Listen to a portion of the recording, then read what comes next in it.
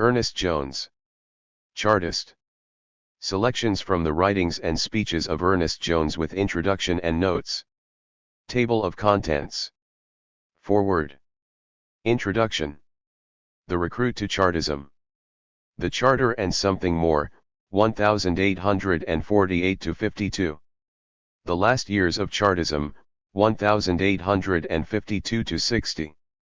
The Final Decade, 1860-69. Page. Selections from the writings and speeches of Ernest Jones. I. The Early Years, 1846-48. To the Chartist Body. The Fraternity of Nations. Speech to the French Democratic Society in commemoration of Bastille Day. Speech on Blackstone Edge. The Charter and No Surrender. Speech at a public meeting in St. Pancras, London. Speech at the annual banquet of the German Democratic Society for the Education of the Working Classes. Speech in commemoration of the Krakow insurrection. Address to the electors and non-electors of Halifax. On moral and physical force. Speech at a Chartist meeting in London. Soldier and citizen. To the oppressed of either class. The green flag over Downing Street. Speech at Bishop Bonner S. Fields. To the Chartists. A letter written whilst awaiting trial. 6. Il. The Charter and Something More, 1850-60. Page. The Organization of the Chartist Movement. 12. An Address to the People. 109-13. Organize, organize, organize. Speech at Manchester. 112-14. How to Regenerate Chartism. 113 I-5. The Economy of Public Meetings. 115-16. To the Chartists. 118-17. To the subscribers for, and readers of, THR People's Paper. 120-18. The People's Party. 125-19. The Victim of Class Persecution, His Enemies and His Friends. 128-20. To the Chartists. 129. The Social Program of Chartism. 21. Introduction to the New World, a Democratic Poem. 133. 22. Extract from the New World, a Democratic Poem. 136. 23. Letters on the Chartist Program. No. I. 138. 24. Letters on the Chartist Program. No. 4. 140. 25. The Rival Systems of Agriculture. 143. 26. The Young Republic and the Rights of Labor. 145. 27. The Labor Theory of Value. 146. 28. The Labor Market and Political Power. 148. 29. Social Right. 149. 30. The Nationalization of the Land. 152. 31. On Education. 157. 32. Evenings with the People. No. 1. The Workman and His Work. 33. Bravo Marley, B. Game. THR Convict System. The Politics of the Day. The Song of the Low. The Middle Class Franchise. Why will it injure the democratic cause? Trades grievances. Don't divide the liberal interest. The barbarians in Britain. The unpaid magistracy. Britain's duty to her soldiers. The Whiskered Wonder. Election address to the inhabitants of Nottingham. MRAE his Reform Bill.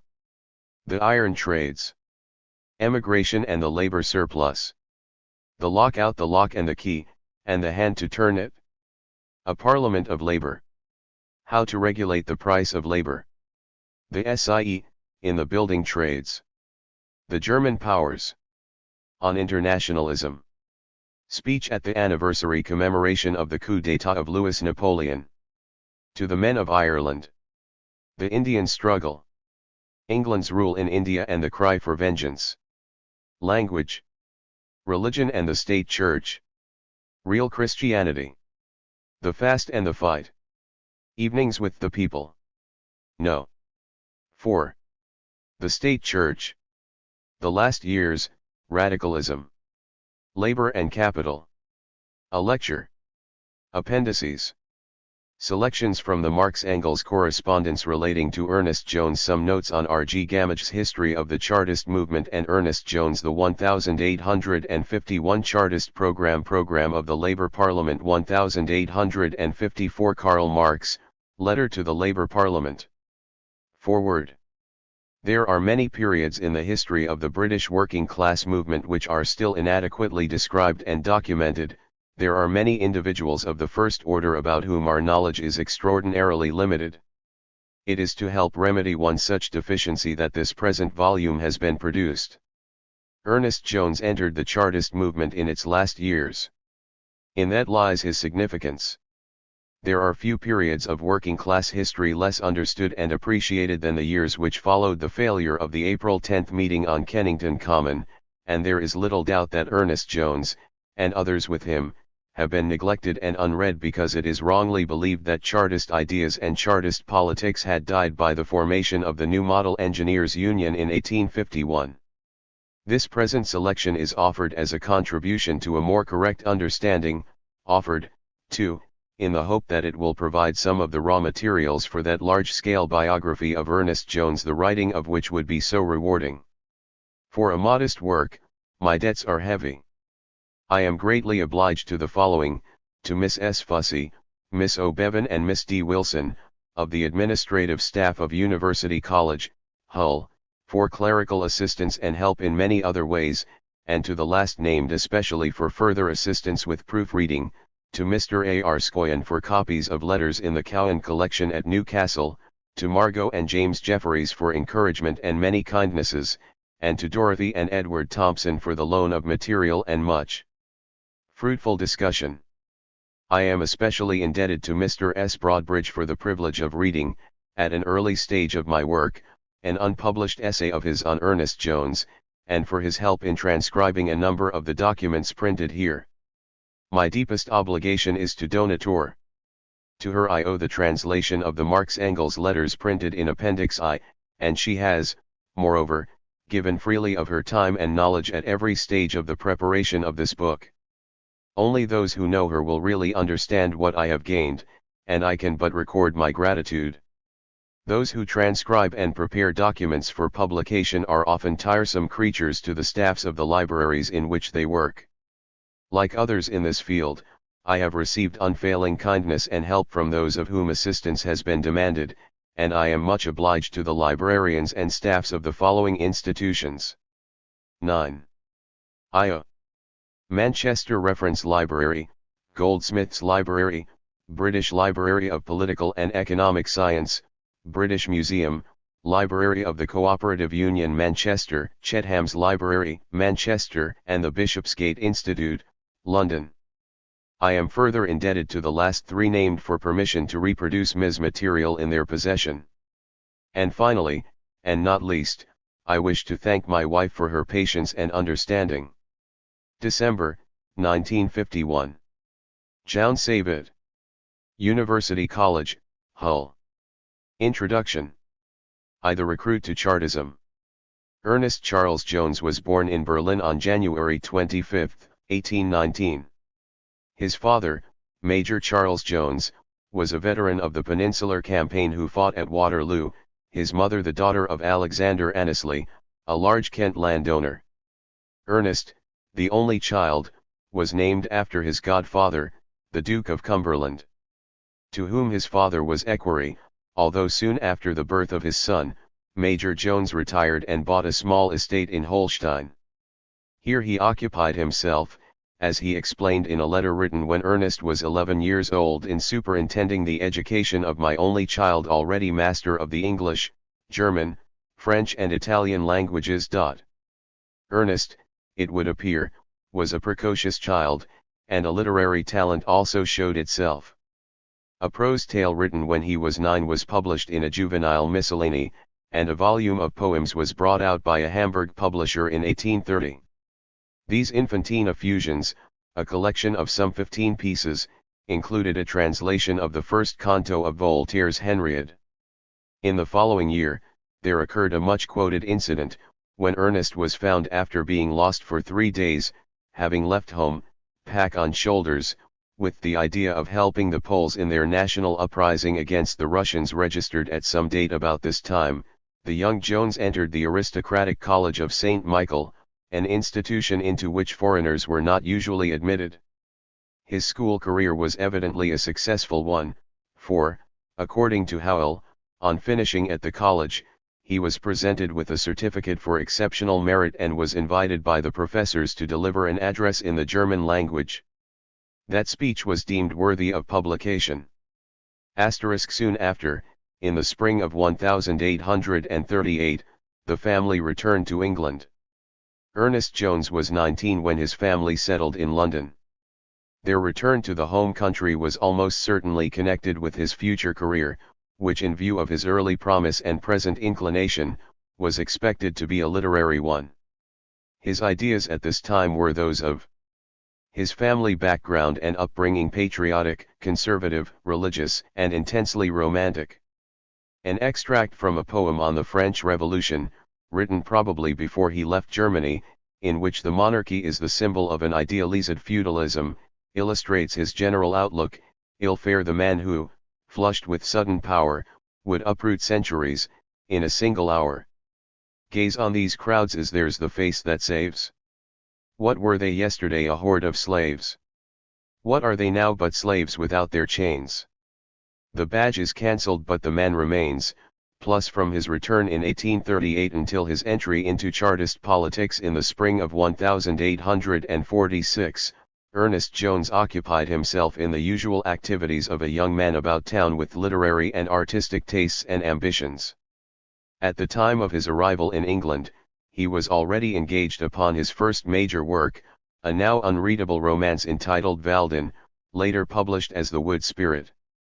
Soon after he arrived, he began a diary which covers the years 1839 to 1847, whose volumes provide our main source of information for his early career.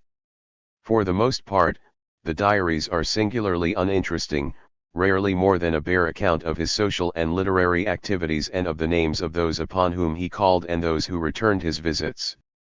For the early years in England, the diaries record a widening circle of acquaintances and friends in society and in the literary and artistic worlds, as well as a new and growing enthusiasm for the theatre. Without reading more into the diaries than their record allows, the impression is unmistakable of a young romantic, energetic, enthusiastic, at times subject to melancholia, determined above all else to succeed at what he considers is his chosen sphere, literature. There is shown, too, a deep love of nature, often expressed in romantic and naive descriptions of the weather, as when he wrote, on an August day in 1839, "Splendidly splendid day of splendor. There is an air. There is a sky.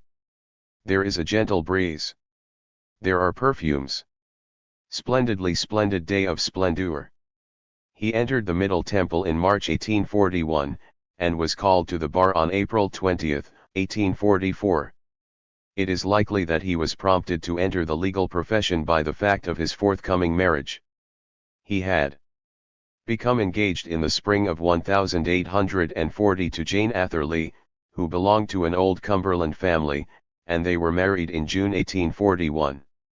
Whether this decision for a career was further influenced by his repeated failures in literature and music is not clear, but probably he was not uninfluenced by the numberless refusals of work and minor pieces by almost all the magazines and publishers that he noted in his diary for November 3, 1842. Not that Jones was ever daunted or discouraged by his failures, whether in literature or in politics. He had within him a spring of buoyancy and optimism which throughout his life brought him new hope after each disappointment and failure. Temporary discouragement and depression he knew all through his stormy career, and his later position as the leader of a dying cause brought with it much bitterness and disillusionment. But he never lost faith, in himself or in the movement that he later served, and while no doubt that faith was born of a supreme self-confidence which at times bordered on vanity and self-righteousness, its absence would, perhaps, have led Jones to forsake the path that he followed during the difficult decade after 1848. Had that happened, the working class movement would have lost an experience and a tradition that still has meaning today. His confidence, too, in his own literary ability, was buttressed by the approval of his contemporaries. While Jones, for the whole of his political life, was attacked in bitter and often vicious terms by the representatives of the middle class, in literature he won from them a surprising reception. Especially in the 50s, when most of his poetry, excluding the Chartist songs, was published in book form for the first time, the middle-class press, whilst always deprecating his politics, were sympathetically appreciative of the power and lyrical quality of his writings. Among many others, Landor and Bulwer Lytton were admirers of his verse. Down to 1844, there is no evidence that Jones was in any way interested in politics. There is mention in the diary for 1842 of visits to Roebuck and Gladstone. In the next year he becomes acquainted with Disraeli, and in the same year there are references to letters from Peel and Aberdeen, but of their content no indication is given. Through his wife he was related to the Stanleys, but the diaries to 1844 are almost wholly concerned with social and domestic affairs, Jones, it is clear, being an affectionate husband and father. The change begins in the autumn of 1844 and is connected with his purchase of Cairnsey Abbey, in Kent. The diary for Friday, September 28, 1844, reads: I this day offered £57,000 for Cairnsey Abbey and the offer was accepted, and from this date the details accumulate until the 16. Final collapse into bankruptcy. What moved him to purchase a large county property is not clear. The first full account of the financial troubles which preceded Jones's conversion to political radicalism was given by Howell, and knowledge of the affair came as a surprise and a shock to those who were survivors from the Chartist period. 1 Contemporaries certainly knew nothing of it, for Gamage would not have failed to use the information to discredit Jones further in his history of the Chartist movement. 2 Howell suggests, without much evidence for his statements, that the reason for the purchase of Cairnsey Abbey was either the desire to found a family name, like Sir Walter Scott, to become a county magistrate, or to represent some constituency in Parliament. This last suggestion is, however, supported by the references in the diary to the possibility of a parliamentary seat, and Dover being mentioned. Whatever the reasons, the property dealings quickly ended in disaster. The financial details are obscure, but Jones must have grossly overestimated his capital resources. Early in November 1844, he attempted to resell the house and grounds, but his financial position continued to worsen, and in February 1845 his London house was sold over his head. "And here I am," he wrote later in the same month, "after the storm, hiding from my creditors. We have saved our clothing, a few pet books and boxes, a great deal of china, glass, plate, and books has been claimed. The whole house at issue. My position is critical in the extreme." Registered. He received his final discharge from bankruptcy in March 1846. Within a few months of these financial troubles, political references begin to be more frequent in the diary. On June 10, 1845, he posted a letter to the committee of the Anti-Corn Law League and copies thereof to Bright, Cobden and George Wilson, proposing to start a paper. The offer was evidently refused, and his financial situation being still difficult, in September he accepted the position of secretary to the Leek and Mansfield Railway Company at a weekly salary of 4 guineas, a sum which was to be doubled when the enabling bill received the royal assent. He began work immediately, and it was about this time that he became attracted to radical politics. His own account, given over a decade later, was that in the winter of 1845, having accidentally seen a copy of the Northern Star, and finding the political principles advocated harmonized with my own, I sought the executive and joined the Chartist movement. From his diary, it would seem that he had already become acquainted with the Irish group around the nation. The first reference to the Chartist movement is on Wednesday, January 28, 1846. I went to the City Chartist Hall. Saw Shackleton the owner. Went to McGowan & Co., printers and publishers of the Northern Star, 16, Great Windmill Street, Haymarket, thence to Wheeler, 7, Crown Court, Dean Street, Soho, where I saw him, McGrath and 2 others. Spoke over the Chartist organization. Gave a copy of my life. Called on McBlain, at League Office, Peel's Coffee House, Duke of Beaufort's, etc. This was the beginning of a rapid rise to a position of leadership within the Chartist movement. The intriguing and interesting problem is not only the fact of what may, without exaggeration, be called his conversion, but his apparently easy and wholehearted acceptance of the class basis of Chartist politics. Here was a young man of 27, fired with literary ambitions, happy in his family life, yet within just over a year of what was a serious but by no means crushing financial disaster, turning his back upon his previous life, and identifying himself, as few individuals with his social background have done before or since in England, with the most radical and militant section of the working class movement. His financial problems were certainly not insoluble. His railway secretaryship was already providing him with a modest living, and his training as a barrister could have been turned to brilliant use, as his later career was to demonstrate so convincingly. It was not despair born of financial catastrophe that drove him into the Chartist ranks, though no doubt the crisis which followed the Cairnsey Abbey venture helped to turn his mind to problems other than literature and domesticity. The world into which he was jolted by the necessity of having to earn a living was one in which a sensitive nature could not fail to be moved at the suffering and misery of so many of his fellow countrymen. These were grim years. Their harshness and bitterness had produced the great movement of protest and revolt that gathered around the banner of Chartism. The Irish famine was just beginning in the autumn of 1845, and all kinds and classes of men were increasingly concerned with the condition of England question. Among these was a group of younger Tories, who, hating the new industrialism and the blight which was spreading over the face of the English countryside, sought the way forward to a stable society based upon an idealized relationship between the property owners and the propertyless, which would reconcile the dispossessed to a society in which the landed interests would remain supreme. This young England group, of whom George Smythe, Lord John Manners and Benjamin Disraeli were the most prominent figures in the 1840s, though they were incapable of any real solution to the problems of an industrial society, analyzed with considerable insight some of the evils of the new society which the middle-class Benthamites for the most part ignored. It was in this year, 1845, that Disraeli published Saville, or The Two Nations, and it was within a conservative milieu that Jones had spent his life in England, although it is worth emphasizing once again that until the spring of 1845, he does not appear to have been in any way interested in politics. He was not a bourgeois, he had had no affinity with the cotton lords and the merchants. His family, and also his wife's, belonged to the landed gentry.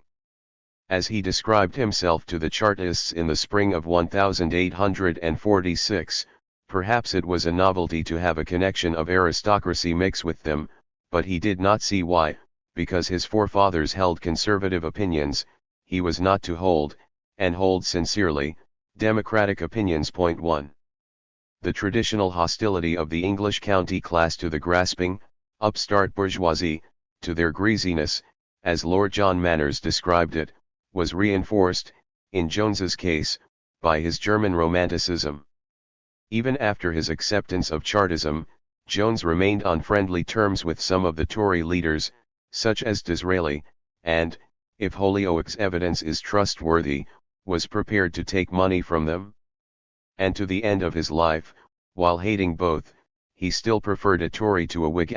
With this background, then, and with Jones's growing awareness of the shallowness and superficiality of society life, as revealed in his poem, My Life, his decision can perhaps be understood. But when all is said, his acceptance of Chartism and his identification with the extreme left wing of the movement represents a striking intellectual and spiritual transformation. It is important, however, not to exaggerate either the speed or the completeness of the change in ideas or social behavior involved in Jones's new association with the Chartist movement. He had interested himself in the Irish question in the early autumn of 1845, while his first public statement of Chartist principles was not until May 1846, and with that statement he revealed himself as a left radical rather than the socialist he was later to become. His thinking was still conceptual, not concrete, and it remained at a level of abstraction, expressed in terms of justice and the common good, for many months to come.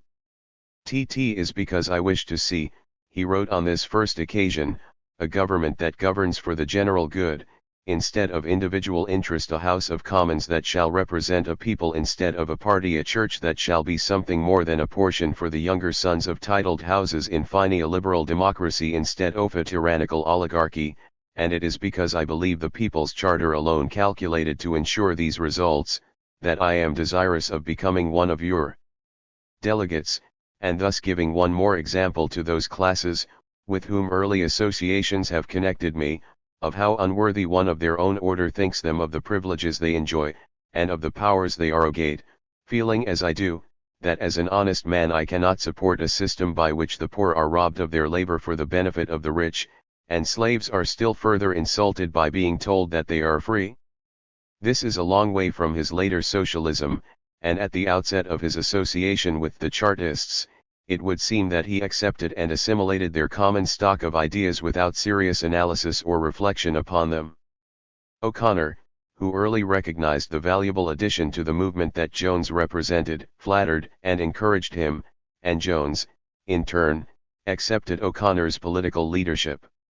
What is more relevant in this context, however, is that Jones entered the Chartist movement at a time when the class basis of society was widely appreciated, and when the nature of exploitation in bourgeois society had been analyzed by men like Hodgkin, Thompson, Gray, and Bray, as well as by active politicians such as Bronterra O'Brien. Owenite socialism, too, with its vision of a more equitable society, was in many and often different ways exercising a profound influence upon the ideas of the working men. The Chartist movement itself was now 7 years old, and it had in its short history a rich experience of practical struggle and theoretical discussion. The two national petitions of 1839 and 1842, and the Great Strike of August 1842, had left an indelible mark upon the working class movement, and in spite of their political differences and divisions, the working men felt themselves a power as never before. The movement, then, that Jones entered had a very solid tradition of resistance to oppression, of struggle for elementary rights, of serious discussion of the nature of capitalist society and of the wrongs to be righted, but for the first few months, Jones, while not refusing to stand on political platforms, was more occupied with using his gifts as a versifier and a poet in the Chartist cause.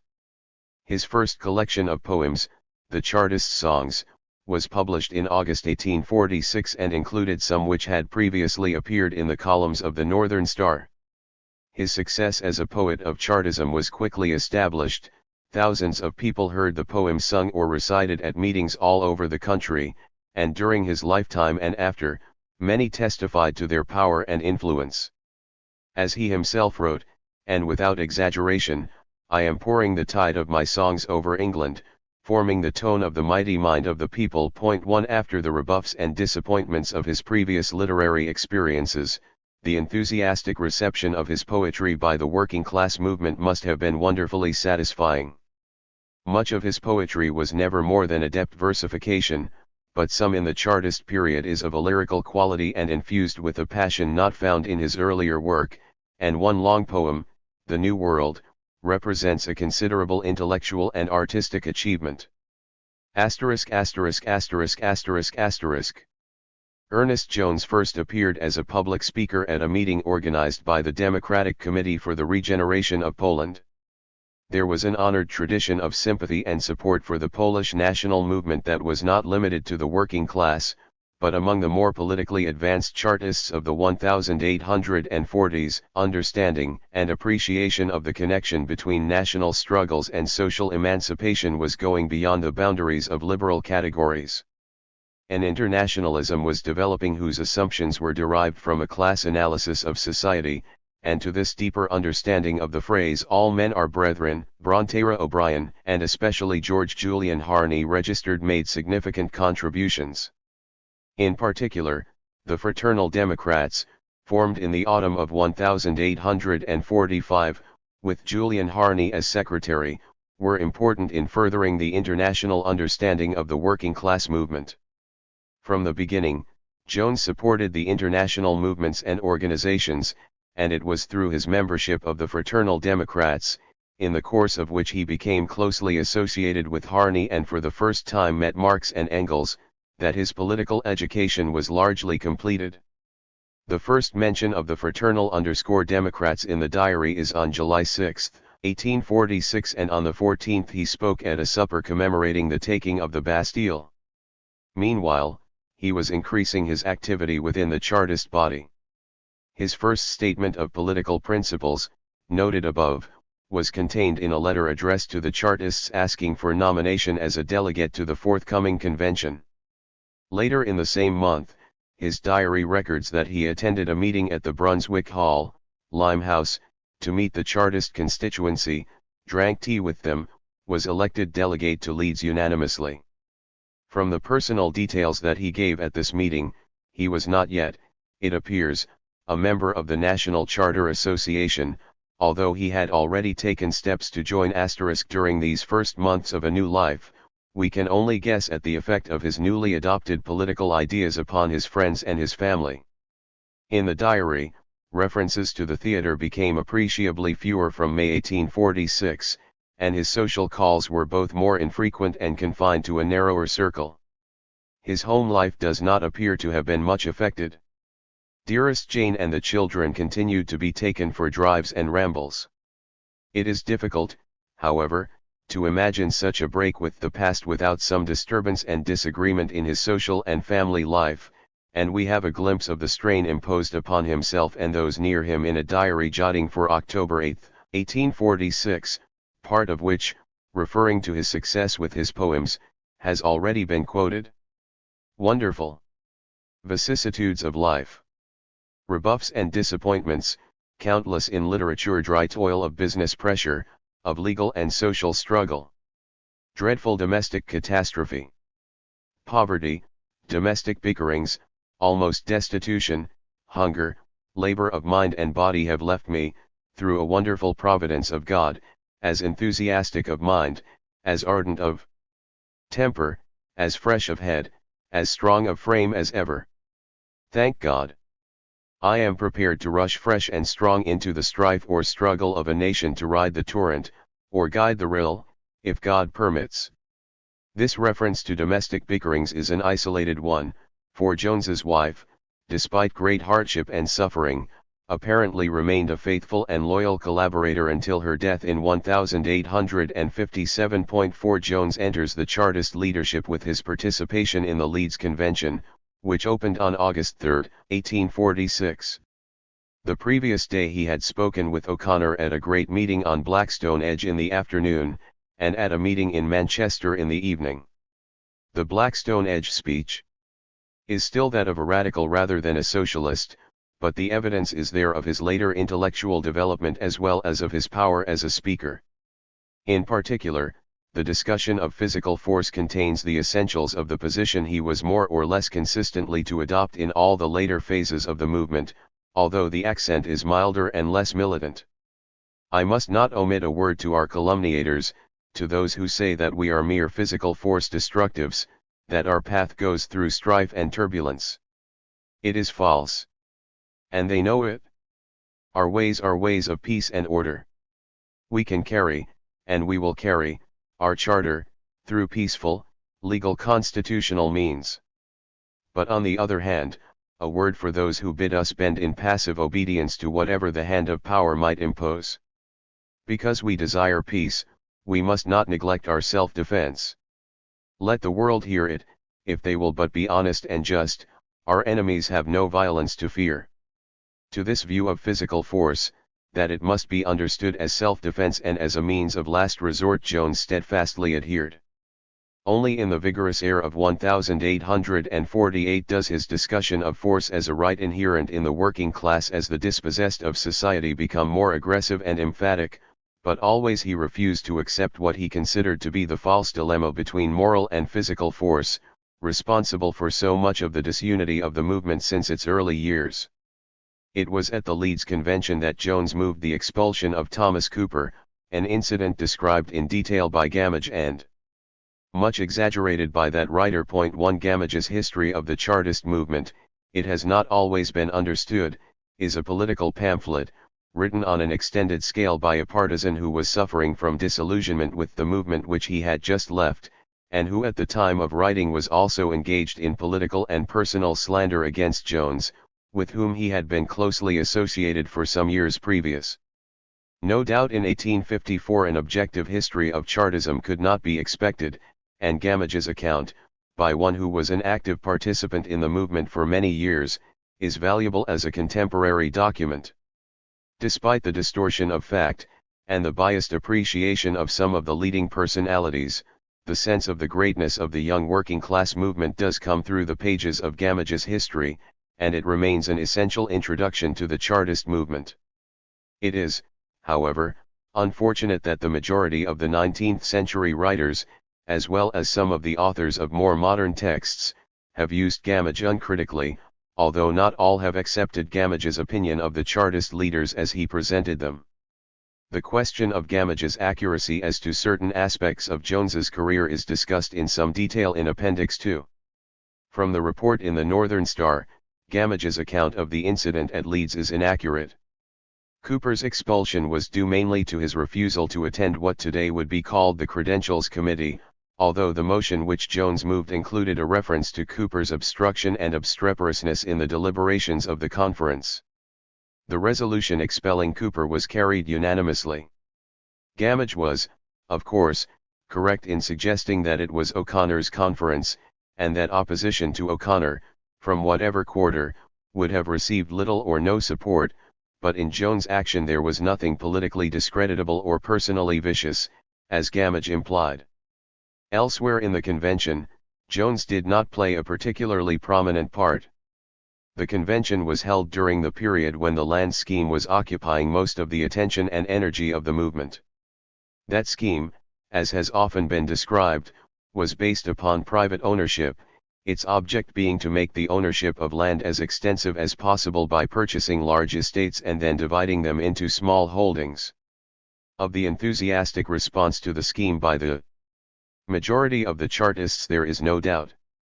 The land question had always occupied a central place in English radical and socialist writings, and from Spence to Bray the evil of the land monopoly had been continually emphasized.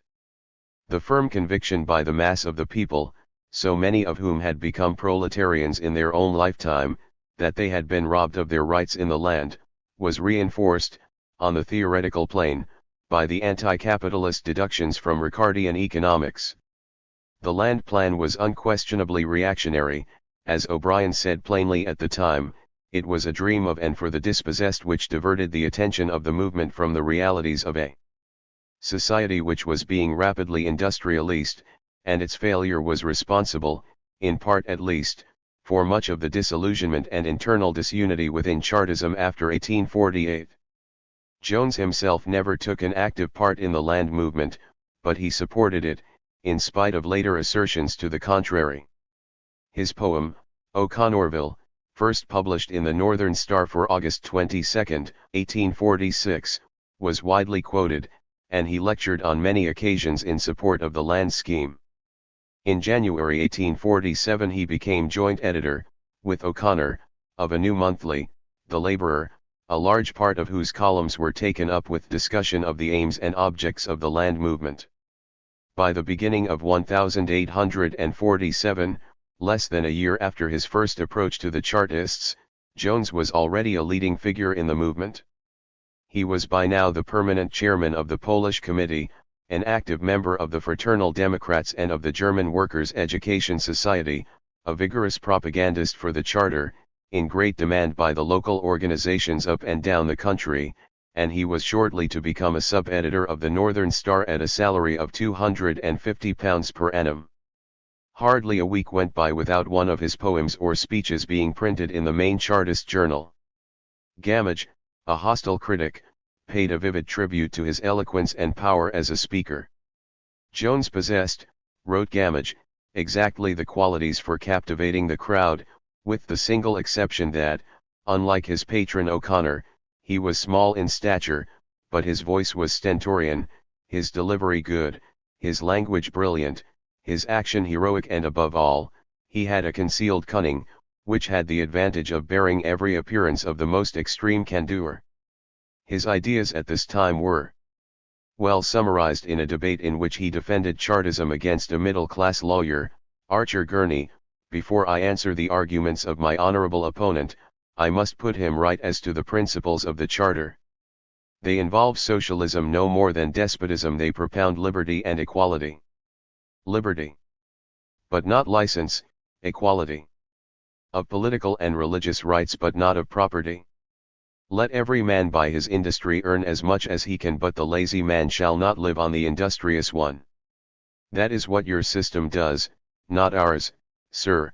Plus, even more revealing of this petty bourgeois radicalism was his election address to the people of Halifax, on the occasion of the general election of July 1847, at which he stood against Sir Charles Wood, the Whig Chancellor of the Exchequer. After setting out the 6 points of the Charter, the address goes on to advocate the separation of church from state, a voluntary system of education, abolition of capital punishment and of the poor law, repeal of the laws of primogeniture, a system of direct taxation, an extension of the small proprietary system, and a general application of the principle of free trade. Except for the points of the Charter, this was a radical program which from the 1840s an increasing number of the liberal middle class would come to accept. For while, no doubt, it was just the points of the Charter which divided the middle class from the Chartists, for Jones, as for most, if not all, of the Chartist leaders at this date, the social implications of the Charter were not, as yet, clearly distinguished from the liberal aspirations and ideas of the left radicals. It was one of the great achievements of Jones that, after 1848, appreciating the connecting link between politics and economics, he wrote into the Charter the assumptions and the social program upon which the modern socialist movement has been largely built, although the tradition which Jones established had to be independently rediscovered by later generations. Throughout 1847 Jones continued his activities as a Chartist lecturer, writer, and poet. The July election campaign, in which he polled 279 against the successful candidates Wood and Edwards, who obtained 506 and 509 respectively, began his long association with the people of Halifax and the West Riding, from among whom he was to draw his most consistent and loyal support in the future. With the worsening of economic conditions in 1847, the Charter was once again becoming the banner to which growing numbers of the working class were attracted.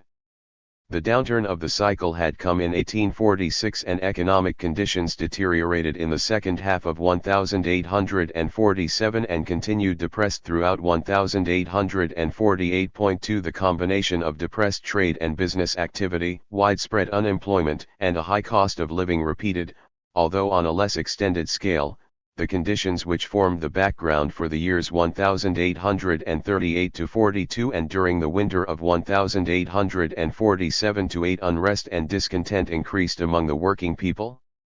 As the movement grew and was accompanied by the revolutionary events in Ireland and Europe, once again the Chartists were confronted with the realities of a society in which the coercive power of the state was exercised on behalf of the property-owning classes.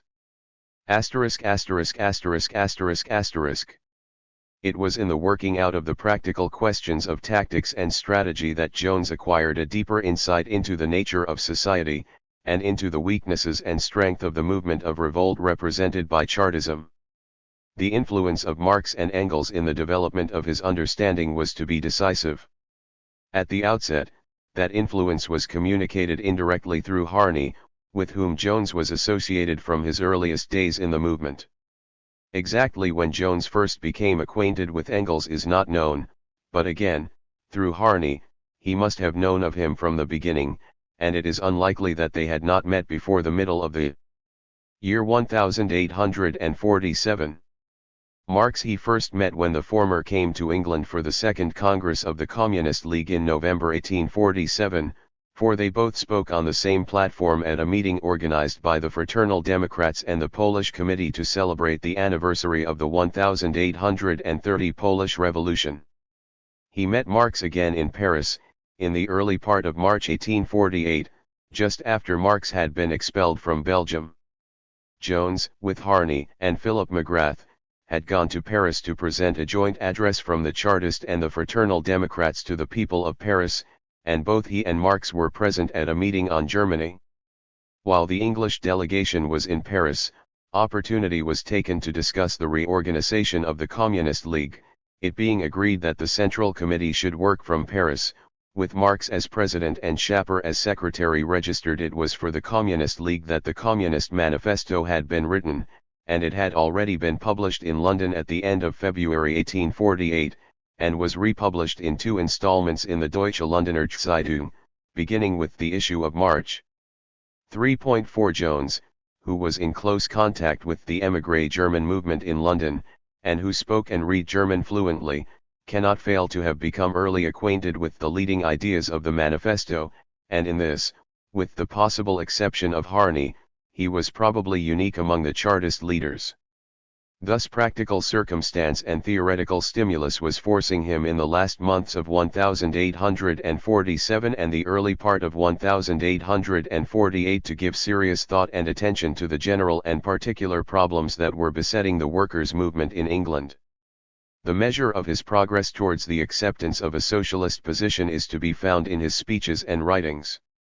There is, in the first place, less apology and a greater vigor in his discussion of moral and physical force, as in the quotation which follows. Much has been said by previous speakers about moral and physical force. I dislike to hear the distinction drawn. For what does moral force mean? It means being in the right. And what does physical force mean? It means having the power to establish that right. Therefore they are twin cherries on one stalk. If the middle class have the right to arm, so have the working class, and though an advocate of peace, speaking now of the mere principle, I say, there are times and circumstances when not to fight is treason. The Irish understand this well, they are stirring nobly at last. I hope they may conquer, and were I an Irishman I would march in their ranks. And as an English Chartist, it is my duty to aid them by every means in my humble power. And were the English people maltreated, as some people not 1,000 miles from here have been, I would be the first to cry, Britain strike home. Now, my countrymen, I call on you not to pay for the murder of the Irish, no militia, save for the defense of freedom. No namby-pamby unconditional peace cry. Is it by moral force the very laws uphold peace? Why, if moral force is all sufficient, when a burglar breaks into the house, instead of sending a policeman, do they not send a parson to tell him you're doing wrong, please to walk out, please to give back what you took, please be a good Christian? No, they're obliged to use the truncheon after all, and crack his skull if he struggle. Well, friends, the burglar privilege has broken into the house of industry.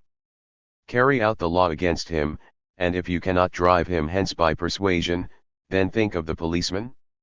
He returned to his theme again and again, and joined to his discussion of force, the power to establish that right, the urgent need, that is, for organization. He was beginning to recognize, as William Newton emphasized a few years later, that the working class franchise would never be granted unless the masses by organization make power for themselves. And in this understanding of the impossibility of further advance without a more closely knit organization, he was far ahead of his contemporaries. From the early months of 1848, Jones began to stress the importance of making the transition from a movement to a workers' party, without which, he implied, no victory was possible. He argued with great vigor that organization was the only answer the working class had to the power represented by the property owners. It was to be his final advice to the movement before his imprisonment and his first after release. Meanwhile, Chartists, he wrote in his last letter before his trial, what is our duty? It is to organize. Here, in a quotation from an earlier speech at the John Street Institute, is the essence of his argument. Because I advocate a physical organization, I do not advise a physical outbreak. I advise it that we may be prepared against a physical attack on the part of the government. Surely, if you are men of peace, the mere possession of strength don't make you kick up a row. Well then, therefore I advocate organization. Without it a people is a mob, but with it, it becomes an army. The third strand in his thinking was his growing awareness of the inadequacy of the 6 points of the Charter, in themselves and in isolation, as a program around which a mass movement of the working class could develop. The Charter, it has been pointed out many times, meant different things to different people. The movement was made up of individuals and groups from different levels and strata in society, some, like the handloom weavers, for whom the future held no hope; others, such as the skilled craftsmen and artisans, who were already becoming separated, economically, from the rest of the working class. The diversified social structure, corresponding to the different types and variety of industrial organization, inevitably meant that differences of ideas, of principles, and of aims would arise within the Chartist body. 1 When there existed, as in the years 1839 to 42, an explosive combination of heavy unemployment, a high cost of living, a particularly monstrous piece of class legislation, as well as a widespread movement for factory reform, then the 6 points of the Charter effectively provided the rallying cry for a vast upsurge of discontent and despair. But agreement on general principles, even against a background of the most favorable conditions for a mass movement, does not necessarily mean agreement on tactics or ultimate objectives, as the story of the early years so clearly demonstrated. After 1842, the history of Chartism can be read in part, at any rate, in terms of the operation of economic processes which were to undermine, and in the end to disintegrate, the unity of the Chartist movement, by providing, in the first place, prosperity, and then, secondly, see the skilled and the unskilled, that was to establish a gulf between them lasting for several decades.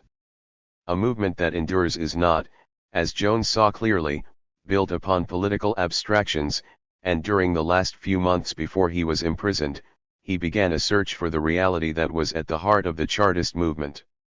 That search led him to socialism, for which he was already prepared by his association with Marx and Engels. He was, in the early 50s, their first disciple with any claim to a mass influence. XX****. In the early months of 1848, to harness the now rapidly growing agitation and movement of the people, the executive of the National Charter Association decided to present a third petition to Parliament. A convention of Chartist delegates opened on Tuesday, April 4, at which once again was revealed the disunity of the movement as to tactics and strategy. The petition was to be presented on April 10, and preparations were made for a great meeting on Kennington Common to endorse the petition before it was taken, in procession, to Westminster. The government made its often described counter-preparations, which included the swearing in of thousands of special constables, and the mobilization of a considerable body of troops under the command of the aged Wellington. Ernest Jones had played a vigorous part in the convention, and in the events which led up to the Kennington Common meeting.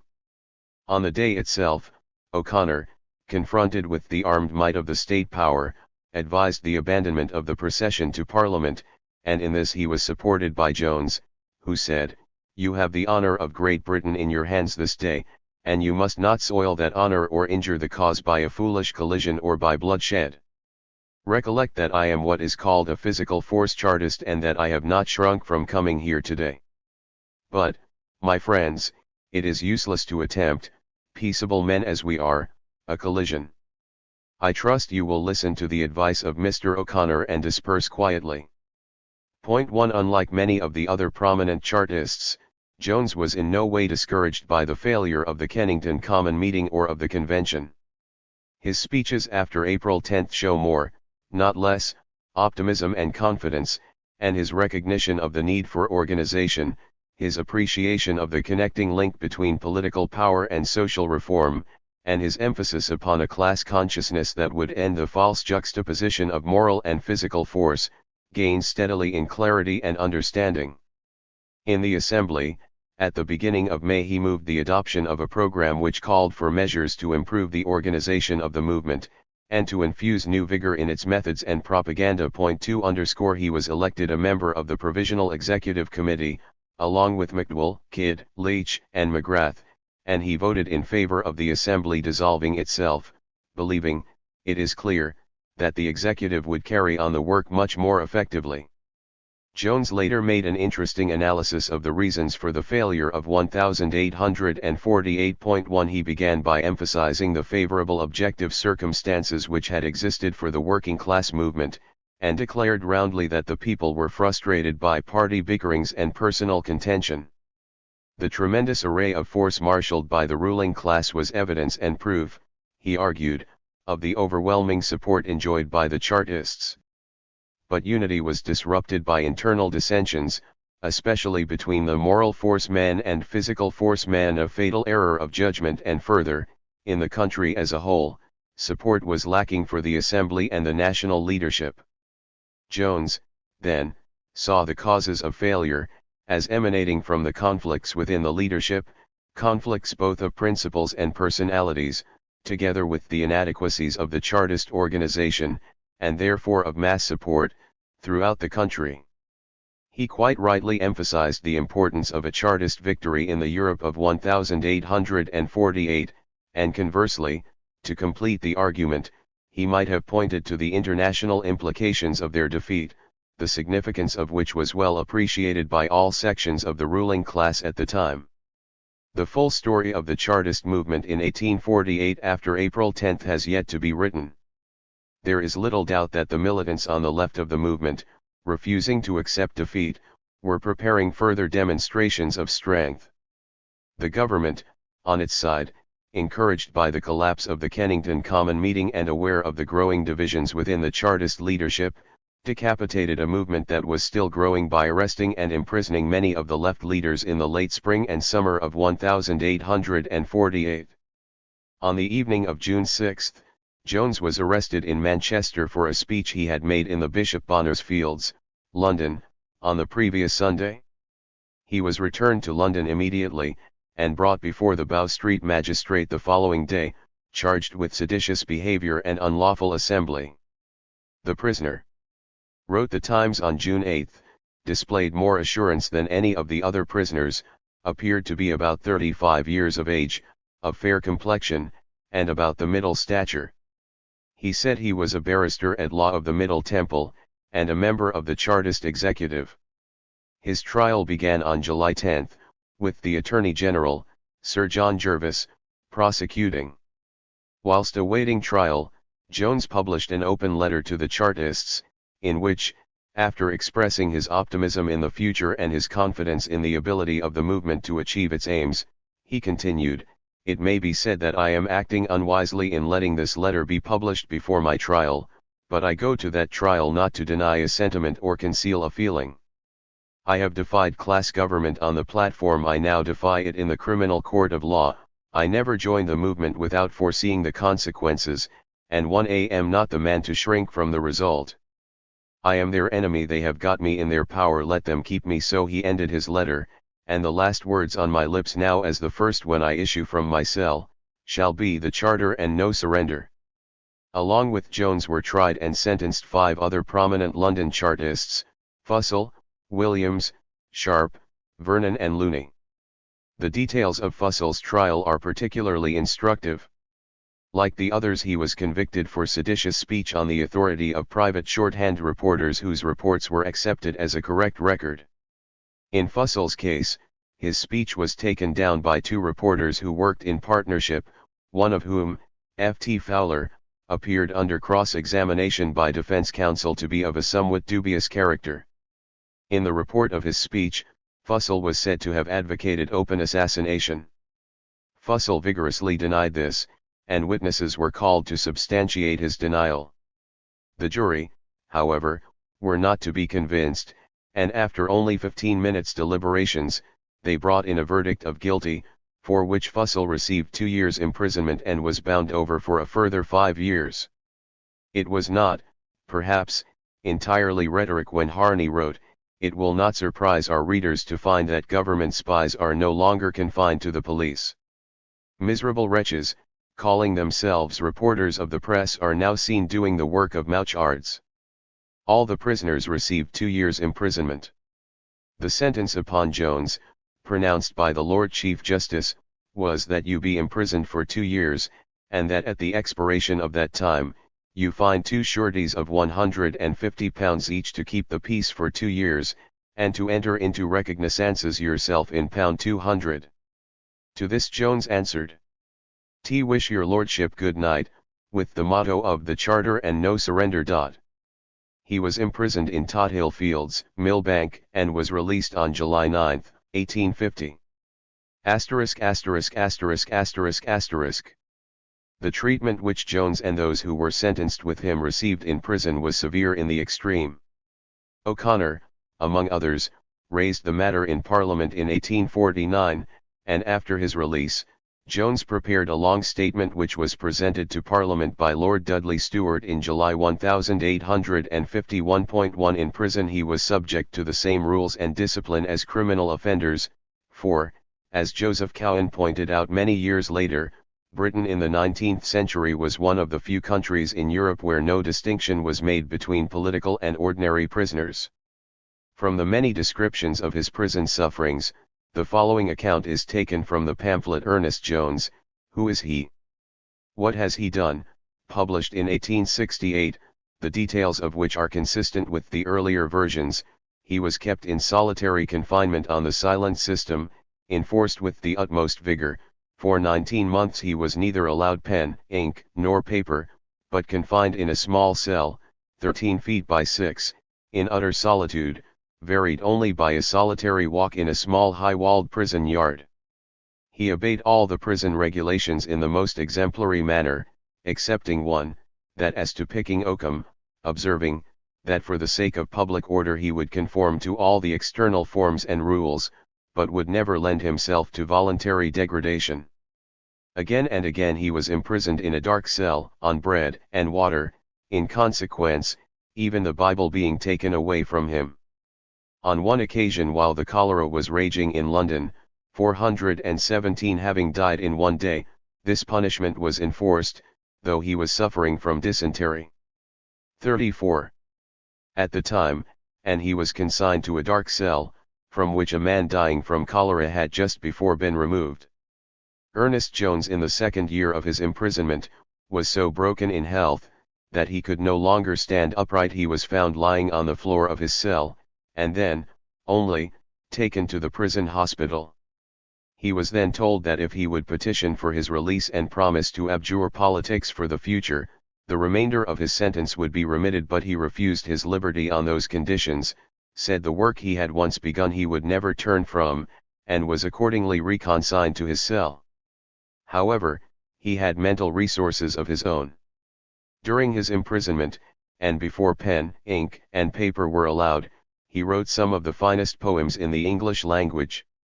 The devices by which he obtained writing materials are amusing. Pens he got by finding occasionally a feather from a rook's wing that had dropped in the prison yard. This quill he cut secretly with a razor, when brought to him twice a week to shave.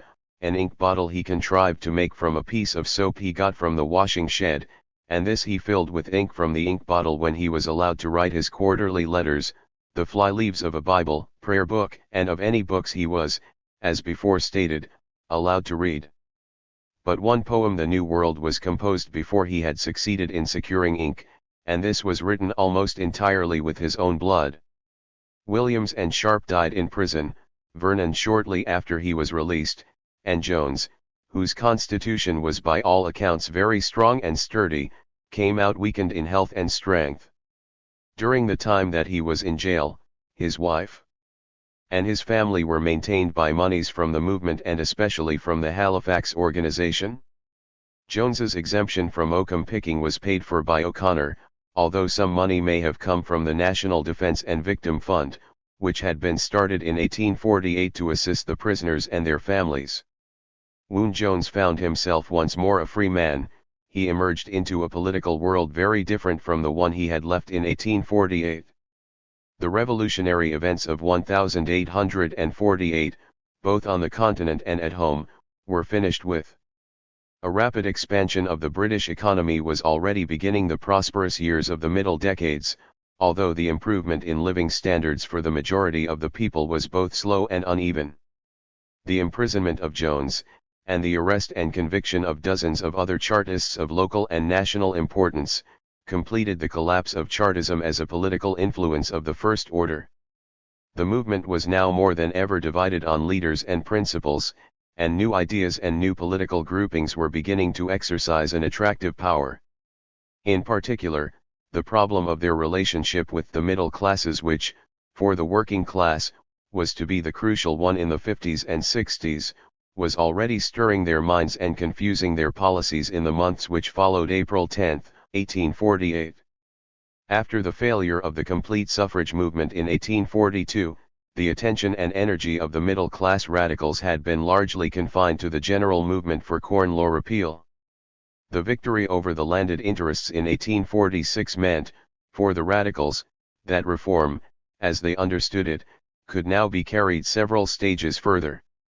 The fundamental aim and object of the middle-class radicals was the recasting of the political and social framework of society in such a way that the growing power of the industrial and mercantile bourgeoisie should be reflected in political and social institutions and in national policies. 1. This was their long-term strategy, although few among the reformers were fully conscious of all the problems involved. Their successes were won by a series of individual, and unequal advances, over a wide front. The crucial question lay in the matter of tactics. By themselves, and in isolation, the middle-class radicals were not capable of achieving their desired ends. The landed interests were still immensely strong with the whole weight of tradition behind them, and within the party of the Whigs, with whom the radicals were loosely associated, there were many who understood the domestic political scene in conservative rather than radical terms. For the achievement of radical policies, a broader basis for the reform movement was seen to be necessary, and from that recognition resulted the tortuous and confused political alignments which lasted until the passing of the Second Reform Bill in 1867. The crux of the political problem for the middle-class radicals was the extent to which the working class could be made to recognize, albeit temporarily and incompletely, that their interests and those of the middle class coincided. There had always been, from the time when the working class became an articulate force, a measure of agreement between the working class and the middle class radicals. The landed aristocracy, the established church, education, the press, and army reform were some of the matters around which there was common understanding, if not always agreement in detail. But in the 1830s and 1840s, after the passing of the 1832 Reform Bill, it was the issues which divided rather than those which united the two reforming groups, which were significant. Factory legislation, the new poor law, industrial combinations, the extension of the franchise, Chartism itself, were matters upon which most of the middle-class reformers sharply and clearly separated themselves from the working class. In the 1840s the movement for Corn Law repeal further confused the issue in that the working men were themselves not united on the free trade question. The crucial fact which divided the Manchester reformers from the working class was, of course, their relationship at the point of production. Inside the factory, the middle-class reformer was seen either in the person or as the representative of the hated capitalist, and it was this class antagonism upon which the earlier attempts at agreement foundered. Further, the appeal of sections of the Tories to certain working-class groups and interests was not wholly unsuccessful, and it contributed towards the general confusion of policies and political alignments. By the second half of 1848, the problems involved, from the side of the middle-class reformers, were becoming better understood, and some of the obstacles which had appeared so formidable in the previous 2 decades had been removed or were disappearing. The class movement of Chartism now appeared hopelessly disunited and discredited by failure. The Corn Laws had gone, and factory reform, henceforth, was no longer to provoke the bitter animosities of the earlier 40s, although the discussion and agitation around the amended Act of 1850 revived old fears among the working people. The situation then looked more promising to the middle-class radicals, and several groups began to explore the possibilities of agreement between themselves and the working class. Bright, Hume, Sturge and Miall, each in his own way and sometimes together, were urging the practicability of a united movement of reformers upon an agreed program. A further trend between 1848 and 1854, and one which proved attractive to many among the working class, was Christian socialism, or rather the ideas and policies which the Christian socialists propounded. In general, the influence of Christian socialism cut across the attempts to bring together the middle and the working classes, partly because certain of the leading Christian socialists, Maurice and Kingsley in particular, were fundamentally conservative in their political philosophy and opposed to the Manchester traders and industrialists and all their works, partly also because their movement tended to deprecate political action as such. What effectively nullified these renewed efforts to achieve agreement between the middle-class reformers and the working-class movement was the vitality and vigor which still remained within Chartism. Some of the former leaders had abandoned the movement after 1848. O'Connor was no longer its unquestioned chief, and the movement itself was divided as to means and ends.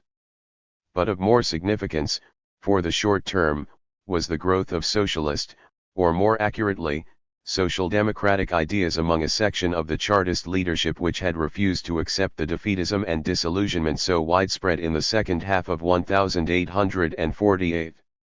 Whilst Jones was in prison, Harney, of those who were well known before 1848, was the most prominent representative of this left grouping. The new ideas and the new approach were excellently summarized by Howard Morton in the first issue of Harney's Red Republican. Chartism in 1850 is a different thing from Chartism in 1840. The leaders of the English proletarians have proved that they are true Democrats, and no shams, by going ahead so rapidly within the last few years. They have progressed from the idea of a simple political reform to the idea of a social revolution. And in a later issue, he wrote, Chartism under the red flag is a vindication of the claims of labor, it is the enunciation of the gospel of work, the assertion, that the fustian jacket and the paper caps are infinitely more honorable emblems than the ermine robe and the coronet. Yes, our cause, Chartism in 1850 is the cause of the veritable people of England, it is the cause of the producers, and the battle of this one enslaved class is the battle we fight, but it must be fought under the red flag, for that is the symbol of the new epoch, the banner of the future. The task given us at present, is to rally our brother proletarians en masse round this flag, by means of a democratic and social propaganda, an agitation for the Charter and something more. Plus this growth and acceptance of socialist ideas can be traced in the more forward spirits from the early days of 1848. Jones, as noted above, was rapidly moving towards a socialist position in the months before he was arrested, and he was not alone. The June days of 1848 in France, the influence of the continental refugees, the Communist Manifesto itself, first published in an English translation in the autumn of 1850, were all contributing to the ferment of ideas that followed the Chartist failures of 1848. When Jones was released from prison, in early July 1850, he at once joined forces with the group associated with the Red Republican, and inevitably, by virtue of his energy, his ability, and his devotion to the cause, soon became the accepted spokesman of those who took their stand for the Charter and something more. As soon as Jones was set free, he immediately began his political activities. He was the guest of honor at a supper given by the Fraternal Democrats on the evening after his release, and the following night, July 11, a large audience at the John Street Institution gave him and Fussell an enthusiastic welcome. In his speech at the latter meeting, Jones said that he was ill, and could say little, but enough was said to indicate very clearly that he was fully aware of the new problems and the new ideas.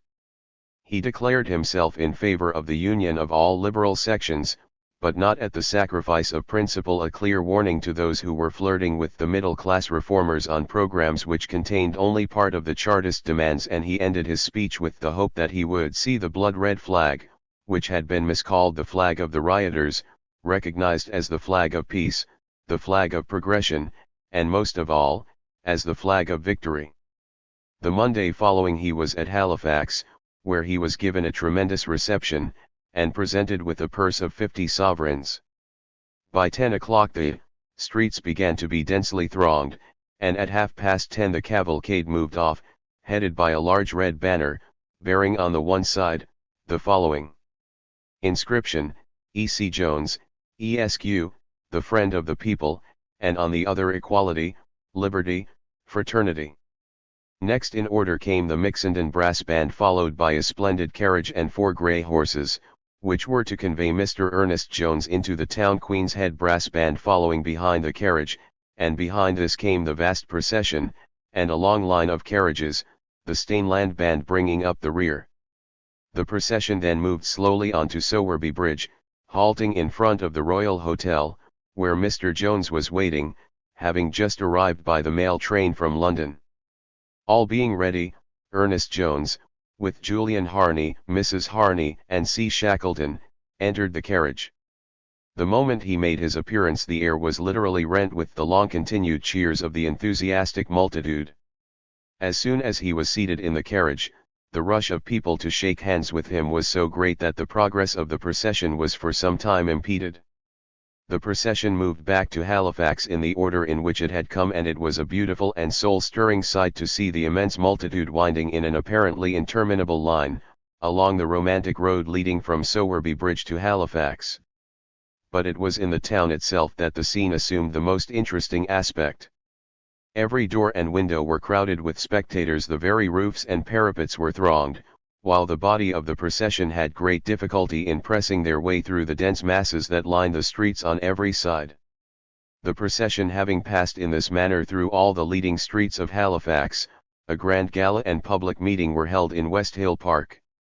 Such an assembly has rarely been known in Halifax, and many came from a very great distance to join in the celebration of this happy day. 1. During the whole of September and for most of October, Jones was on tour, starting in the Midlands, and proceeding north, reaching Scotland in the first week of October. For a man not long out of prison and who had suffered as he had, his record of meetings on this tour is a remarkable one, and it is evidence again of his extraordinary powers of physical endurance. Everywhere he was received enthusiastically, and everywhere he argued the principles upon which the movement should henceforth be organized. He was concerned especially to end the internal disunity and the personal bitterness which had been part of the movement from its earliest days. As he wrote in the Northern Star on September 14, 1850, "Wherever I go, I find the embers of discord still lurking among the ashes of party strife and local ambition, but, my friends, they are fast expiring, and everywhere I find a disposition to fraternize among the various sections of the Chartist body. They are tired of party strife, they stand in the presence of their great foe, they begin to feel that they cannot afford to bicker, and as Whig and Tory unite, when there is danger, to crush their common foe the people, so the people are beginning to unite against their common enemy. Tuesday Recu. Abe. Tuesday Rica. Principles, not men, were his watchwords, and he tried valiantly to carry out the precept in practice. He was not always successful, and he was, on occasion, guilty himself of descending to personal abuse and insult. But Jones needs no elaborate apologia. The times were out of joint for a militant such as he, and he experienced great provocation and discouragement, as well as political isolation as the 50s came to a close, which explains, even if it does not justify, his occasional pettiness and absurdities and the traces of persecution mania. He was unquestionably sincere in his advocacy of unity and honest in his attempts to end personal rivalries, but he was never prepared to allow personal prejudices and sentiment to dictate a false compromise upon what he felt to be fundamental matters of policy. The elaboration of that policy was one of his most important contributions to the later Chartist movement, and his theoretical understanding showed striking advances after the prison years. Jones himself was no theorist, but a superb popularizer, and he absorbed easily and readily the philosophy and the ideas of the authors of the Communist Manifesto.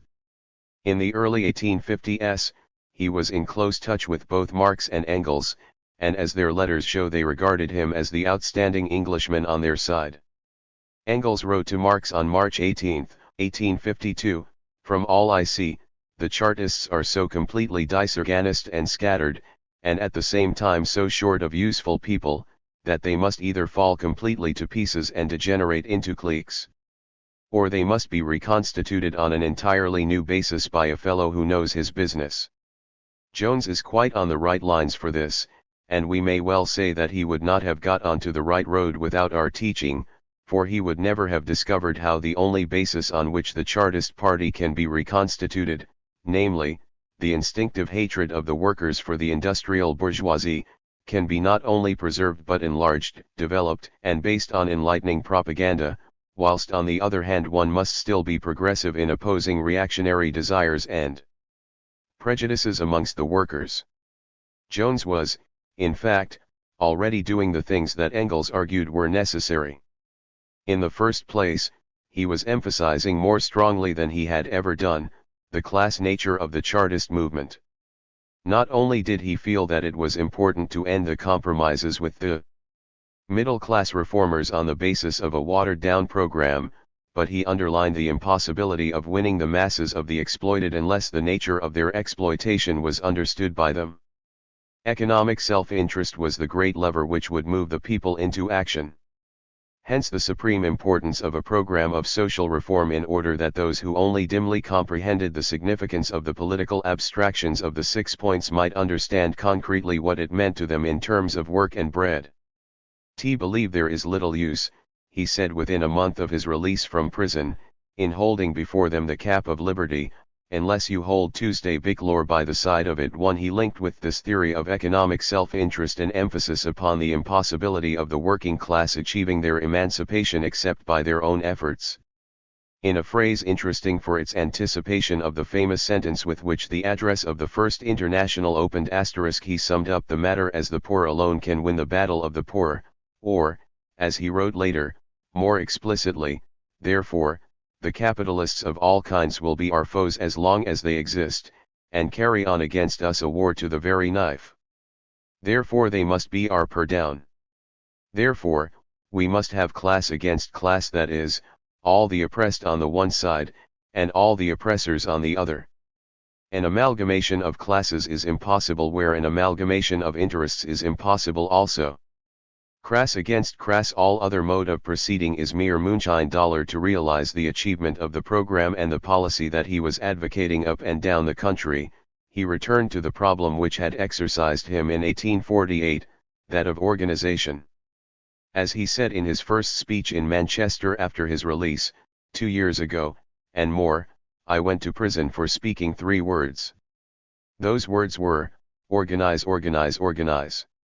And now, after 2 years, and more, of incarceration, I come forward again to raise that talismanic watchword of salvation, and this day again I say organize. Organize.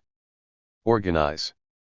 And in speeches and writings, he continually exhorted the Chartist body to set their local organizations in order, giving them excellent and sensible advice as to how best that could be done. His advocacy of a socialist position was not, of course, unopposed, and much of his energy and attention in the early 50s was directed towards combating ideas and policies which in his view were either wholly wrong or disruptive of the cohesion and unity of the movement. In particular, he vigorously attacked producers' cooperation, and Jones was the ablest opponent the Christian Socialists and their allies encountered. Jones argued that so long as the existing property relationships remained, producers' cooperation was utopian and impracticable and doomed to failure. In debates and platform discussions and in the notes to the People Register, Jones argued the matter, and his uncompromising opposition set against him not only leading trade unionists such as William Newton of the Engineers, but it also played a part in the break with Harney. As Marx later wrote to Engels, "By chance a few numbers of E. Jones's notes to the People have come into my hands again. These, so far as the main points of the economic articles are concerned, were written under my immediate guidance and partly also with my direct cooperation." Well, what do I find there? That at that date we were conducting against the cooperative movement the same polemic, only better, as Lassalle carried on 10 or 12 years later in Germany against Schultz. Delitzsch registered there were other political and social issues which Jones opposed, not because they were wrong in themselves, but because he saw that wholehearted support for them would deflect the energies of the movement from the central problem of the conquest of power. Teetotalism and republicanism were cases in point. On both, Jones was theoretically in agreement, but it is proof of the clarity and maturity of his political thinking that he recognized the danger of piecemeal reforms absorbing the enthusiasm of many who ought to be playing their part in the main, not in the secondary, struggles. As he wrote in the Northern Star of respect for the salutary principles of temperance to throw any obstacle, however humble, in their way. But I repeat the assertion, notwithstanding, I fear there is too much bigotry about little things, and that a medicine that is a good remedy for one evil is often mistaken by its too enthusiastic admirers as a panacea against all. The first important political controversy in which Jones was involved was concerned with O'Connor's proposal to call a conference in Manchester early in 1851 for the purpose of re-establishing a perfect union of your order. The Chartist movement was again growing in numbers and gaining support in the latter months of 1850. To this revival, Jones's personality and vigor had contributed a great deal, but once again the leaders were in conflict over principles and programs. O'Connor himself was wholly opposed to merging the 6 points of the Charter into a social program whose object was a far-reaching transformation of society. In this, there was no doubt an element of native conservatism, reinforced by his experiences of 1848 and the failure of the land movement. If you mix any other ism with, you will enlist such a host of opposition as you cannot imagine. But O'Connor was also influenced by the attitude and approaches of the middle-class reformers, towards whom he had drawn closer in the previous year. In particular, the National Parliamentary and Financial Reform Association, around which many of the political hopes of the radicals were centered, was exercising considerable influence over some individuals and groups within the Chartist body. The program and demands of the association, household suffrage and the other points of Hume's little charter were to be repeated, in essentials, in John Bright's reform movement at the end of the 50s and in the policy of the Reform Union in the 60s. The support which the association was receiving in 1850 demanded from the Chartists that once again they should define their position with regard to the middle-class radicals and the terms upon which an alliance could be established. At this time the majority of organized Chartists rejected O'Connor's policy, and in so doing helped to make certain that the attempt to form a united movement would once more fail. To counter O'Connor's suggestion of a conference, the whole of the executive resigned at the end of November 1850, and the new executive immediately published a letter in which it was stated that a Chartist convention would be held at the beginning of March 1851.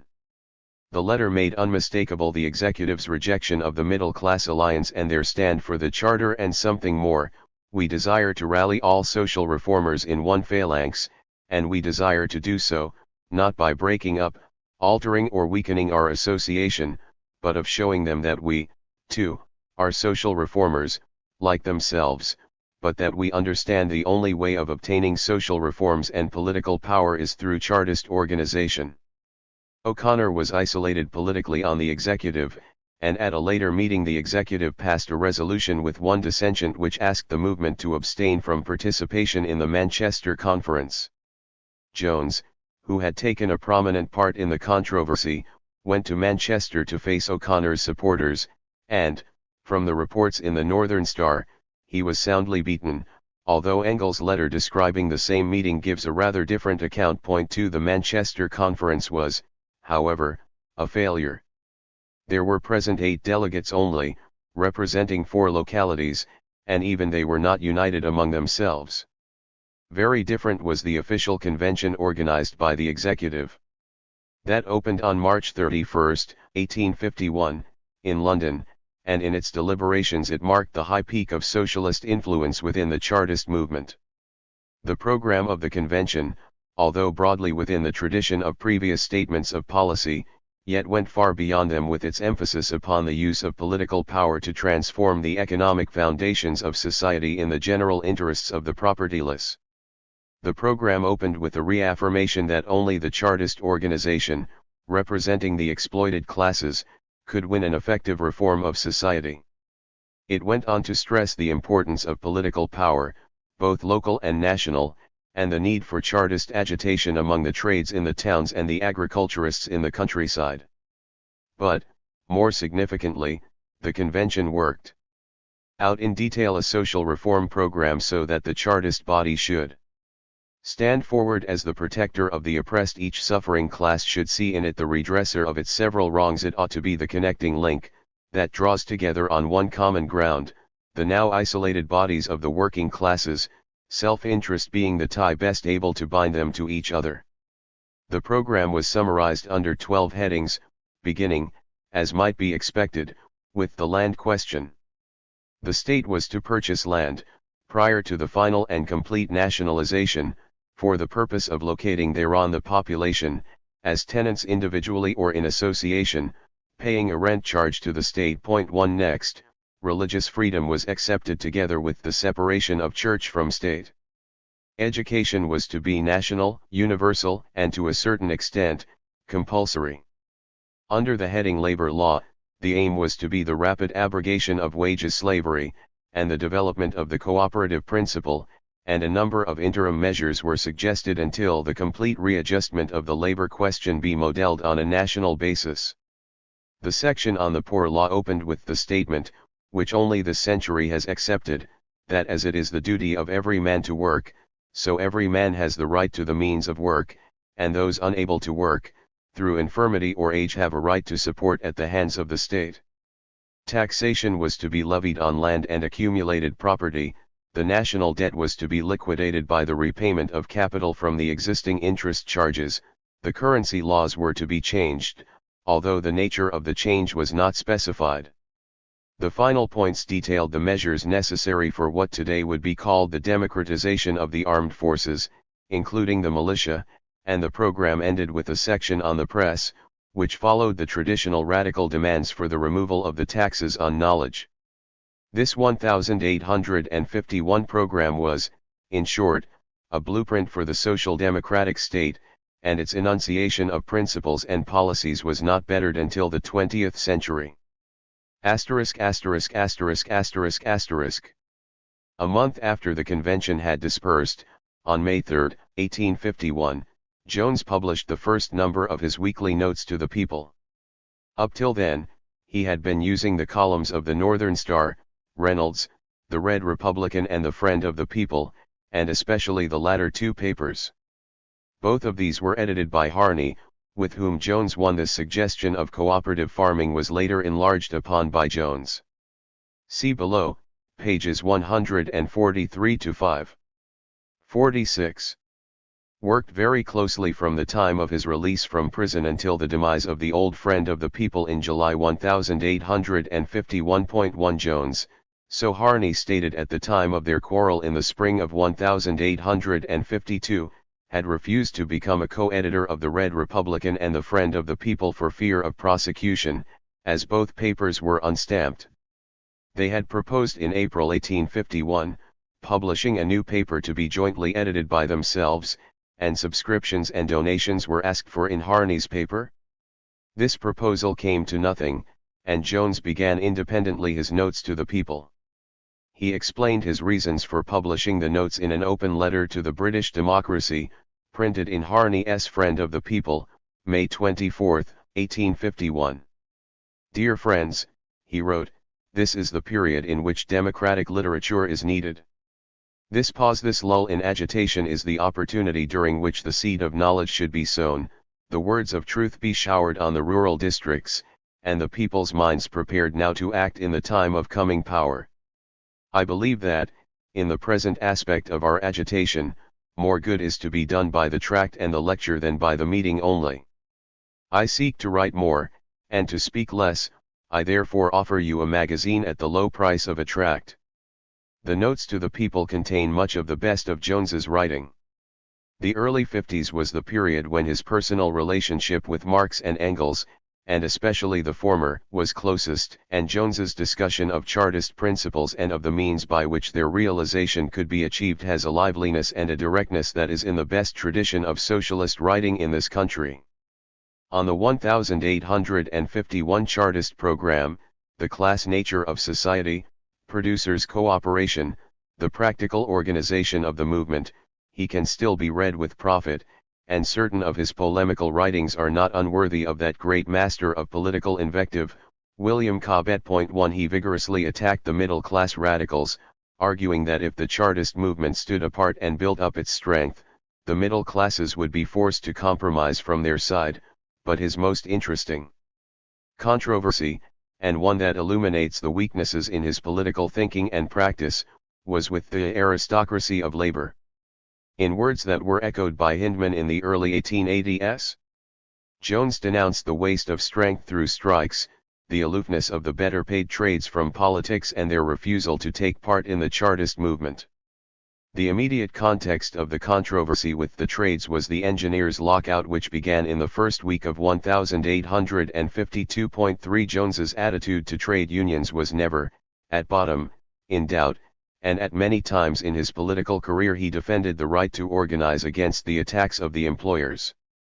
Like all the Chartist leaders, he was fully aware of the accession of strength that the adherents of the trades would represent, and the attitude of the Chartist leadership moved from cajolery and appeals to self-interest to forthright denunciation according to the circumstances of the time.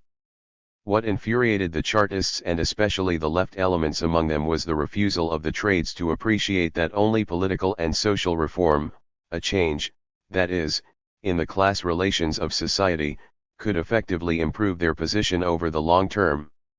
Their anger at the wrong-headedness of the skilled workers led the Chartist left into a dogmatic sectarianism which has left its mark upon the labor movement of the 20th century. Jones knew, and no one saw the problem more clearly than he did, that unless the organizational means of consolidating the working class movement were found, Chartism had no future.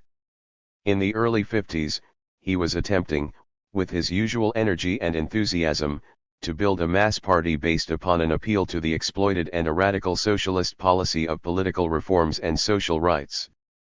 Against his plans, Jones saw the harmful ideas of cooperation, the attempted compromises with the radicals, and the rejection of independent political action by the skilled trades. What he failed to appreciate, and it was his cardinal error of analysis, was that working-class organization in the factory and the workshop was the cornerstone upon which any labor movement must be built. In the end, he was left relying upon elemental misery to produce that mass upsurge of the people which had carried the movement before 1848. His failure to rouse the poor and downtrodden only increased his bitterness towards the aristocracy of labor, and the gulf between the unions, who were building patiently the necessary foundations for the future labor movement, and the socialist ideas represented by Jones, was correspondingly widened. It would be wrong, however, to suggest that this political sectarianism was responsible for the direction which the new unions were taking in the 1850s and 1860s. The sectarianism of Jones, and of others before him, was, no doubt, a contributory factor, but it was, in the main, the economic development of the 50s, continuing a trend that had been growing steadily since the 1830s, that worked against Jones and ensured the failure of his attempt to build a movement based upon a near-socialist ideology, at the same time as these years favored the skilled trades in their struggle for effective organization and democratic rights. At the same time as Jones was attempting to instruct the engineers in the folly of their ways, he was also involved in controversies within the Chartist organization.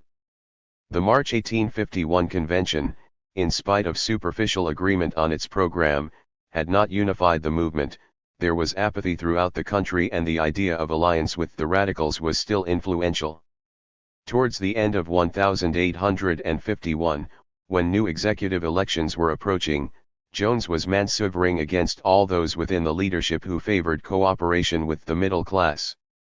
To strengthen his position, he was the prime mover in the revival of the London Metropolitan Delegate Council, and he found in the council useful support in the conflicts that were to come.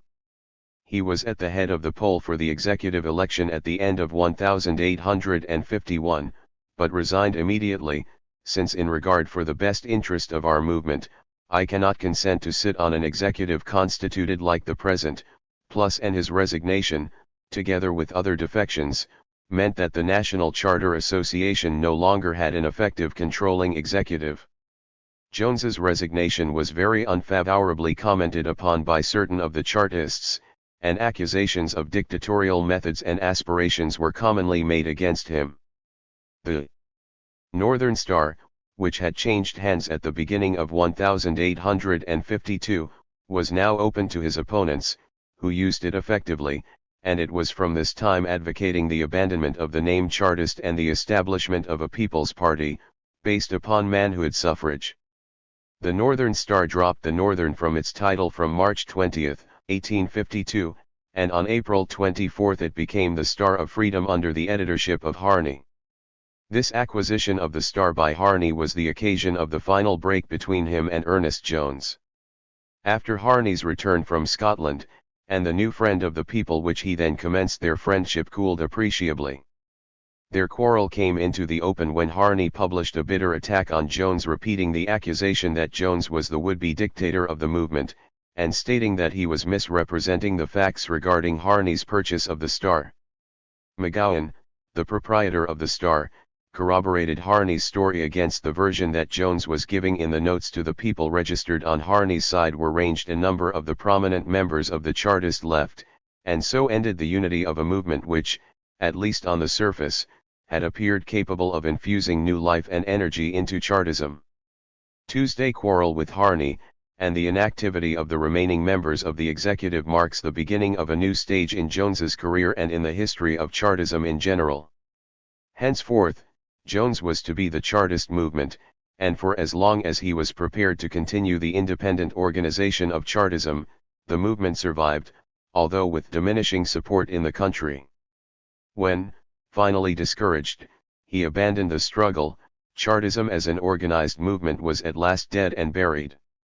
But that was not until the end of the 1850s, and from the spring of 1852, when Jones found himself the sole leader of any consequence who still had faith and confidence in the future of an independent working-class party, he once again set about uniting the scattered remnants of the Chartist movement. In that work, his main forum for propaganda and agitation was the People's Paper, whose first issue appeared on May 8, 1852.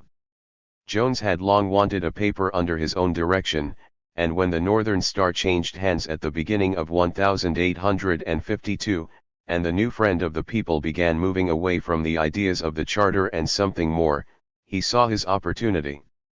In the last few months of the Notes to the People, he set out his ideas, canvassed support, and opened a subscription list.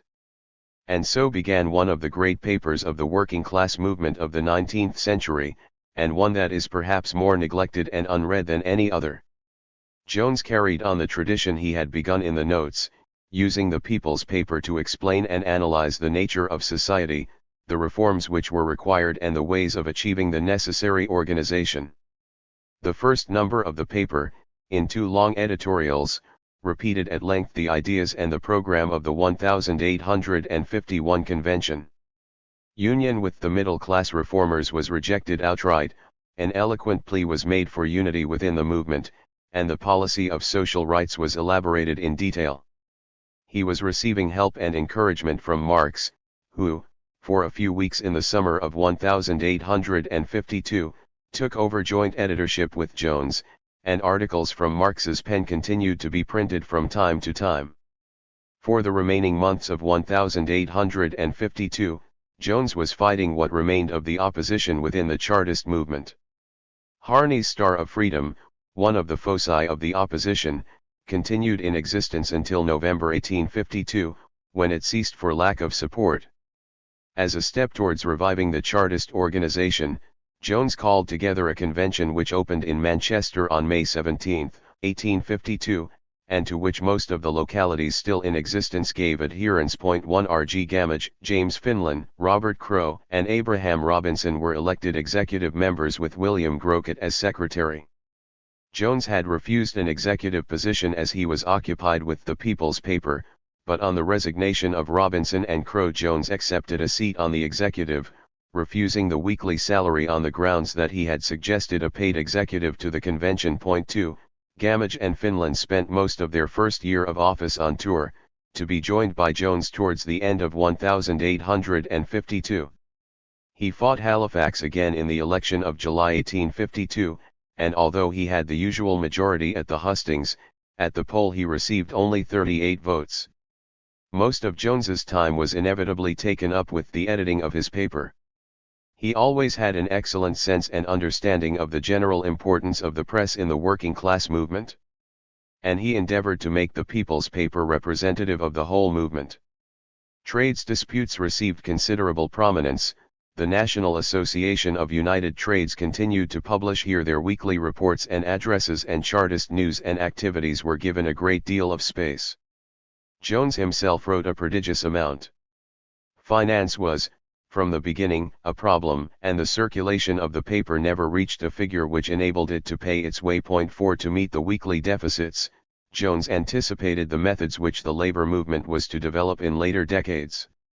He asked his readers to recognize that the People's paper was the only organ of the press left to the Chartist movement, and he argued that those who read and applauded its sentiments ought to be prepared to make sacrifices on its behalf.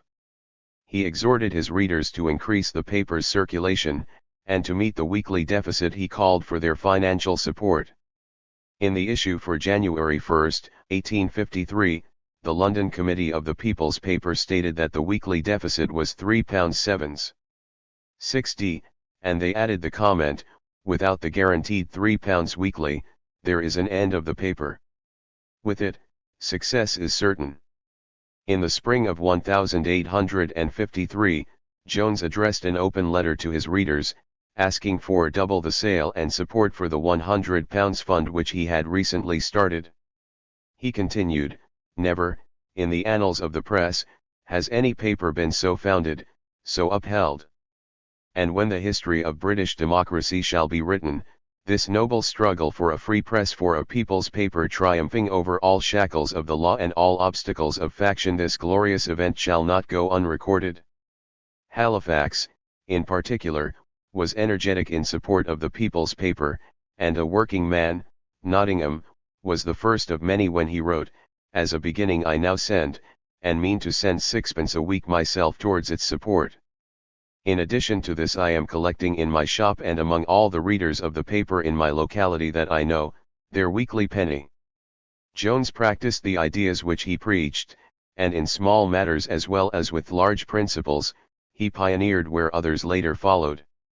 In July 1852, having made new arrangements for the printing and publishing of the paper, he wrote exultantly, to the subscribers and readers, "Respected friends, I am happy in being able, this week, to make the announcement to which I alluded in last week's number, and which conveys the realization of a wish I have long entertained, that of taking the organ of the labor interest out of the hands of the capitalist.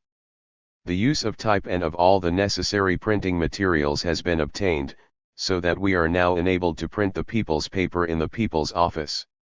Premises have been taken for the use of the paper, and we now employ our own men. The advantages of this, for a democratic paper, can hardly be overestimated. I have the proud gratification of informing you that the full trade price is paid for the work done, and all danger of disgrace of having the paper that advocates a fair day's wage for a fair day's work printed on the sweating system, with starvation wages, or boy labor is at once and entirely obviated. You can now take the People's paper into your hands, and show it to our opponents, with the words, 'Not a line of this, our organ, but is paid for at the full price. There has not been a frowning brow, or a heart aching with ill-paid toil, employed in printing the words of truth and the messages of coming liberation. The opponent of capitalist tyranny has been emancipated from the capitalist tyrant. *PG******. By the end of 1852 he was without a serious rival, but at the head of a movement weaker in numbers than at any previous time in its history. Thomas Cooper, at the beginning of 1853, rejoined the Charter Association, and appealed to the old adherents of Chartism gather once more around the old flag. But there was no response from any of the former leadership. Gamage and Finlan remained on tour in the country, and in the spring and summer of 1853 the movement did make something of a revival, although it is not possible to judge its extent. All through 1853 notices of strikes were frequent in the People's paper, and all refer to rising prices and the attempts to raise wages registered in June.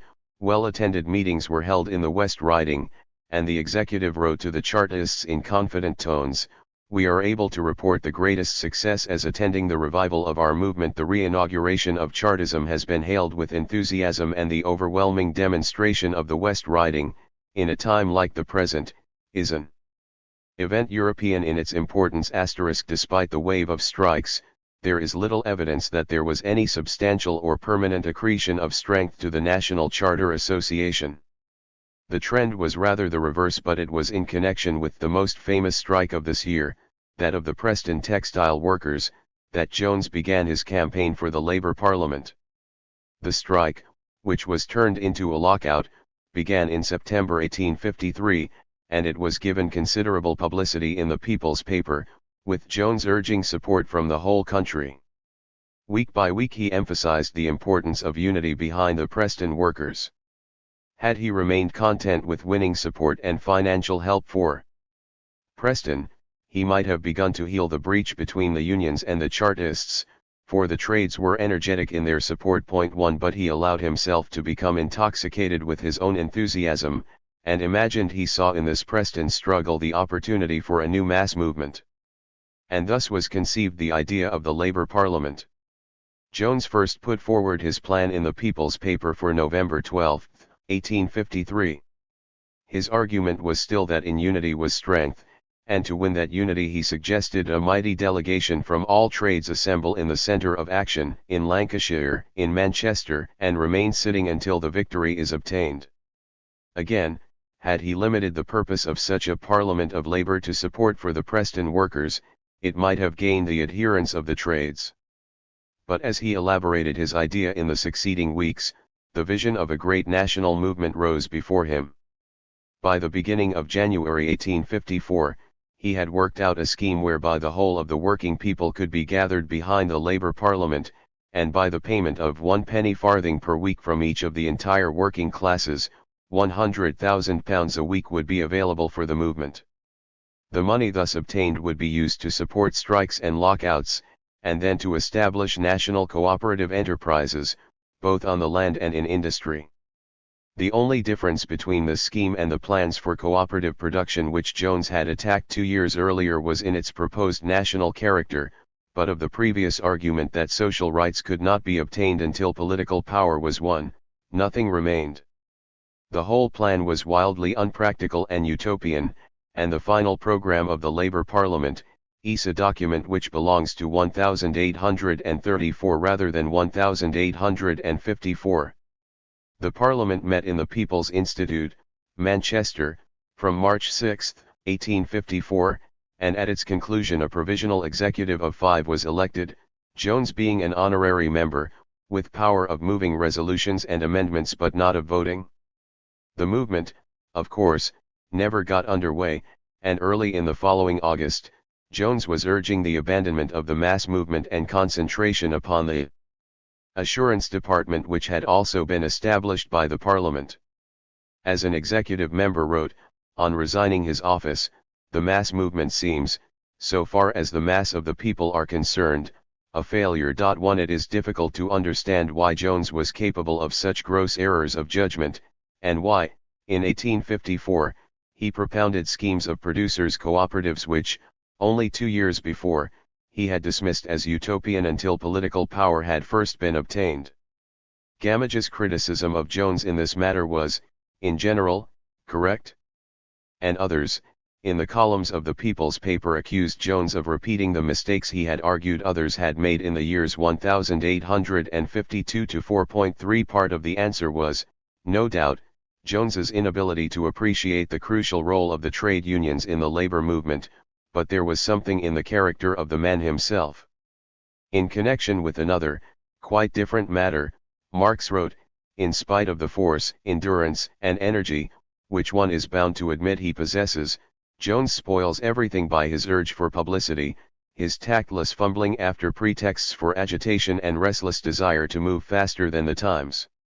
When he can't make a real agitation, he seeks the appearance of agitation, improvises movements on top of movements, and periodically deceives himself into a false exaltation. I've warned him, but in vain. 4. For the remainder of 1854, the People's paper was for the most part taken up with reports of the Crimean War. Notices of working-class activity grow fewer, and although Jones still discusses the internal situation in his current notes and editorials registered, the war holds first place.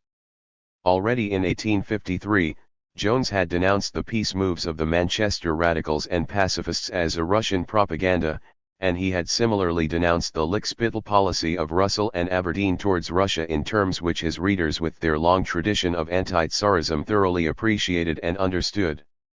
Reports of anti-Russian meetings were prominently featured in the latter months of 1853. Jones's attitude towards the Crimean War continued the tradition within the working-class movement of sympathy for all the oppressed nationalities and hatred for the Tsarist autocracy as the main bulwark of reaction in Europe. But he understood better than most of his contemporaries that social revolution and national independence were different sides of the same medal. Thus he not only called for war against Russia, but vigorously attacked the waverings of the British government, both before and after the declaration of war in March 1854.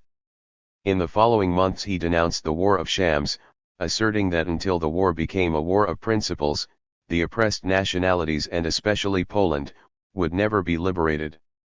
In all this, he was at one with the views of Marx and Engels.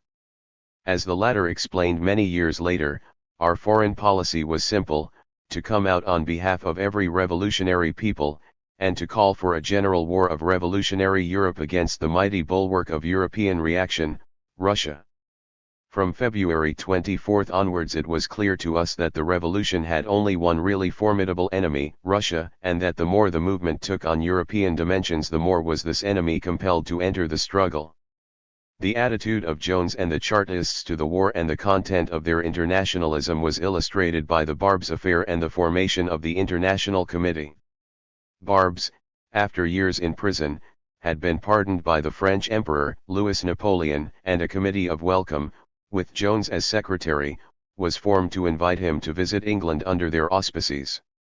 The committee included a number of Chartists, such as William Slocum, who had been inactive in Chartist politics since the early 50s, and almost from the beginning the committee concerned itself with matters other than Barbes and foreign policy. Jones, in particular, looked upon its work as a means of reviving the Chartist movement in London.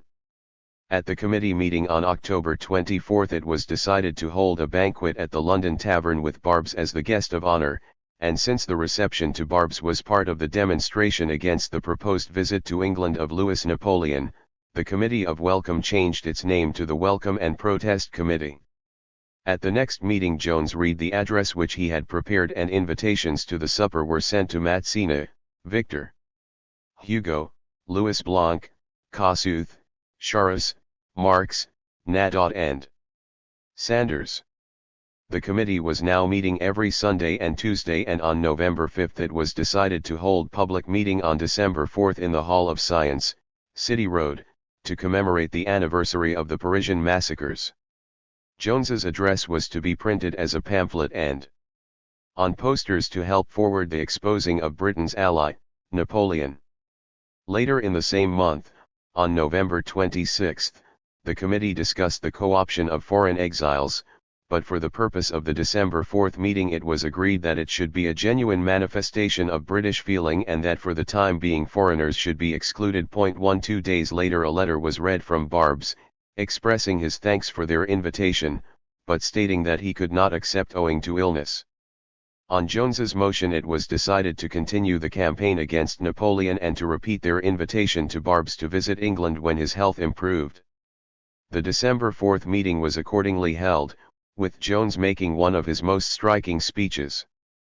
The political temper of the meeting can be gauged from the resolution, moved after the Marseillaise had been sung, by James Blight and seconded by James Finlan, that the English nation desires to ally itself with the oppressed nationalities of Poland, Hungary, and Italy, scorning to grasp with apparent friendship the treacherous hand of perfidious Austria, or that of the murderer of the boulevards. After the Hall of Science meeting, the discussions on the committee turned upon two main questions: one, the development of international cooperation, and the other home organization, and in particular, the acquisition of an independent hall and central office for the democracy of the metropolis. On Jones's suggestion, it was agreed to make the committee a permanent one, and he, George Brown, and William Slocum were appointed to draw up the plan of organization. The report of the subcommittee, which envisaged the establishment of a London Central Democratic Association, was not unanimous, for Jones immediately threatened to resign if the plan was accepted, on the grounds that all new associations, all separate and independent organizations, though for precisely similar objects, detrimental to the unity and therefore ruinous to the progress, of the Chartist movement. When the matter was discussed in full committee, on February 4, Jones's own proposals were agreed to, and a London Organization Committee was formed, which, in effect, was to be the metropolitan organization of the NCA. A week previous, a subcommittee of 7 of the English had met representatives of the French exiles, and the International Committee was born, with Jones as its permanent chairman. From that time, the two branches of the old Welcome and Protest Committee grew farther apart. The London Organization Committee disappeared within a few months, but the International Committee continued a rather intermittent activity until the end of the decade. Its form of organization, with each national group electing its own secretary, was taken over by the First International in the 1850s, and it reached back in organization and outlook to the Fraternal Democrats of the late 1840s. At the end of February 1855, the International Committee held a great meeting in St. Martin's Hall, over which Jones presided, and his speech showed how close his ideas upon nationality and freedom were to those of Marx and Engels, men of Europe. Kings and oligarchs have invented hostile nationalities to divide you. They have taught one creed in one place, the reverse in another, but democracy is like the sunlight shining over all, that changes not the color of a single ray, whether it falls on France or England, on the German or the Pole. We are here as the soldiers of that democracy, the advance guard of the army of liberation of the world. We are here for 3 great and solemn purposes: to protest against alliance with tyrants, and the use of our name in those alliances, to help the oppressed nationalities win their freedom, to proclaim and promote the sovereign rights of labor, that uncrowned, but only legitimate monarch of the world. Our further duty is to restore the oppressed nations to independence. But what independence? I say internal as well as external. Independence from the aristocrat and the usurer within, as well as the Tsar or Emperor without. Better no Poland than a royalist or oligarchic one. For us, nation is nothing, man is all. For us the oppressed nationalities form but one, the universal poor of every land that struggle for life against the nation of the rich, that mighty race of which every man gives health, labor, life unto society, and receives starvation, disease, and bastilles in return. Let none mistake the tenor of this meeting. We begin tonight no mere crusade against an aristocracy. We are not here to pull one tyranny down, only that another may live the stronger. We are against the tyranny of capital as well. The human race is divided between slaves and masters. 1. The history of the International Committee has been written in detail elsewhere. Its significance was that it continued the tradition of the internationalism of the Polish Committee and the Fraternal Democrats of the 1840s, and thus formed a link in the chain of events and organizations which led to the First International in the 1860s. The mismanagement of affairs at the front in the winter of 1854-5, gave Jones the opportunity for attacking the government on internal as well as external affairs. In particular, as the facts became known, he concentrated attention upon the living and working conditions of the armed forces, thus continuing the campaign for their reform which he had earlier begun. This time he was with the mainstream of opinion, but his demands went very much farther than the contemporary radical agitation, repeating the idea of a truly democratic army that had been set down in the 1851 Chartist program. The People's Paper, in the early months of 1855, reported an increasing number of meetings in the country, as the one at Cheltenham to consider the propriety of petitioning for the freedom of Poland and for justice to the soldier, although Jones, reviewing the year 1855, was later forced to admit that the army reform petition has not been seriously followed up. 4. The movement was not, however, wholly insignificant, and it was part of a many-sided attack upon monopoly and privilege that was to increase in its vigor in the decade which followed. Around the middle of 1855, domestic reform once again became a live issue.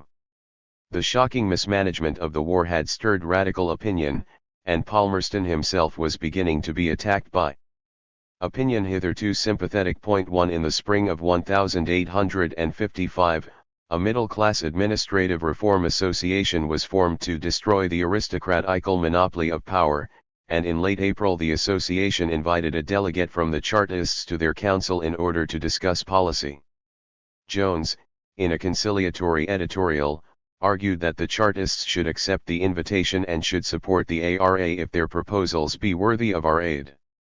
In the following number of the People's Paper he reported the treachery of the Reform Association, and declared opposition to its inadequate program of reform.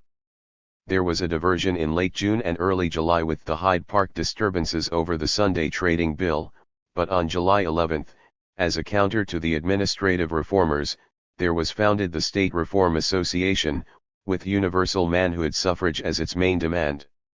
Jones, who was not at the inaugural meeting, but who was elected onto the executive in his absence, supported the new movement on the grounds that as the State Reform Association has proclaimed the great principle of manhood suffrage, it was worthy of help from the Chartist body.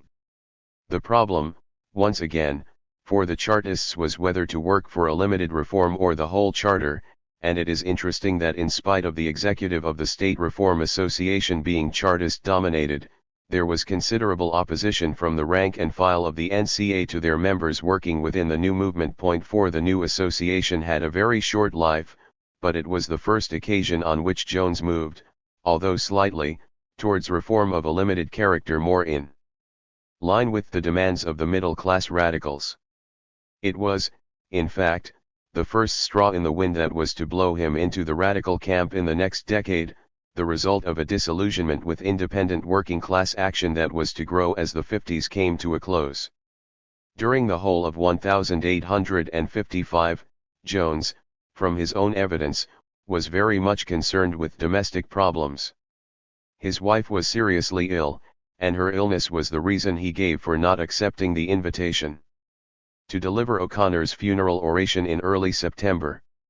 The People's Paper, in the second half of the year, became much stodgier and less lively, and its columns were filled with long and rather boring accounts of the progress of the war. Jones did not withdraw completely from political activity in these latter months. He spoke at a Hyde Park demonstration on the high price of bread on November 3, and the cheap bread campaign was continued into the new year, and in the same month he took part in a meeting in St. Martin's Hall, chaired by Miall, in support of Hugo and the other French exiles deported from Jersey. But these were isolated instances, and Jones, it would seem, was weighed down with domestic problems and political difficulties to the extent that his customary buoyancy and optimism was much less in evidence. Years of dispute and dissension had made him touchy and irritable, and certain of his more controversial writings showed signs of the strain under which he was working. In particular, he was becoming increasingly impatient of any criticism of his political leadership of the Chartist movement. Early in 1856 he proposed, in a call to action, that effective power should be vested in himself and Finland, and continued, "If you so confide the movement to our hands, you must expect no explanations, and no long-worded programs from us. If we say organize, you must organize, assemble, you must assemble, obeying implicitly as long as we do not ask you to do anything contrary to honor, honesty, or principles. Distrust all those that declaim against leadership. They are either envious, jealous, petty partisans, or men who want to be leaders themselves. 1,000 times sooner give me the worst dictatorship, than the blabbing squabbles of contending factions in our ranks." These are the words of despair and defeat, and had he remained in this mood he would, no doubt, have soon disappeared from the political scene.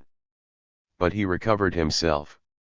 He turned to literature once again, and 1855-6 saw some volumes of new poems as well as the reprinting of already published material. The reviews were, on the whole, favorable, and Jones derived great satisfaction, and a renewal of hope from his literary success. He began, too, in the autumn of 1856, his political soirees or evenings with the people, at which recitations and songs preceded a long discourse by Jones.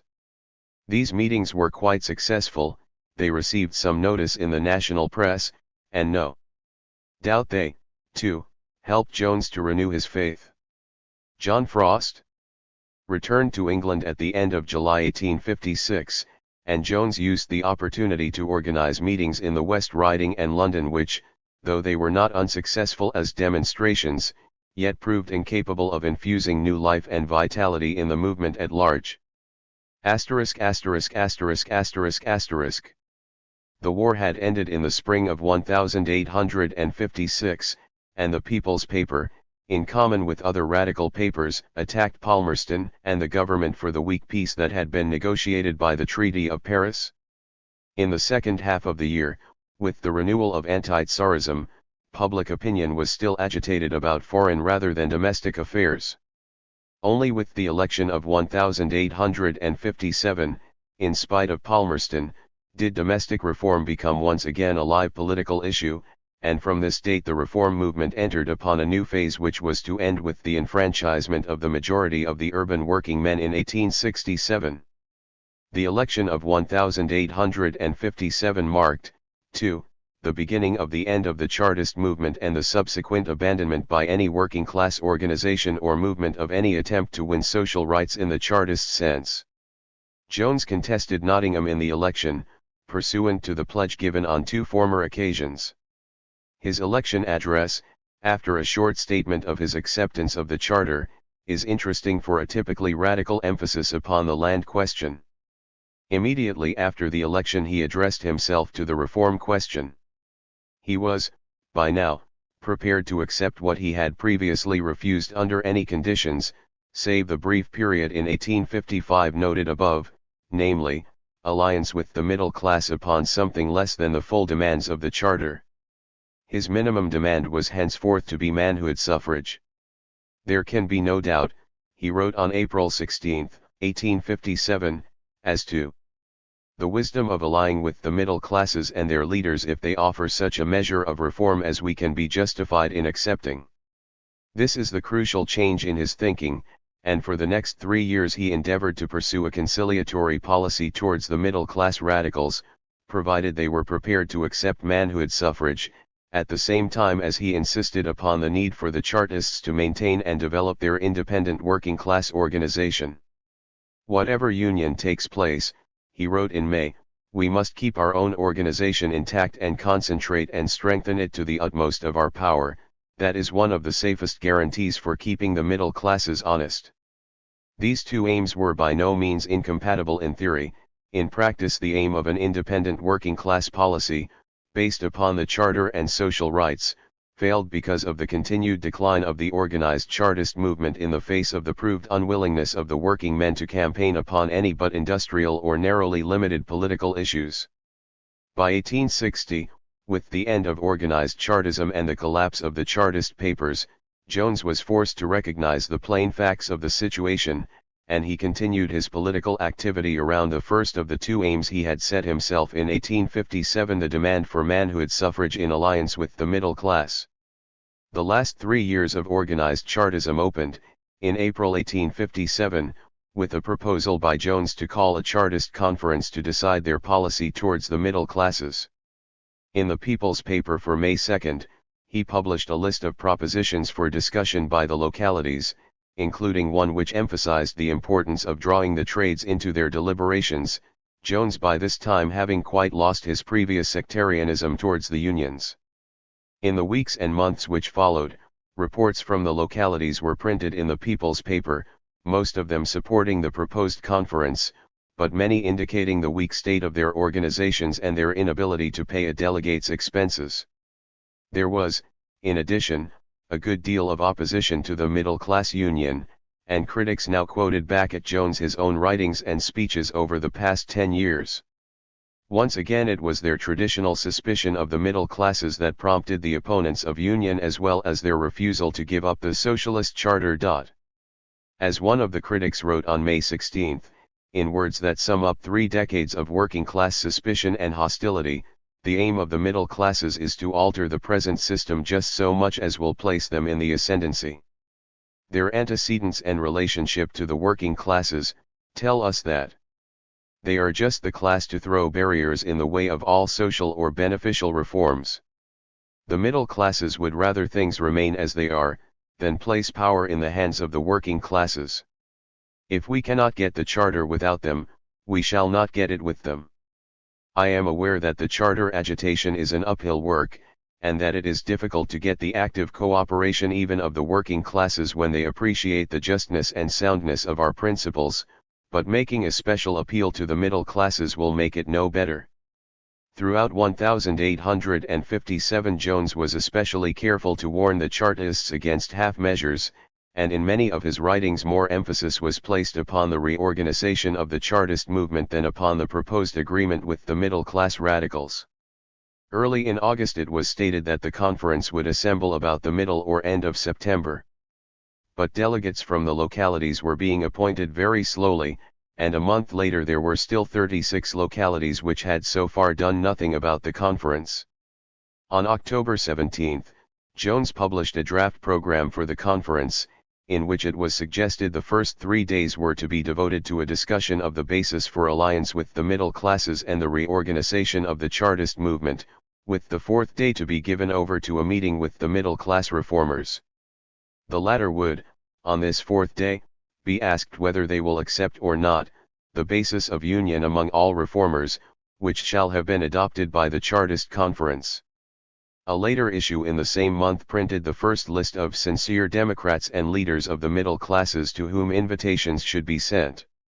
The list, which was a long one, and subsequently added to, included Bright, Cobden, Holyoake, Kingsley, William Newton, Vansittart Neal, Walmsley, and Washington Wilkes.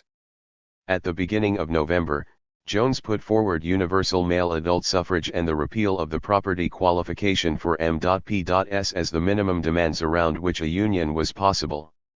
He went on to urge that even if the middle class accepted these demands but organized a separate movement, they should be opposed, and he again emphasized how necessary it was to strengthen their own Chartist organization on the basis of the 1851 conference. To Jones, Chartism was much more important than the projected middle-class alliance, and that he was endeavoring to use the reform agitation to build once again a mass movement of the working men based upon Chartist principles, there can be no doubt. As he wrote on November 10, "Grasp democracy by the hand, wherever, and in whatever form you may behold it, in the trade unions, strike committees, and cooperative associations especially. Send at once deputations to every trade society and strike committee within reach, invite them to send delegates to our conference, and report the result of your interview to this paper. These are the allies we should seek, far more than the middle classes work at this toil for this succeed, and a national movement will result. We're striving now to bring our forces up to operate a junction between labor's scattered armies, let me place them in one compacted body in the field, and then, with or without the middle classes, or any other class under heaven, we will show the world how nations win their rights. By the end of 1857, the conference, the opening of which had been finally settled for February 8, 1858, was supported by 71 localities. A large number of these localities had been reformed as a result of the discussions around the conference, and 49 delegates had been appointed. The conference fund, started to help with expenses, amounted to £21 14s. 10d************. While these developments had been getting underway, the Indian Mutiny, news of which had reached England in the spring, had been agitating public opinion in the second half of 1857. Jones had long taken an interest in Indian affairs. His poem The New World, which he wrote whilst in prison, was a commentary on the rise and fall of civilizations, set against an Indian background. He republished the poem in the autumn of 1857 as a prophecy of the Indian Mutiny, and it was, in general, well reviewed. But Jones was much more than a good publicity agent for himself, although a flair for self-advertisement was by no means absent. His humanity and his politics moved him to adopt an attitude towards the mutiny in sharp and clear opposition to a public opinion that was becoming week by week ever more hysterical. 4 years previous, in 1853, on the occasion of Wood's India Bill, he had written of the extortions of the East India Company and the shameless exploitation of the Indian people's articles which preceded. The much better known writings of Marx in the New York Tribune. When, in the late summer and autumn of 1857, the cry for revenge became loud, Jones opposed to the atrocities of the Hindus the accounts of what he called English sepoyism in Ireland as well as India. He spoke in August at a meeting in St. George's Hall, which ended with 3 hearty cheers. For the Hindu liberty, and for the rest of the year he was, as Jenny Marx put it, busy making kossuths of all the Hindus. He upheld the banner of decency and of internationalism in the People's paper when almost all the rest of the English press with honourable exceptions such as the Morning Star were screaming for revenge and reprisals. While Jones's enthusiasm clouded his understanding of the conservative and feudal forces that were at the centre of the mutiny, his firm and unequivocal stand against the slaughter, and his exposure of the iniquities of English rule, is a clean page in a blood-stained chapter. During this period, we have a vivid account of Jones from the pen of W. E. Adams, who for many years was the editor of the radical Newcastle Weekly Chronicle. In his memoirs, published in 1903, Adams wrote, "Ernest Jones kept the old flag flying till he was almost starved into surrender. When near his last gasp, he was in the habit of addressing open-air assemblages on Sunday mornings in Copenhagen Fields, now the site of Smithfield Cattle Market. I walked from a distant part of London, through miles of streets to hear him. It was during the Indian Mutiny. The old fervour and the old eloquence were still to be noted. But the pinched face and the threadbare garments told of trial and suffering. A shabby coat buttoned close up round the throat seemed to conceal the poverty to which a too faithful adherence to a lost cause had reduced him registered." While Jones had been gathering support for the Chartist conference, the middle-class radicals had also been moving on the reform question. With Roebuck as chairman, a meeting of reformers had been held on June 25, 1857, at the King's Arms Hotel, Palace Yard, Westminster, with closed doors. Among those present were Samuel Morley, Edward Meall and A.S. Ayrton, MP. A subcommittee was elected to work out a program of parliamentary reform, and a further closed meeting at the Guildhall Coffee House was held in November. The details of the program were settled and a manifesto was issued to the public. Its main point was not manhood, but a rate-paying suffrage, and the whole program is in a direct line of descent from Hume's Little Charter of 1848, the Parliamentary and Financial Reform Association of 1849-55 and the Administrative Reform Association of 1855. John Bright expressed agreement with the aims of the committee in a letter of February 1, 1858.2. Jones, of course, attacked the manifesto for its rate-paying clause. We say emphatically, that every proposition short of manhood suffrage should be opposed, every meeting for less should be opposed, every resolution for less should be met with an amendment. A partial rate-paying or property vote extension is not a step in the right direction. It is a class step strengthening class power. It is a step that gives votes to the middle classes at the cost of the working classes. It is an aggression on the working man, not a concession to him. The men who oppose it are, in reality, the best friends of class harmony and kindly feeling. The People's Paper opened the year 1858 with an ultimatum: manhood suffrage and no property qualification. We must not shrink in our demands nor waver in our policy.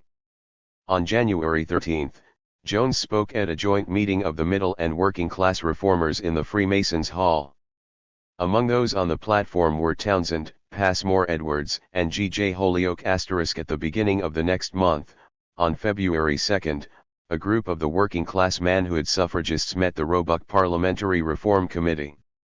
Jones, reporting this meeting, wrote in the People's Paper, the Roebuck Committee, who were largely represented by members of Parliament, all expressed themselves in favor of manhood suffrage, but thought their measure best calculated to reach that goal. 68. My impression is that the Roebuck party want a powerful pressure from without, and that, then, they would yield. That pressure, Chartists, you are not giving. A few days later, the long-delayed conference opened on Monday, February 8, 1858. There were present 41 delegates, and it was a much more representative gathering than had seemed possible when Jones first made his proposal. 1 Benjamin Lucraft and then Alderman Livesey of Rochdale took the chair. The first day was taken up with a general discussion of the basis for the alliance with the middle class. Peter Henriette moved an amendment which rejected all alliances except on the basis of the charter. It was defeated by 37 votes to 2. On the second day, after a debate on Chartist organization, in which most speakers stressed the danger of faction and discord, a majority of the conference voted for an executive of 1. Jones was then elected to the only executive position by 23 to 2, a vote which indicated a considerable number of abstentions. He followed his election by moving a general resolution embodying the demand for manhood suffrage and the Chartists' refusal to accept any measure which fell short of this fair share of political power. In the discussion, the majority of the delegates strongly urged the need for a conciliatory approach to the middle classes, and the conference accepted unanimously an addition to Jones's resolution, that this conference further advises that, when amendments are proposed, it be done without personal hostility, and upon the grounds of public principle. On the third day, on the renewal of the discussion concerning Chartist organization and agitation, it was agreed to launch a £100 fund for these purposes. The next day was set aside for the meeting with the middle-class reformers. The list of names of those who took part in the discussions did not include any prominent middle-class radicals, but it contained many who worked in and with the trade union Manhood Suffrage and Vote by Ballot Association and the Reform League of 1865. Representatives from several London trade societies were present, including, in their private capacity, William Allen and William Newton of the Engineers. The joint conference first received a deputation, which afterwards withdrew, from the Parliamentary Reform Association, consisting of Sam Morley, W. Ruppel, Professor Charles Neate and J. Townsend, M.P. Only the latter supported manhood suffrage, the rest an extended rate-paying suffrage. Robert Owen, who was received with tremendous applause, then briefly addressed the conference, recommending them to work for the charter in its entirety. The rest of the day was occupied with a rambling and inconclusive discussion of the relative merits of the various franchise reforms, and an executive committee was appointed to carry out the general policy of the joint conference. Again, There were no prominent middle-class names among the committee members, but the London trades who had sent delegates were included. To carry on the work in London, a smaller managing committee of 12 was set up, including Jones, Holyoake, Newton, and J. A. Nicolay. At the first meeting of the managing committee, on Jones's motion, the name of Political Reform League was adopted for the new association. Joseph Sturge was elected president, plus Jones expressed himself highly satisfied with the results of the conference. He was concerned, as always, that the Chartist movement should retain its independent identity, and that only if the Chartists were in the leadership would an adequate reform measure be carried through, and he considered that the conference had achieved both these objectives. He wrote on February 20, "The conference has been of an advantage almost incalculable to the Chartist cause. It has shown that the Chartist body holds the paramount power in all reform agitations, and that all other parties are necessitated to come to them for support and aid. It has, moreover, effected a revival of Chartism, that needs only the active tours of 2 or 3 popular advocates to carry with it an irresistible sympathy of the masses." Jones, throughout 1858, continued to maintain firmly the need for the working men to keep themselves independent at the same time as they cooperated with other groups for certain limited ends. He was led to insist upon working-class independence, not only because he sincerely believed in its correctness as a policy, but also because he now found himself outflanked on the left by a minority who refused all cooperation with the middle classes. For the first time for nearly a decade, Jones's position as leader of the Chartist movement was seriously challenged. On February 24, just after the Chartist conference had concluded its work, a group of London Chartists met to found the National Political Union for the obtainment of the People's Charter. They began publishing a monthly paper in May 1858, the National Union, and the first number contained, in the form of an address, their statement of principles signed by 100 leading Chartists of the metropolis. Under the specious promise of a union with the middle classes, we have seen our cause degraded and burlesqued. We believe Chartism is not a thing of the past, that it may be revived again in all its vigor. It has been shown clearly in the past, that the working classes must accomplish their freedom without the aid of any other class in society, and that could adventitious aid be secured by the compromise of any of our principles, the full enfranchisement and social happiness of the people would be retarded rather than promoted. The provisional executive of the National Political Union comprised men, some of whom, at least, had been familiar to the movement over the past decade, individuals such as T. M. Wheeler, William Slocum, William Taylor, and J. B. Leno. James Finlan, now living in Manchester, promised his support, and contacts were being made in other parts of the country. A part of their activity, especially in London, was the introduction of resolutions in support of the Charter at meetings called by the different groups of franchise reformers. It was a recognized and accepted method of attack, and the Chartists supporting Jones and the Political Reform League were more than once placed in a very awkward position. In the October issue of the National Union, it was announced that although the paper was selling 2,000 copies monthly, it was not paying its way, and while still remaining the property of the executive, it was made over to the printer. At the beginning of December, the paper became a weekly, but it lasted only 2 numbers, December 4 and December 11. The National Political Union, in its challenge to Jones and the Middle Class Alliance, had a powerful ally in Reynolds' weekly newspaper. The attacks in Reynolds, which went from political objections to the Middle Class Alliance to accusations of financial dishonesty, did a great deal of damage to Jones's reputation and position as head of the National Charter Association. In particular, the circulation of the People's paper throughout 1857 had been declining, and Jones in the spring of 1858 found himself in very serious financial difficulties. On March 13 the paper was reduced to 6 pages, and Jones appealed for not less than £80 for immediate needs. In the next issue he gave further details of the financial position, stating that the paper was self-supporting but that there were debts incurred in its days of struggle, for which I am personally liable. In the same number he gave notice of a new penny paper which he proposed publishing.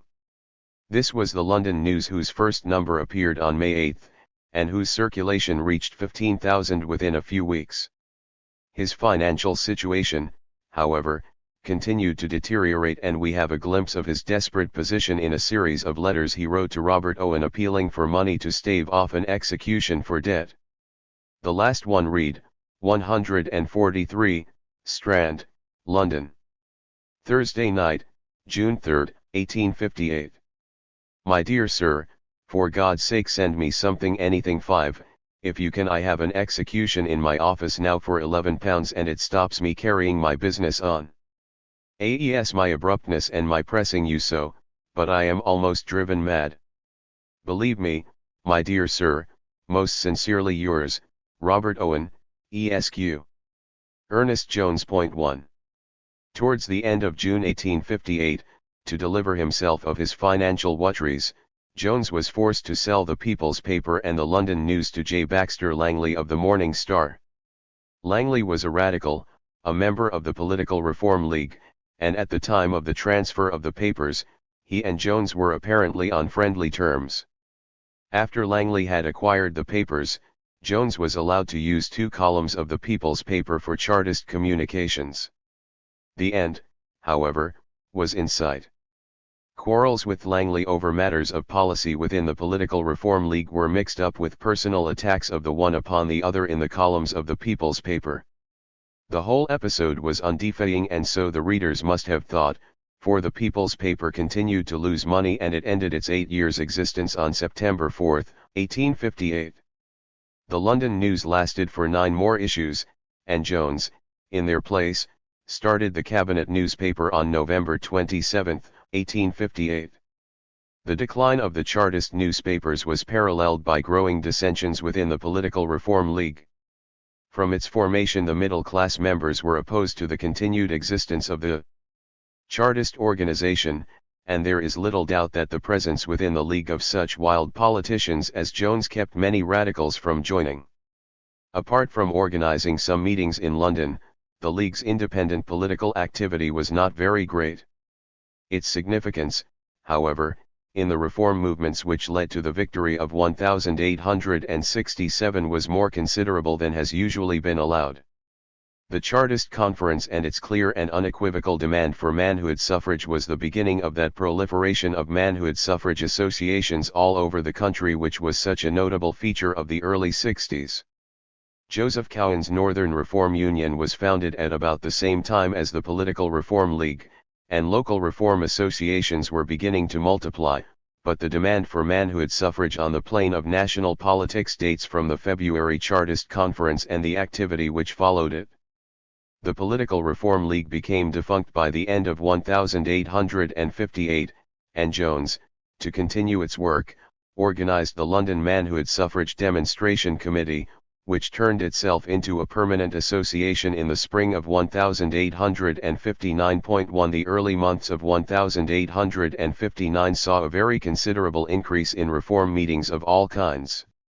John Bright in the late autumn and winter of 1858-9 had been stumping the country in his wonderful effort to convert the question of thoroughgoing parliamentary reform into a dominant issue of the 1859 session, and a greatly increased reform activity resulted.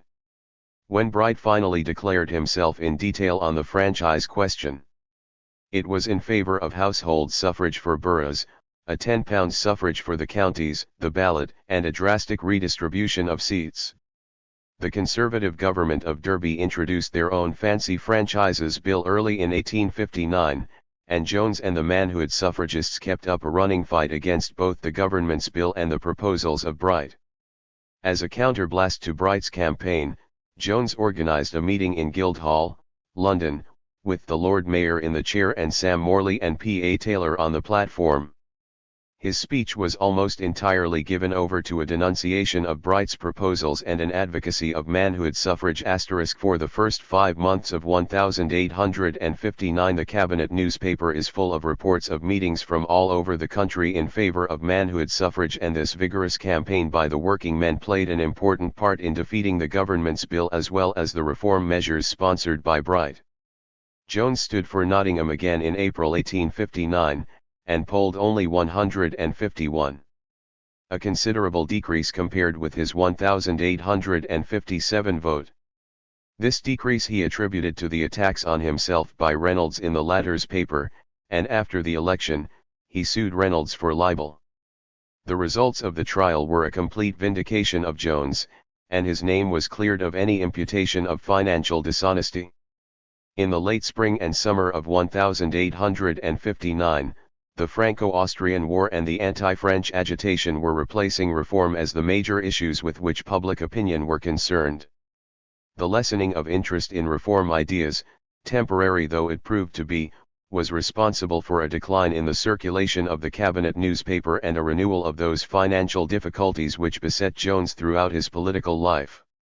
In September 1859 the circulation of the cabinet newspaper was 1,800 and there was a weekly loss of £4. The last number was published on February 18, 1860, and further attempts by Jones to start 2 new papers, one a popular penny journal on the lines of the London News and the other a two-penny Chartist paper, quickly ended in failure. He wrote to a friend on April 3, 1860, "The papers are dead. But I remain unchanged, and I shall never turn lecturer for money. I adhere to the Charter and shall work in it anew." Point 2. So ended the last attempt to maintain an independent working-class journal for the Chartist movement, and with the papers the National Charter Association finally disappeared from the political scene. These last years of agitation and propaganda do not represent simply the end of a movement which had been dying for the previous 10 years. There was carried over into the next decade certain of the fundamental principles which Chartism had made central to its aims and purposes. The Chartist movement in the 20 years before 1850 had imprinted on the consciousness of the more politically articulate of the working class the justice of their basic demand for full political rights. That was the great heritage which Chartism bequeathed to the generations which immediately followed, and it was this tradition which the political activity of Jones and his associates kept alive in the 1850s. Their attempts to include the demand for full political rights in the wider context of the Chartist program had met with increasing indifference, if not hostility, on the part of the working men themselves. But there can be no doubt of the significance of their political activities, or of their impact, direct and indirect, upon their generation. 1 Libel exposed, 1859. 2 Letter to T. Hind. Howell Collection. 74. This apathy and indifference to Chartist politics, and the consequent disillusionment of the old guard, was vividly described in a letter written to Jones at the end of the 50s. The writer, John Snowdon, was a former militant of the Halifax organization, and he was answering an appeal that Jones had made for funds. "I am sorry to inform you that there is no Chartist organization in Halifax nor in any of the numerous villages surrounding it. This being the case, the collection of subscriptions is a somewhat difficult and awkward task. Many of those that were once active Chartists have emigrated. And others, though residing here as usual, have become so thoroughly disgusted at the indifference and utter inattention of the multitude to their best interests that they too are resolved to make no more sacrifices in a public cause. Moved as I am with the deepest grief for the situation in which you are placed through your foolish integrity and zeal to bring about the enfranchisement of the unthinking and ungrateful multitude, I have consulted with Isaac Crowther, and the result is an agreement on our part to go among our friends and collect a small sum if possible. With the ardent wish that you will in future look to your own personable interest and work for yourself regardless of the multitude." The major reasons for this indifference to Chartist politics in the 2 decades after 1850 were economic. Britain was entering upon an industrial monopoly that was to be effectively challenged only from the middle 70s. She was, moreover, alone among the great powers in having acquired a large colonial empire, in which the techniques of economic exploitation normally associated with the later imperialism of the 19th century were already being effectively practiced. This combination of a world industrial monopoly and a colonial empire, against the background of an expanding world economy, explains the rapidly growing strength and prosperity of Britain in the middle decades of the century. It explains, too, the circumstances in which the expansion and consolidation of the skilled trade unions became possible, as well as the pressure for higher wages and shorter hours which they were beginning successfully to exert. Real wages might not be advancing in the 1850s, but for the skilled workers, whose numbers were growing fast, they were rising appreciably in the next decade. The unskilled masses, hardly touched by unionism for 40 years after the collapse of the Grand National in 1834, with living standards to whose misery and degradation the many official and unofficial inquiries bore grim testimony, remained passive and politically quiescent. After the failure of direct political action in the 1840s, it was the skilled workers who alone were capable of taking advantage of the new possibilities of strength through trade union organization on a national scale. The aims and purposes of this growing trade union movement were much more clearly defined and limited than the programs and policies of the Chartist movement. The influence of Chartist ideas was still strong and their carryover more important than has often been allowed, but the success and prosperity of industrial capitalism was gradually weakening their content and narrowing their significance. Henceforth political struggle was to be reformist in character, confined to the remodeling of existing laws and institutions in such a way that the organizations of the working men were left free to develop without those restrictive barriers which had hitherto curtailed and curbed them. By the late 50s, it was becoming evident that the winning of elementary political rights was the necessary safeguard for the realization of the limited ends that the unions were seeking. The achievement of these minimum purposes was impossible so long as the legislature was hostile, the judiciary prejudiced, and the greed of the manufacturers and owners unchecked. The elimination of the one-sided master and servant acts, the achievement of an unequivocal legal status by the trade unions, the exercise of full political rights by the working men, these represented their basic demands. Without political democracy, the status of the working class would remain depressed, and the possibilities of economic advancement within the existing society would be severely limited. It was recognition of such facts, borne upon them by practical experience of the operation of class legislation and grossly biased judgments in the courts, that led the trade union leaders of the 1860s to insist upon political rights for the working class. Here they joined the tradition established by Chartism before 1850, and continued by Jones in the next decade. The final collapse of Chartism in the last years of the 50s is intimately connected with the beginning of the last phase of the movement which brought about the enfranchisement of the working men. Jones, having failed to maintain an independent political organization based upon the social program of the Charter, made his new approach founded upon the limited objective of manhood suffrage and the alignment with the middle class. In this way, the broadly conceived movement of Chartism was carried over into UAsian. 76. The 1860s in a much more limited context. The crucial issue, with the unions as the pivot of the whole movement, was for equal political rights within the now accepted structure of bourgeois society. Much that was valuable in the Chartist tradition was lost, and the absence of any but ad hoc political objectives meant the emergence later of liberal labourism, and the disappearance of an independent working-class political movement until the end of the century. The significance of these years was that the unions were not only building the foundations of the future labor movement, whose temper and character was to be profoundly reformist, they were also the prime movers in the establishment of political democracy, the achievement of which was crucial before any further advance could be made. Jones had recommenced his legal practice in the last months of 1859, and since he was attached to the Northern Circuit, he moved to Manchester early in 1861. He remarried in the same year. And so began the last stage in his career, when he no longer played an initiating role in political affairs. His story, although it is only briefly told here, is not an unimportant one, for in the 60s he became the most influential political leader of the Lancashire working class movement, and his popular influence was probably greater than at any previous time except 1848. He was, however, following movements rather than leading them, and his political ideas were being reorientated towards a liberal radical position in the 2 or 3 years before his death in 1869. His legal business, after a period of initial difficulties and few briefs, soon became a large one. He accepted, besides the usual cases, many trade union and poor people's actions.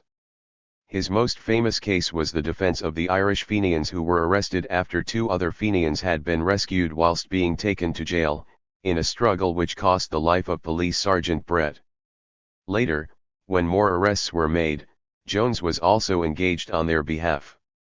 He was complimented for his defense of the accused by Mr. Justice Blackburn, who, addressing Jones, said, "I feel I ought to compliment and thank you for having aided the cause of justice by one of the most proper and able defences I ever remember to have heard." During his early years in Manchester, the American Civil War was occupying public opinion in this country, and not least in Lancashire, where immense suffering resulted from the blockade of the Confederate ports and the difficulty of obtaining supplies of raw cotton. Jones played an important part in the great movement of radical and working class opinion in support of the Northern cause. There was no weakening, or fundamental change in the ideas of the man who could say, in a speech on November 16, 1863, "I fully endorse the sacred right of insurrection. It is not to be lightly used but on good and adequate grounds. Insurrection is more than a right, it is a duty." 6 months later, he was speaking to the men of Rochdale. "It is a long time since I last addressed you, and those were stormier times than these. But I have not forgotten the meetings and gatherings we had then. I have not forgotten the men of Rochdale, their love of freedom and of truth, and I trust that those who are now struggling, honorably and constitutionally, for the freedom of the black will join in every effort for a fresh installment towards the charter of an Englishman's liberty. I trust that we shall find that in establishing liberty universally throughout the American continent we shall be placing the crowning pinnacle on the edifice of freedom here as well." 1. In the early months of 1864, he was also urging non-intervention in the Schleswig-Holstein affair. The duchies had been invaded by Prussia and Austria on February 1, 1864, and there was a considerable body of opinion in England in favour of intervention. Cobden and his radical following were just as strongly against intervention, and Jones, when he spoke on the subject in Manchester on February 11, made a statement which a later resolution of the International Workingmen's Association was to echo at the time of the Austro-Prussian War in 1866, "Why should we intervene to support the balance of power? It has been a balance between crowned robbers lest one should get more of the spoil of their victims than another. Their balance is adjusted by false weights, its beam is misted with the blood of Poland and the tears of Hungary. If you are so anxious to interfere in the balance of power, it is not by fighting against the rights of the German people abroad but by struggling for the rights of the British people at home. The war cry is raised to stifle the reform cry, and we will raise the reform cry and stifle the war cry." It was during this period of the early 60s that Jones again established friendly personal and political relations with Marx and Engels. In connection with the activities of the International Workingmen's Association, both Marx and Engels were in contact with him, but from their letters Jones's participation in the work of the International was slight. His most considerable political activity in the 60s was in the great reform movements which got underway around the middle of the decade. Following Bright's agitation of the late 50s and the manhood suffrage movement initiated by the Chartist Conference of February 1858, the trade unions began to move. The famous appeal for political action by the Glasgow Trades Council in 1861, the formation of the Manhood Suffrage and Vote by Ballot Association in 1862, the vigorous support given by the working men to the Northern democracy in the American Civil War, the huge London demonstration in favor of Garibaldi, the establishment of the International Workingmen's Association in 1864, the growing agitation against the master and servant laws. These were some of the events that heightened the Political consciousness of the British working class in the early years of the 60s. With the formation of the Middle Class Reform Union in 1864, the never quiescent antagonism between the middle-class household suffragists and the working-class manhood suffragists once more emerged as a major cleavage of opinion between the two groups, although the bitterness of the previous decades was absent. In the next year, the Reform League was founded, and with its unequivocal demand for manhood suffrage it received the adherence of the working men and especially of the trades, and many trade union branches affiliated, or in the case of local reform associations merged, with the national organization. Jones was made a vice president in June 1865 and he was an active speaker on its behalf. George Howell, who, as secretary of the Reform League, was a competent witness, wrote many years later that Jones was at the service of the League for meetings in the great towns of Lancashire and Yorkshire and occasionally in London. He delivered notable addresses, sometimes refusing to accept briefs of considerable value that he might attend those demonstrations. Mr. James Crossley, of Manchester, a solicitor, told me of this at the time. Point 4. His sincerity and integrity were coming to be appreciated and understood by some who were formerly among his bitterest opponents. But his ideas, too, were changing. In the speeches and lectures of his last 2 years the trend of his thinking away from his previous radical socialism and towards middle-class radicalism was unmistakable. At the beginning of January 1867, he replied to a lecture on democracy by Professor J. S. Blackie of Edinburgh, in a speech that was long remembered in radical circles, and while his defense of trade unionism and passionate advocacy of the inherent rightness of democracy was brilliantly done, other parts of his speech showed very clearly the direction in which he was moving. His emphasis upon the evil of the land monopoly, in itself unexceptional, was typically middle class in its failure to consider the problem in the wider context of property relationships in general. The concentration upon monopoly in land as the central evil of a bourgeois society was repeated in a famous lecture on labor and capital which he gave towards the end of 1867, underscore the source and origin, I might almost say, of all the evils that exist in the relations of labor and capital, are the monopoly and consequent misuse of the land. There are of course numerous disturbing elements that at times unsettle the relations of capital and labor, such as cotton famines, bad harvests, fluctuations of the money market, and others, but all these are merely ephemeral in their effects, though operating undoubtedly under fixed laws, their causes are far remote, and often of but transitory action, whereas, the landed monopoly is an ever-present evil, ever being aggravated while it lasts, but one immediately accessible to the efforts of legislation. That he was himself, to some extent at least, aware of the unstated problems, was shown by the opening paragraphs of this same lecture. Everyone knows that capital, in the common acceptation of the term, is the offspring of labor, and yet that labor is the servant of capital, nay, that the latter, reversing the legend of old Saturn, has been destroying its creator. All this is very terrible and very wrong. But I am not going back to what men call first principles. I am about to take the world as I find it, and see if we cannot make the best of it, such as it is, without any violent and sudden disruptions of society. It was, presumably, this intellectual ambivalence that Engels had in mind when he wrote, just after Jones's death, that his bourgeois phrases were only hypocrisy after all. 1 No doubt, too, it prompted the remarks of an opponent, that many people see in him 3 degrees of liberalism and Chartism or radicalism, each of them being used at such times as it is thought to be more suited to the persons to whom it is addressed.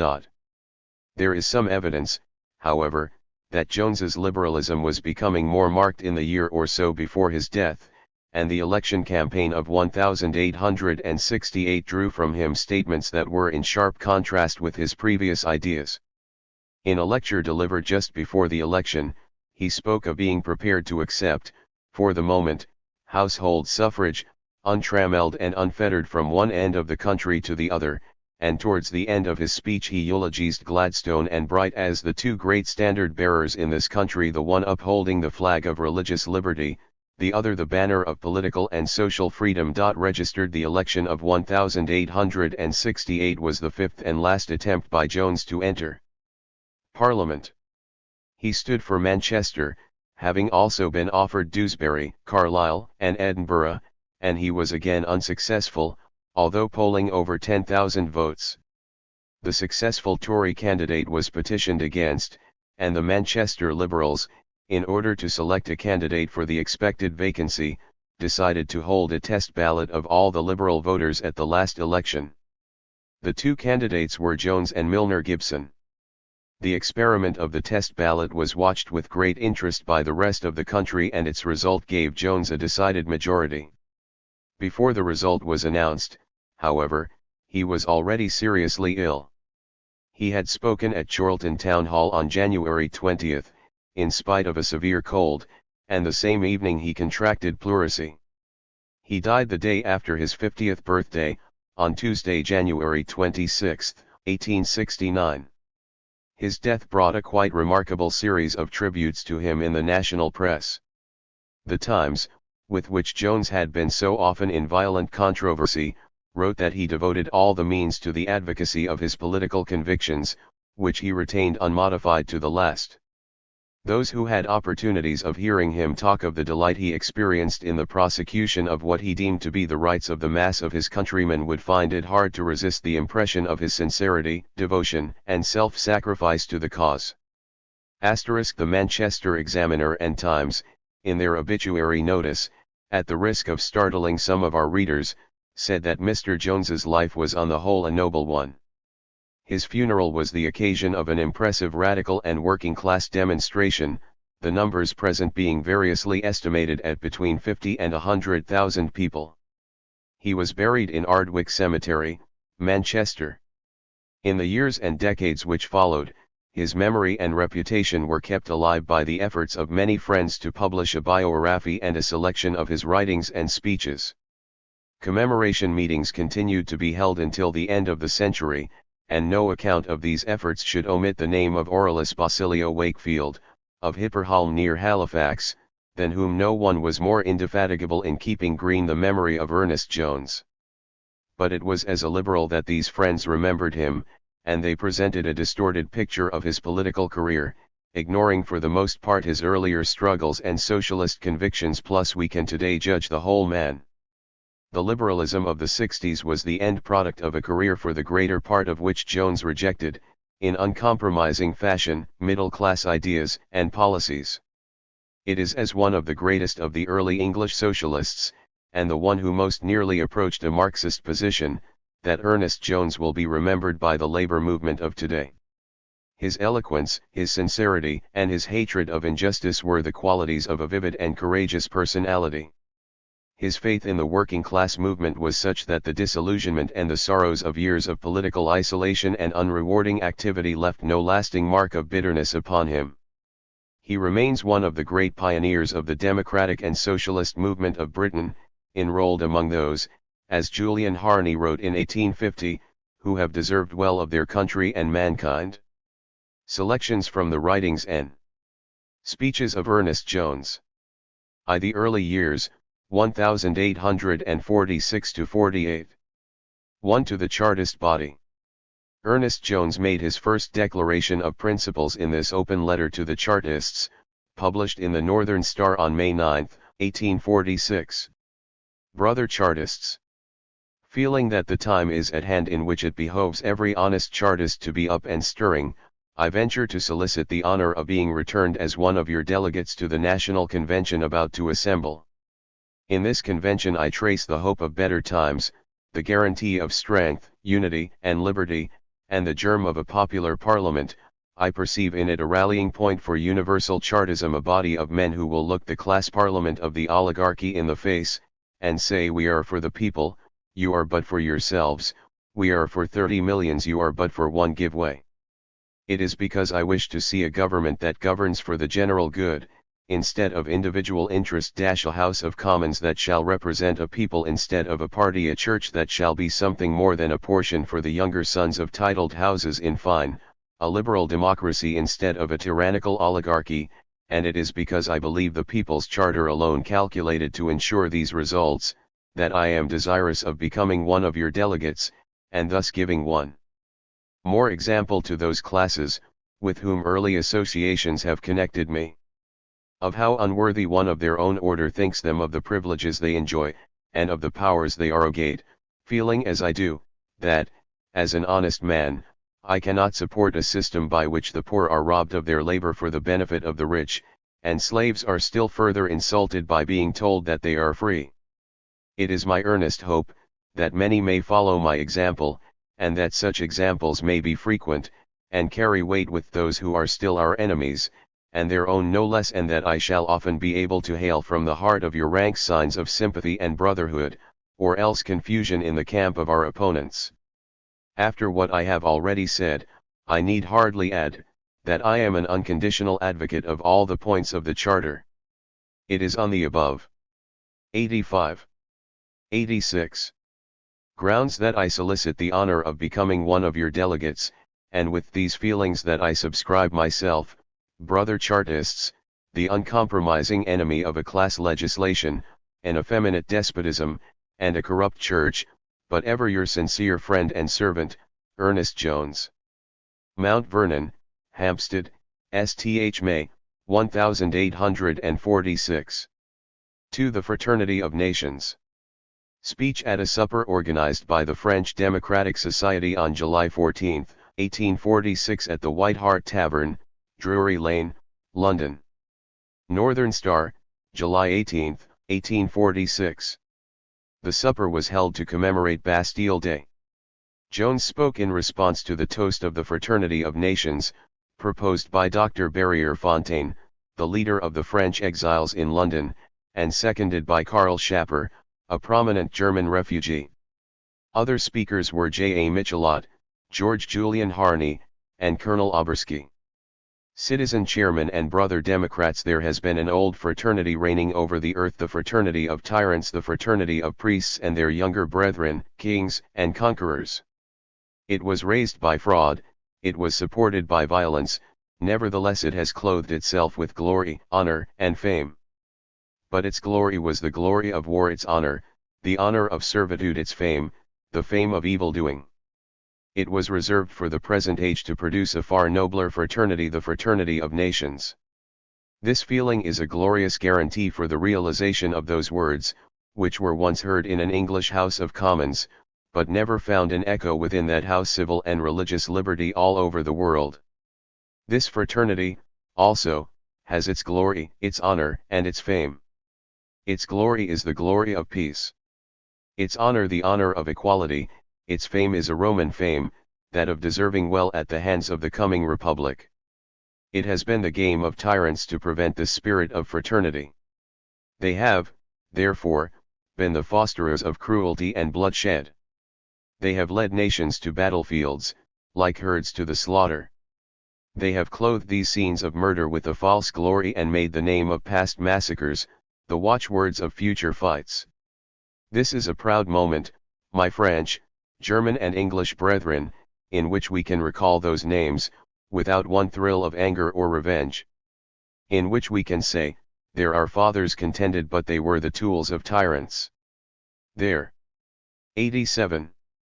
Great battles were fought, but they were battles of tyranny. We will have no more such battles, and if kings are determined to quarrel, let them fight their battles out themselves, while we look on and laugh at their folly. They shall not have the strength of our arms, the blood of our hearts, and the freedom of our spirits. Well may their robes be dyed of the purple color of blood. For bloodshed they raised their slaves, from bloodshed sprung nobility. Even now, in Germany, the Schwertadel, or sword-created aristocracy, ranks above the patrician. Their mottos sound of the battlefield. Their blazons reek of the slaughter. The aristocracies of Europe are the remaining type of the royal foundry from which issued the statutes of our slavery. The French Revolution has taught kings a lesson, though as well as nations, they now know that the old game of war will do no longer. They know, that if they once raise the nations up in arms, those arms will not be wielded as of old. The people will use them in their own defense, not in that of their tyrants for their own rights, not turn them suicidally against their own hearts. Thence, governments study peace. Thence monarchs intermarry their families. The Tsar of Russia weds a Prussian princess, and allies his children with German houses, that there may be peace. Peace will be because the nations will have peace, not because their rulers intermarry, and grow most plentiful in this generation. Governments would make every man look on his neighbor as a foe. We teach him to look on every stranger as a brother. Ah! Those tyrants are but short-sighted fools. Can they stop the progress of enlightenment? Arrest the invisible mind? Or place barriers across the road before the march of intellect? Finally, they called Rechtsakron to their aid. That, which ought to unite mankind, they used to sever them. They fostered especially religious wars, because they knew them to be the most implacable. They have made state religions, Act of Parliament religions, the more to estrange nations from each other. And even now, when we see through their hearts like glass, there actually are people who say the feeling for that, which they call religion, is on the increase.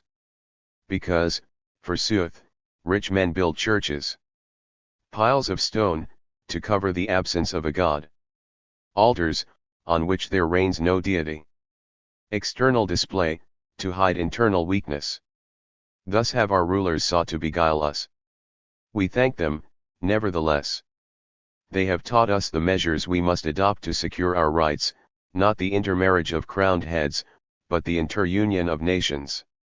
Not battles, but meetings. Not ambassadorial notes, but fraternal addresses. The people of earth are stirring. They must be stirring, or tyrants would not have been forced to abandon their old game of war. Yes. Great spirits have been abroad, the apostles. 88. Of liberty have gone from land to land, and the seeds they have sown are fast ripening to the harvest, a harvest we yet shall live to reap. Can the French be slaves, while the accents of Voltaire and Mirabeau yet vibrate on the ear of time? Can the Germans be serfs, while the songs of Heine and Riechert, of Freilagrath and Herweg, are ringing from the Rhine and the Vistula? Can the English be tame and servile, while an echo lives for the words of a Paine, and a Howitt is yet writing for the people? No. My friends. We, here assembled, we fraternal Democrats, few though we may be, we are the advanced guard of an army, the great army of the nations, that shall march over the earth from all its breadths and ends, destroying the strongholds of despotism, the temples of fraud, and the palaces of corruption, and silencing the voice of discord in the grave of tyranny. 3. Speech on Blackstone Edge. Speech at a demonstration of Yorkshire and Lancashire Chartists on Blackstone Edge on Sunday, August 2, 1846. Northern Star, August 8, 1846. This was the first occasion Jones had spoken in the North. Ben Rushton, the veteran Halifax radical, was in the chair. Fergus O'Connor and Dr. McDowell were the other main speakers. What is it that we want? Is it something so unreasonable? It is mercy at the hands of monopoly, justice at the hands of power, and our own at the hands of luxurious rapacity. On what grounds, I say, do they oppose us? They say we are too ignorant to enjoy the franchise, we, ourselves, do not know what we want, we are no judges of what would be good for us.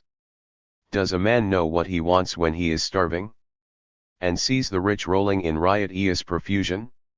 He'll tell you he wants food, but then, they say that's all his folly, it's the workhouse that he wants. Does a man know what he wants when he is sinking with overwork, that the wealthy may enjoy their sumptuous indolence? He'll tell you he wants some hours of rest, but then, they say that's idleness and crime.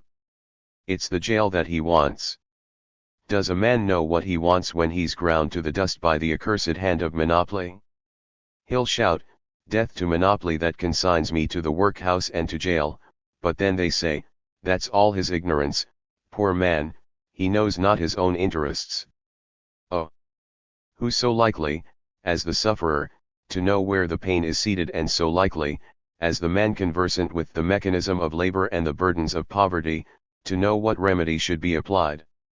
We are too ignorant. so ignorant, that with all their wisdom, they can deceive us no longer.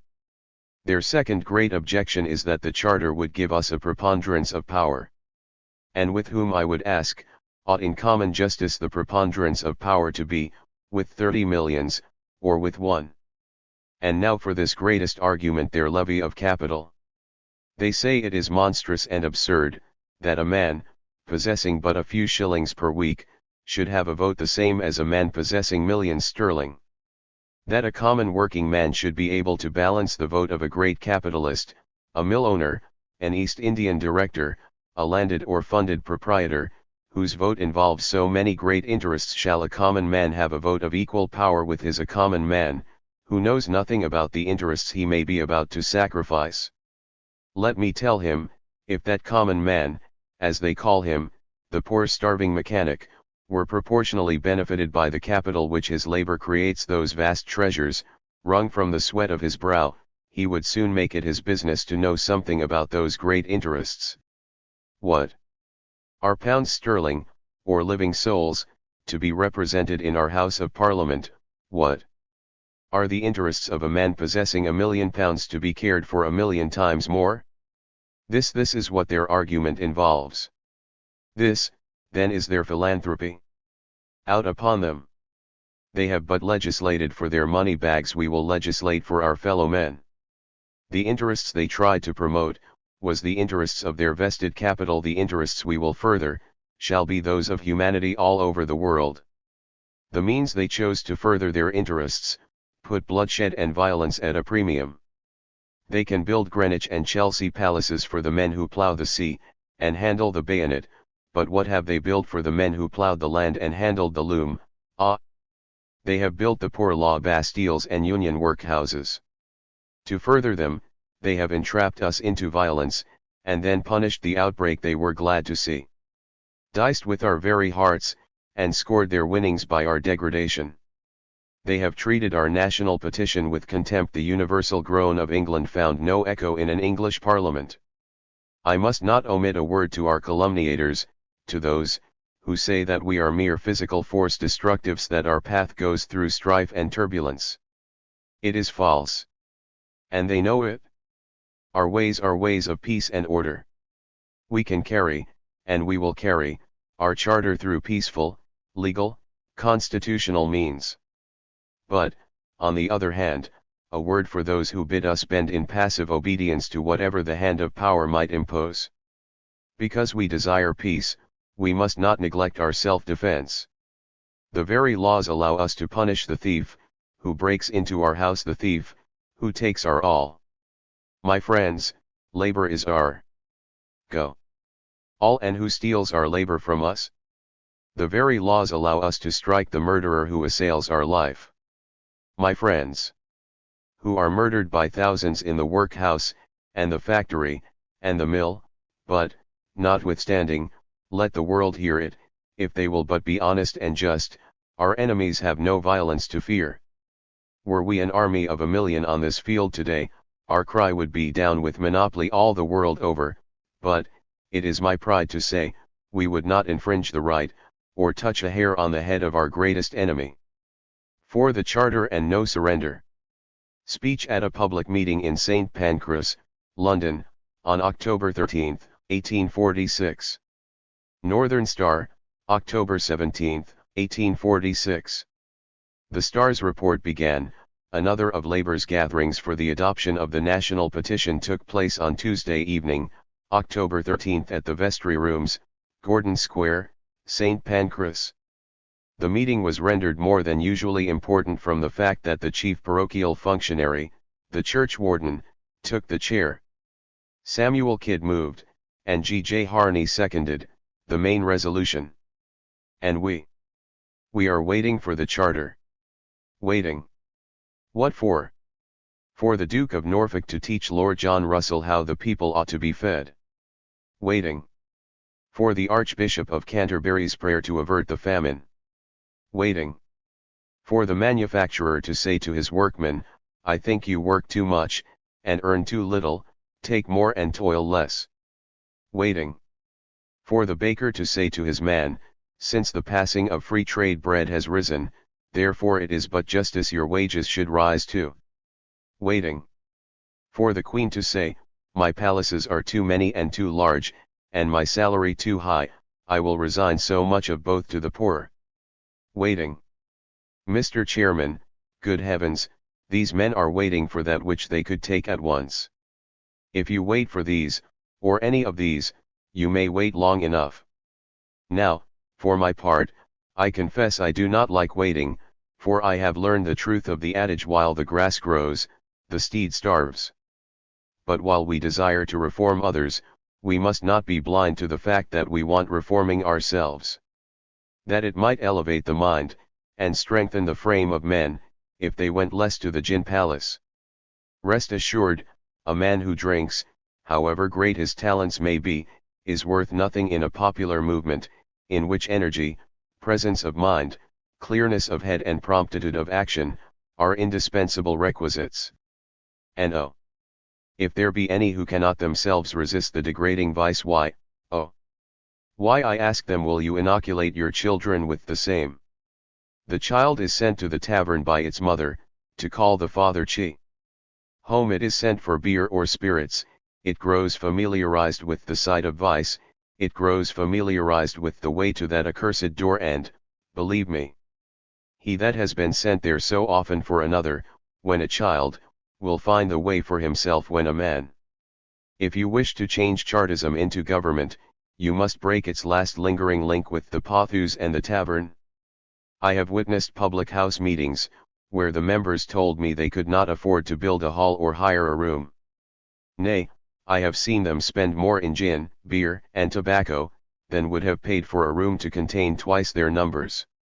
Again, we must quench envy, petty jealousies, and dissension. I believe this is well nigh banished from within our ranks, but the temper comes from without. Fresh attempts are being made to disunite you. As we have been lately told, the separation cry of church and state is being raised under the name of religious liberty. Give us religious liberty, as well as every other, but do not give us religious liberty alone. Will religious liberty give you a leg of mutton on your spits, or a coat on your backs? Will religious liberty give you a vote? Will religious liberty cut down the pension list or the civil list? Will religious liberty do away with the House of Lords? Will religious liberty abolish a standing army? Will religious liberty throw open the parks to culture and pass the plough through the preserves? Will religious liberty give you the land? Then let us have that thing first, which gives us these. Meanwhile we will keep religious liberty safe and alive within our hearts and brains. They have seized upon that one of our requirements to disunite and disarm us, which was just the very one that would not injure them nor benefit us. No. We want social and political liberty as well, and then we will take good care religious liberty shall not be far off. And we can coin it all, for to parody the old national distich, Chartists no wily foe shall rue, if Chartists to themselves keep true.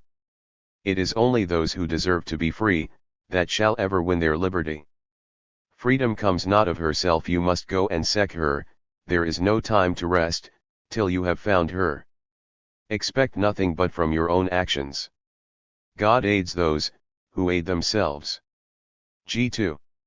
5 Annual Banquet of the German Democratic Society for the Education of the Working Classes. Speech at the Annual Banquet of the German Democratic Society for the Education of the Working Classes held on February 8, 1847. Northern Star, February 13, 1847. This German Workers' Education Society was founded in 1840 by a group of German refugees in London, of whom the most prominent were Karl Schapper, Heinrich Bauer, and Joseph Moll. All three had been members of the League of the Just, which had taken part in Blanquy's Rising in Paris in 1839. The society was active throughout the 1840s, and workers of other nationalities, including English Chartists, joined it. George Julian Harney and Ernest Jones were both members at the time the speech, reprinted below, was delivered. Karl Schapper was in the chair. The meeting place of the society, in the rear of the White Hart Tavern, Drury Lane, was described in the same issue of the Star as a large and splendid room, having a raised roof, decorated with beautiful arabesque ornaments, composed of graceful scrolls, figures, and flowers, associated with medallion portraits of Shakespeare, Schiller, Mozart, and Albert Dürer.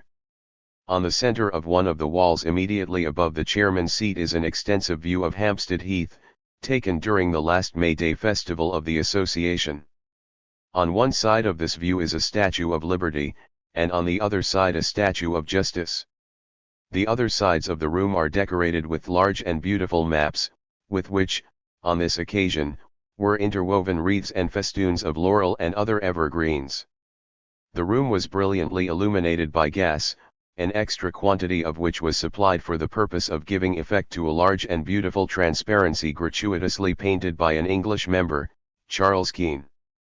The painting represented a full-length female figure, combining the attributes of liberty and equality, trampling under her feet the hydra of corruption, and holding aloft le bonnet rouge, the rallying sign of awakening nations. In the background war and tyranny are represented as fading away beneath the influence of the rising sun of liberty, which lights up the happy homes of the emancipated millions. The whole is surrounded by a golden wreath of oak leaves and acorns, with which is entwined a riband, bearing the society's motto, "All men are brethren," in 12 different languages: German, English, French, Swedish, Danish, Dutch, Italian, Greek, Spanish, Polish, Hungarian, and Russian. Kremise and Chairman and Brother Democrats. When we recollect that the time was, and not long ago, in which a Frenchman could not walk the streets of London without men calling after him, "There goes a French frog," or an Englishman the streets of Paris, without being greeted as an English beefsteak. When his appellation in Berlin or Vienna was a Verrichter Englander, when we remember that a celebrated Italian author, Goldoni, ridiculed him in one of his plays as Milord Round-o' Beef, and a Frenchman satirized him as Milord Goddam, when we think that bloody battles were the upholders of these prejudices, and that Rossbach, Fontenay, and Waterloo, the shame of humanity, were the glories and the results of kingcraft, recollecting these things, I say, we can but feel a proud hope, in seeing here united 93 members of those different countries, banded for the cause of democracy, who, a few years back would have been cutting each other's throats in the cause of kings. It needs, indeed, no braver argument to prove how superior democracy is to monarchy, since democracy is destroying the ignorant prejudices that monarchy created and bandaging the wounds of nations with the bands of fraternity. We are met here on a convivial occasion, but not on a convivial one alone. It is a solemn, though a joyous meeting. Every glass is a health to equality, and as cabinet measures are concocted at cabinet dinners, be our resolves strengthened tonight on this festive occasion, to save ourselves from the clutch of privilege, since its measures only tend to fill the measure of endurance. What do we demand? That which we can obtain. We demand fair distribution of earth's wealth for all.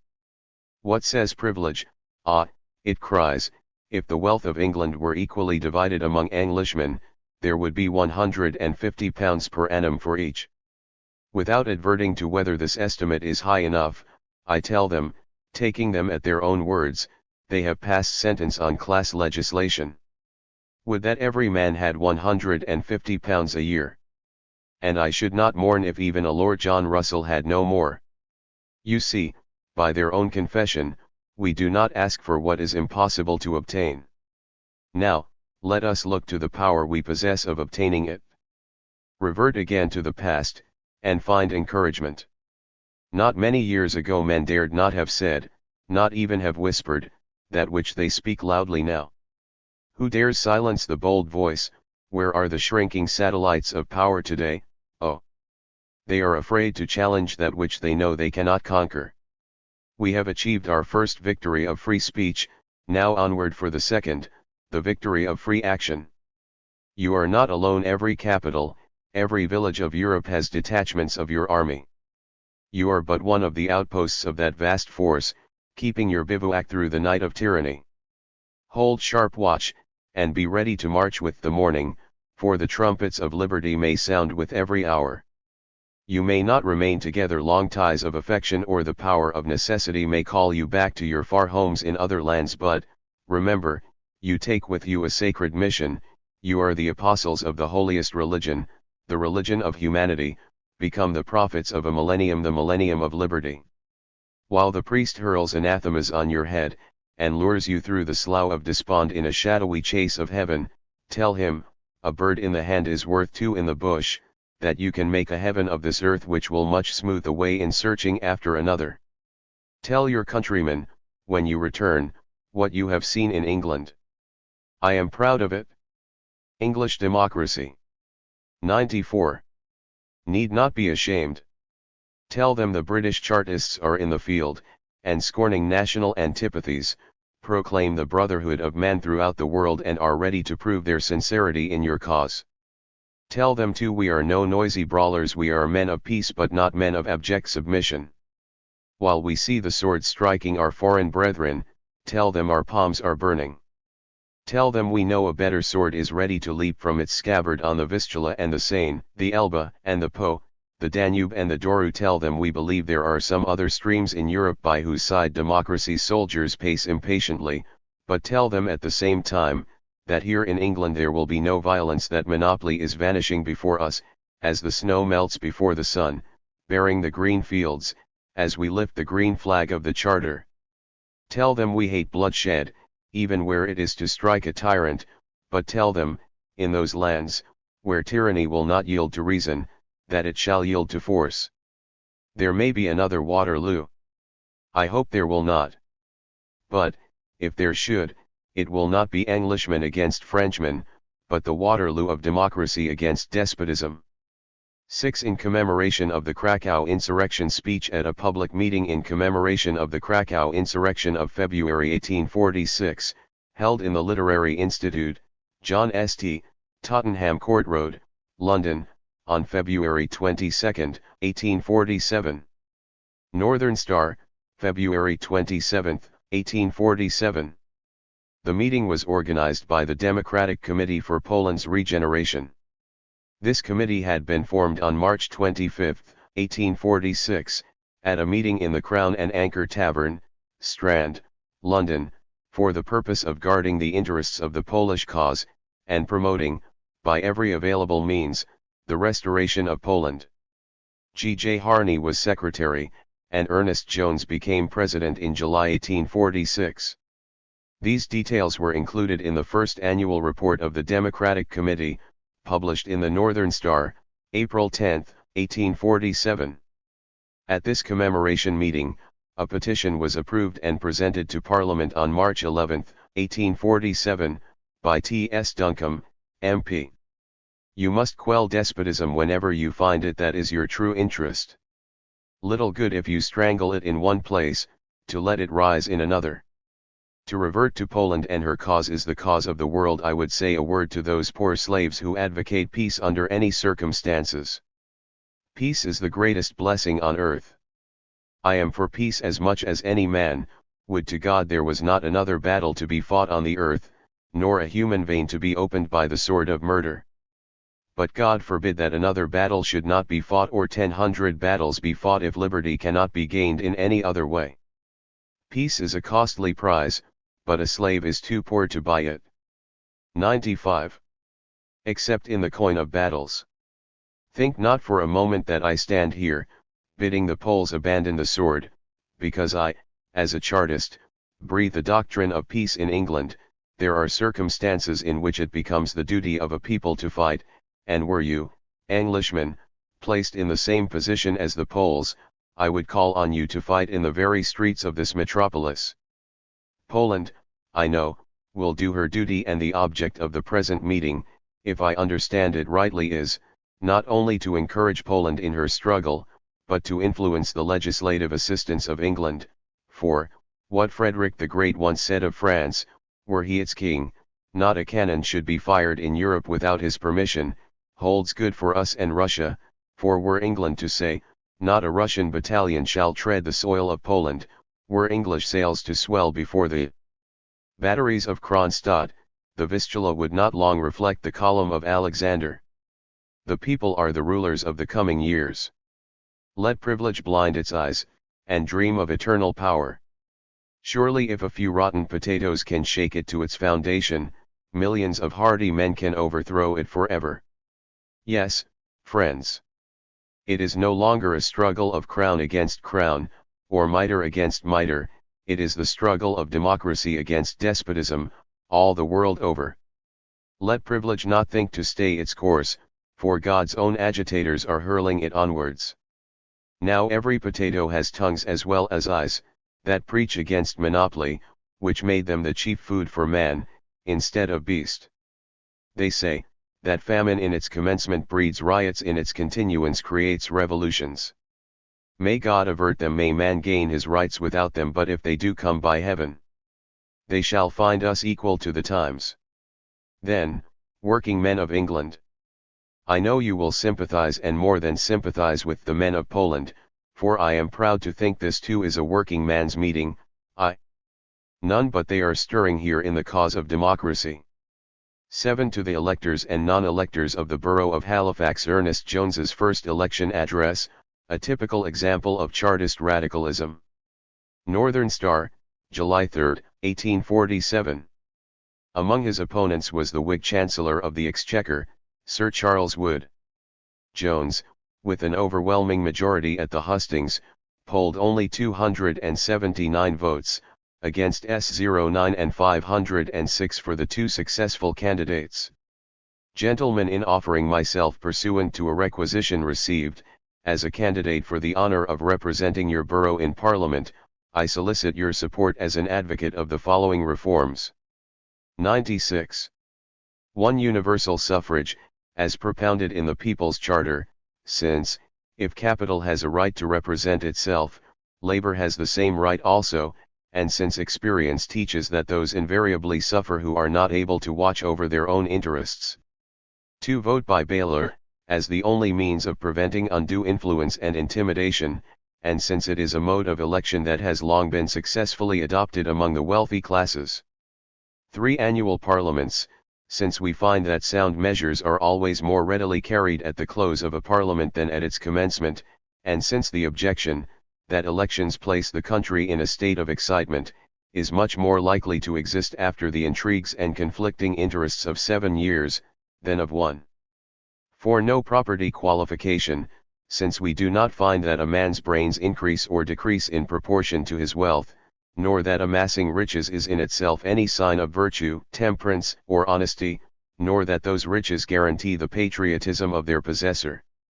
5. Payment of members, as the laborer is worthy of his hire, as, without it, the better man may be excluded by poverty from serving his country, as those who serve gratuitously are more likely to be bought by ministers, and as members of Parliament should be the servants and not the masters of the people.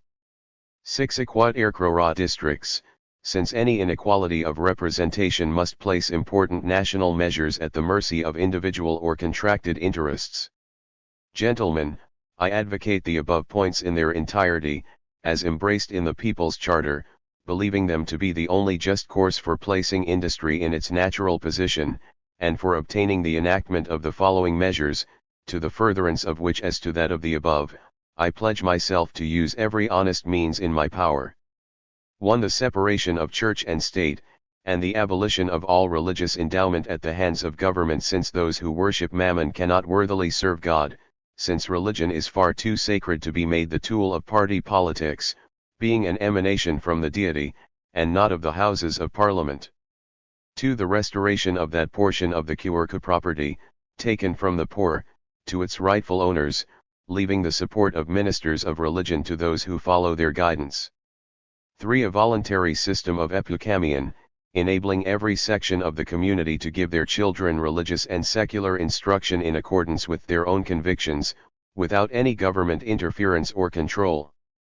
4. The abolition of capital punishments, since the respite 97 between condemnation and execution does not afford the opportunity for true repentance, and since a sanguinary law exercises an injurious effect, by familiarizing the popular mind with acts of cruelty. 5. The abolition of the new poor law, and the establishment of a system of relief and remuneration in accordance with the spirit of Christianity and justice. 6. The repeal of the laws of primogeniture and entail, since these laws tend to lock up the land in the hands of a few, and keep a body of political tools at the beck of government in the pauper sons of titled houses. 7. The repeal of the game laws, since, as game is kept at the expense of all, it ought not to be exclusively enjoyed by the few. 8. A system of direct taxation, and no secret service money, since where money is honestly spent, no one need be ashamed to own how it has been applied. 9. An extension of the small proprietary system, by means of the government support, for reclaiming waste land, and the purchase of land for the people. 10. A consistent development of the principle of fresh trappage, by a repeal of the navigation laws, and other monopolies pressing on the mechanical and agricultural industry of the country. Gentlemen, I have but to add in conclusion that, if returned, I shall lend my support to these measures, facilitating, by railroads and cheap postage, the means of easy and rapid transmission and intercourse, that I shall oppose all foreign wars, not rendered necessary for self-defense, or the purposes of humanity, and that I shall feel it my duty annually to present myself before the inhabitants of your borough, in public meeting assembled, and there to resign my trust into their hands, should such be the will of the majority. I remain, gentlemen, yours very faithfully, Ernest Jones. London, June 1847. 8. On Moral and Physical Force speech at a public meeting in the Literary Institute, John St. London, on March 28, 1848. Northern Star, April 1, 1848. The Chartist convention opened a week later on Tuesday, April 4, and the whole movement was debating vigorously the question of physical and moral force. In the speech given below, Jones was answering the moral force arguments of William Dixon, of Manchester. Tuesday, people are marching on the high road to progression, but across the way class rule has built a cold stony wall of monopolies. 7. 98. Now then, let the people stand before it and think. Let them look at it, and say in their minds, you naughty wall, you ought to be lying low, why don't you tumble down? Do you think that will clear the road? No. But if their power of mind tells them to take a pickaxe, and a mallet and crowbar and beat the rotten barrier to atoms, then the highway to liberty will soon be clear. Because I advocate a physical organization, I do not advise a physical outbreak. I advise it that we may be prepared against a physical attack on the part of government. Surely, if you are men of peace, the mere possession of strength don't make you kick up a row. Because there is power in your arm, you wouldn't knock the first man down you meet, but it is as well to have that power if he strikes you. Well, then, therefore I advocate organization. Without it, a people is a mob, but with it, it becomes an army. I trust and believe not a blow need be struck in England. I believe it, because government are so contemptibly weak. But should all moral means prove of no avail, then you will have made up your minds what to do. I believe that in such moments physical force comes like an electric shock that it requires no telling. I would not give a straw for a movement created solely by a few leaders. It must be indigenous, racy of the people's hearts, but it is the duty of all good men to prepare the soil for its reception, to lay the wires, so that when the electric fire flashes from high heaven, it may not be lost in an unmeaning tumult, but, guided by the links of organization, strike home to its goal. I advise a physical organization, because I know what the people are determined to do, should moral means fail. If, then, they are compelled to have recourse to extreme measures at last, is it not necessary that we must be prepared for them? A pretty business it would be, when driven to that extreme, to find ourselves unprepared. Now, then, is the time to prepare. It is too late in the 11th hour, when oligarchy may have surrounded us on all sides, and organization be rendered impossible. I believe the people are prepared to pronounce the mighty fiat, to ring the inevitable knell of slavery. Issued be a guilty man, did I say so without well-grounded conviction. For the evil that might come, I should be in part responsible. The widow and the orphan would have a right to curse me, but, before heaven, I believe that we stand upon the threshold of our rights, one step, were it even with an iron heel, and they are ours, I conscientiously believe the people are prepared to claim the charter, then I say, take it and God defend the right. No more martyrs, no more hecatombs offered to Mammon. Every year, every day brings its fresh victims, claims its social martyrs. Why should they perish, when you can prevent it? Why should you suffer 1 hour longer than you need? Do not think. 99. I speak in intemperate zeal. I have well weighed our position. Rashness is one thing, cowardice another. I do not say our leaders should raise a false excitement, but they should not damp a fine enthusiasm. That is not the way to take a fine army into the fields, their generals saying, I am afraid of the enemy. I think you are no match for him. There he is, but I think you had better turn round and sneak away. No, friends, we'll steer the right course. We won't be intemperate and hot-headed, but we will be determined. We'll respect the law, if the lawmakers respect us. If they don't, France is a republic. 9. Soldier and citizen. To the oppressed of either class, an open letter published in the Northern Star, April 1, 1848. As the son of an army officer, Jones was very much aware of the soldiers' problems, but the particular significance of this letter is that it was published at a time when new struggles were preparing, and when the use of troops against the working class movement could be expected. The problem was stated more directly in the next issue of the Star, when a letter from John H. Mackay, an old campaigner, made a vigorous appeal to the soldiers not to allow themselves to be used against the people's movement. The letter ended, "Comrades, let me impress upon your minds that the death knell of despotism is sounding on the continent, and soon you shall hear it resounding through these isles. Then, comrades, when you shall see the toiling millions assembled in their might, when they shall rise en masse and steadily demand their undoubted birthright freedom, then shall you prove to the world, that you are truly worthy of being called defenders of your country, to the dismay of the tyrant and the oppressor. Friends, the essence of class government is exclusiveness. That of popular legislation is fraternity. True to their instincts, the governing classes have divided the population into castes and sects, the smallest being always the most devoted to their interests. Between these, individual pride and mutual jealousy have been engendered, each seeking to obtain a larger share of privilege than the other. Privilege is in the gift of government, therefore each crawls more abjectly than his neighbor to the footstool of power, asking for an advantage over those less forward. Government thus pulls the leading strings of its political puppets, playing a few off against the rest, and as long as it can maintain invidious distinctions, so long will it have the bayonet of one Englishman against the breast of another, and be able to stop a people on the highway of progression, crying, "Stand and deliver, poor rates and taxes." Be it ours to break through these barriers of exclusiveness, to unlink the chains of prejudice and inculcate the truth that all men are brethren, but not in the government sense of the word, which divides. 00. Mankind into its chosen Cains, commissioned to strike down peaceful Abels when they are worshipping at the altar of liberty. As it has wisely been the endeavor of democracy, not only to obtain sufficient power to change a bad system, but also to prepare the public mind thus that it shall be able to substitute a good one in its stead, so it must further be our duty to show to all sections of the community, how their just interests are identical with those of the working classes, and how the people are in truth prepared to act up to their expressions of fraternity, by alleviating the position of those whom faction has but too often placed in antagonism with their brethren.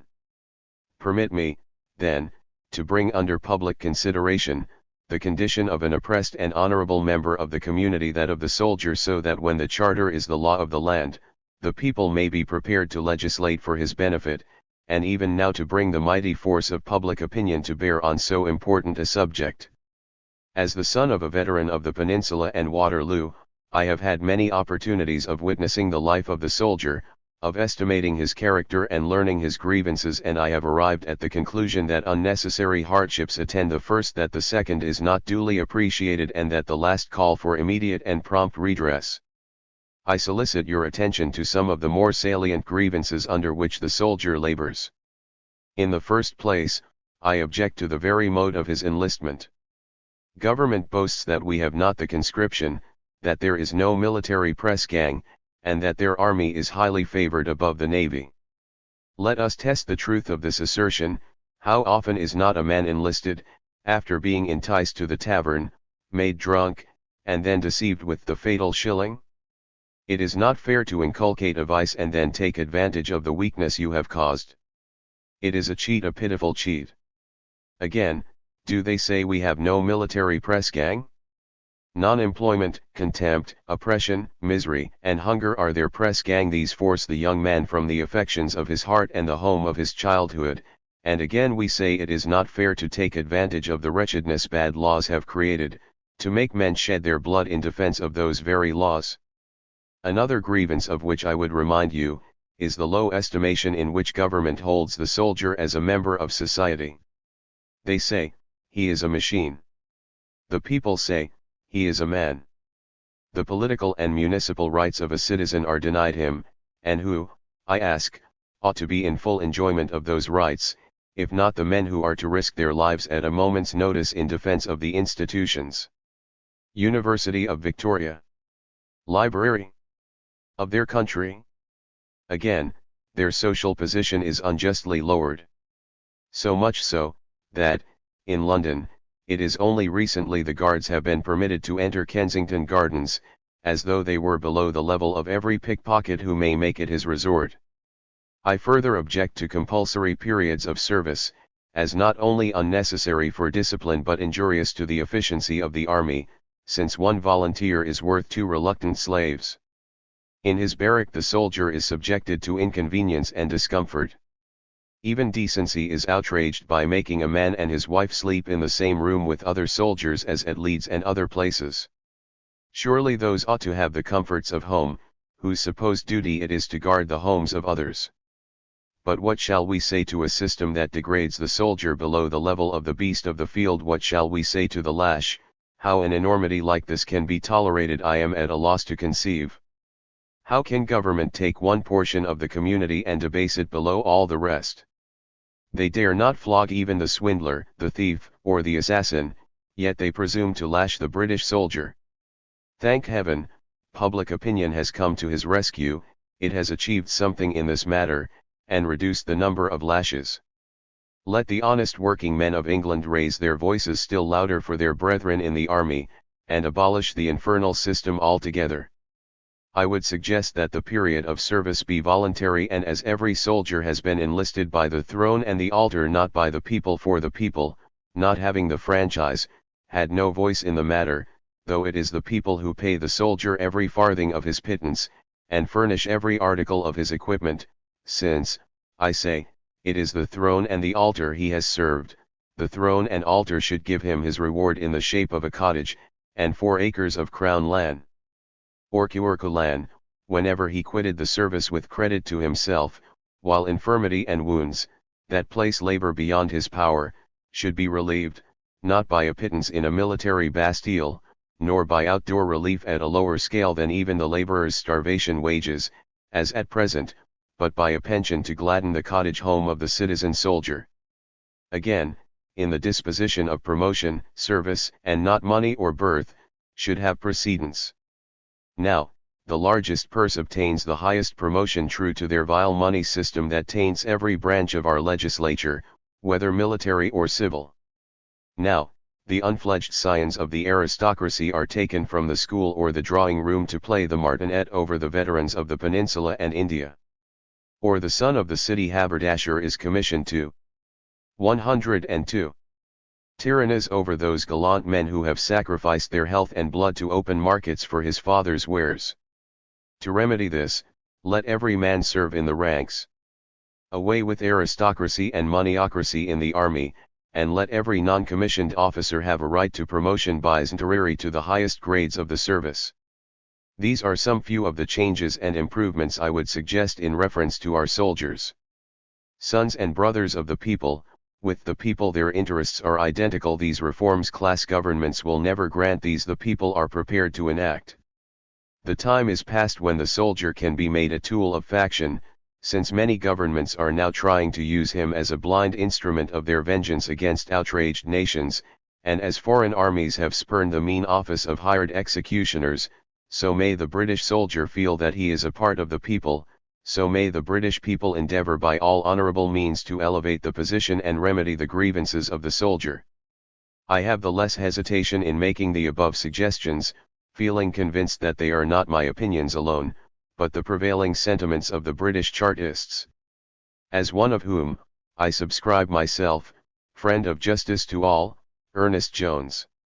10. The Green Flag over Downing Street speech at an open-air meeting on Sunday, June 4, 1848 in the Bishop Bonner's Fields, London. Northern Star, June 10, 1848. This was the speech for which Jones was arrested 2 days later and sentenced to 2 years' imprisonment. In the same issue of the Star is the report of the preliminary examination by the Bow St. magistrate who committed him for trial. After hearing the transcription of his speech by the shorthand reporter who had taken it down at the Sunday meeting, the magistrate inquired of Jones if he had any questions to ask the reporter, and Jones replied, "None whatever. I can only compliment that gentleman upon the accuracy of his report of my speech. It is a true report of the sentiments I then and there expressed, and of the sentiments I still entertain, believing them to be the sentiments of justice and truth. Mr. Chairman, and men of Tower Hamlets, in the first place I have to apologize to you for not having been here sooner, but a man cannot be in 2 places at the same time. There was a meeting convened for Irongate Wharf, Paddington, and the police I understood had forbidden that meeting taking place.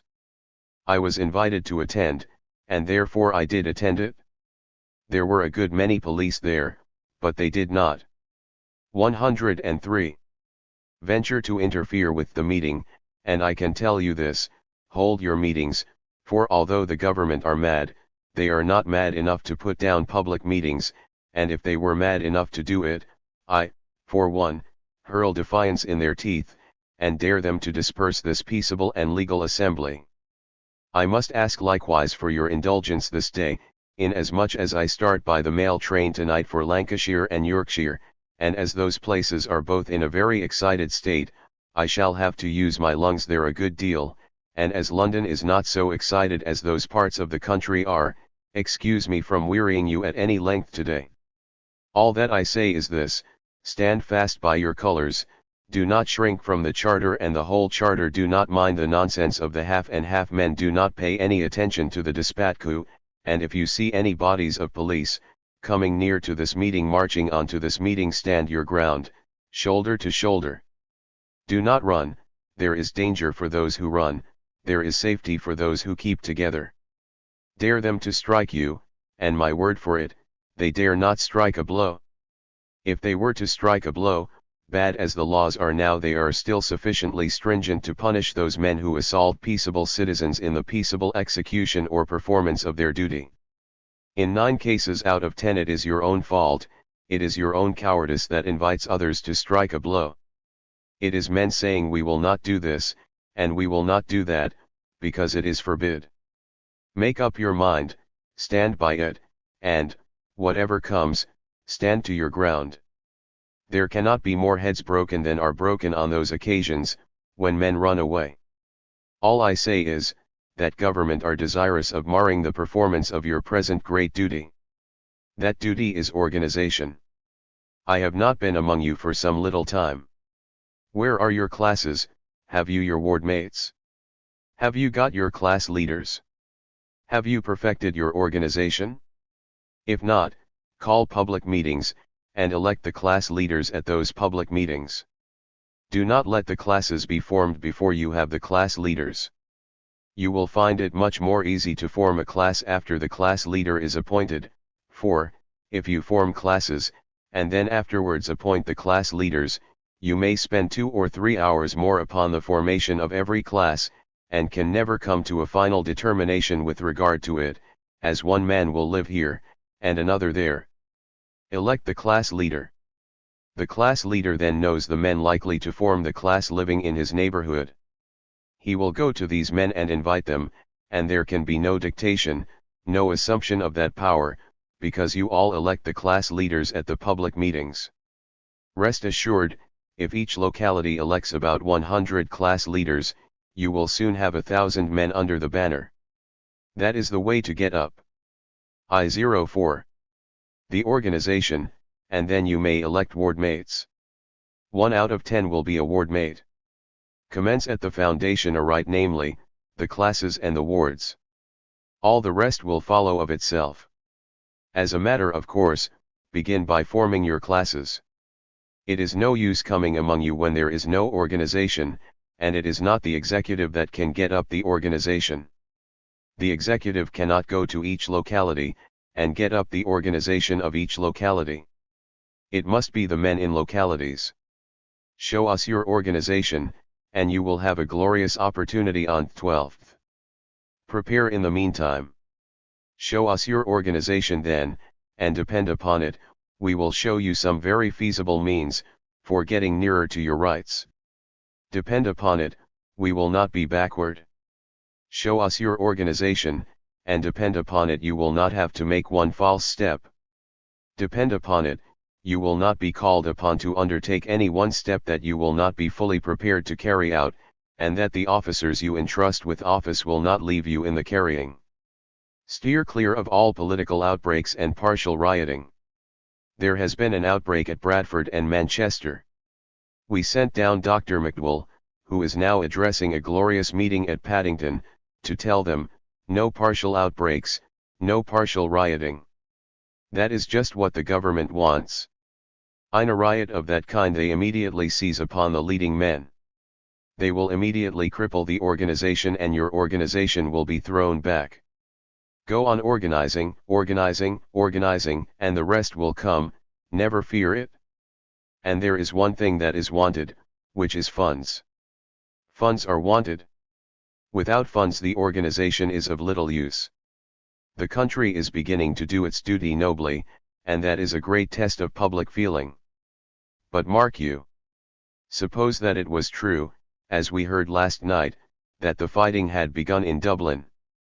Suppose that it was true, as we heard last night, that the government had ordered the daily papers not to say one word of insurrectionary news from Dublin, so that this country is kept in the dark about it. Suppose that it should be necessary that we should send a man over to see with his own eyes, and to hear with his own ears, and then bid defiance to the lying press. Suppose that all this should be necessary, and suppose that we had not got the money to send that man over. See what danger the movement runs. See how the movement might be thrown back, and injured from the mere circumstance of not having a few paltry pounds, wherewith to pay a trusty messenger to ratify the bond of union, between us and the Irish people. Union, I say, of sentiment, union of democracy, but separation from a yoke which binds the one nation to the thraldom of the other. I say you must excuse me if I do not underscore you at a great length, as I am about to start tonight by the mail train. 105. Rest assured that I will be struggling in your cause in Bradford, in Halifax, in Manchester, and in the other places where storm and turbulence are now going on. Rest assured that I shall not preach a miserable, namby-pamby doctrine of non-resistance and passive obedience. But at the same time I shall preach a doctrine of manly firmness and not hot-headed impetuosity. If you mean to do anything, see well first if you have the power to do it, and then, having made up your mind, do not let even death itself prevent you from carrying it into effect. Only preparation, only organization is wanted, and the green flag shall float over Downing Street, and St. Stephen's. Only energy is wanted, only determination, and what will be the result? Why? That John Mitchell, and John Frost will be brought back, and Sir George Grey, and Lord John Russell will be sent to change places with them. T.I. to the Chartists. An open letter to the Chartists, written during the interval between his arrest on June 6, and the opening of his trial on July 10, 1848. Northern Star, July 1, 1848.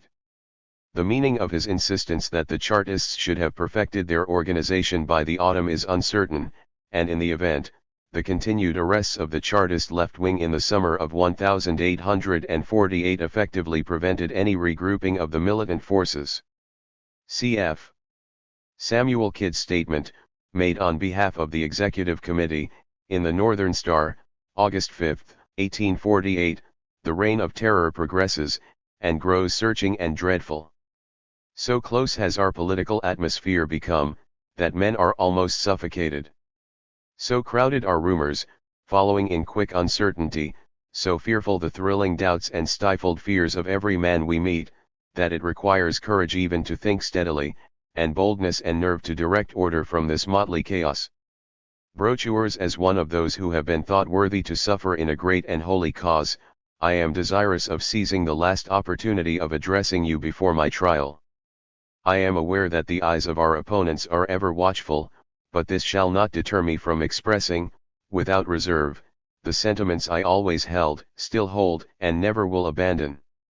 The aristocracy of money and land are now engaged in their last struggles against the middle and working classes, the capitalist and landowner against the shopkeeper, farmer, and working man. The middle class are lending themselves blindly, as instruments to government, in crushing us, as blindly as the rural communes marched on Paris to assist the Republican despots against the Republican Democrats. But the time is rapidly, very rapidly, approaching when the democracy of the middle class will join the working classes, and that very middle class will imbue the Chartists with the spirit of republicanism. 106. Meanwhile, Chartists, what is your duty? It is to organize. I tell you we are on the very verge of triumph.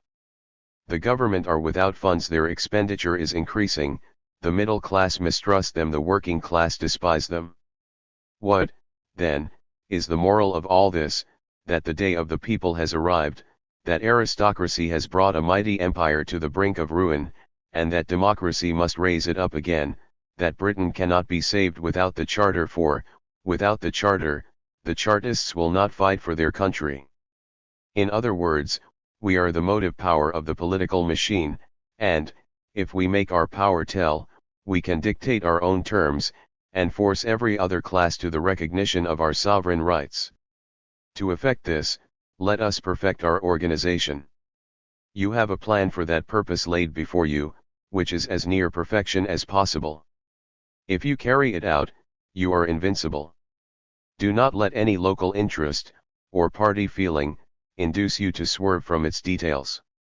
Once organized, fully organized according to that plan, you can step forward in the political arena and command all classes.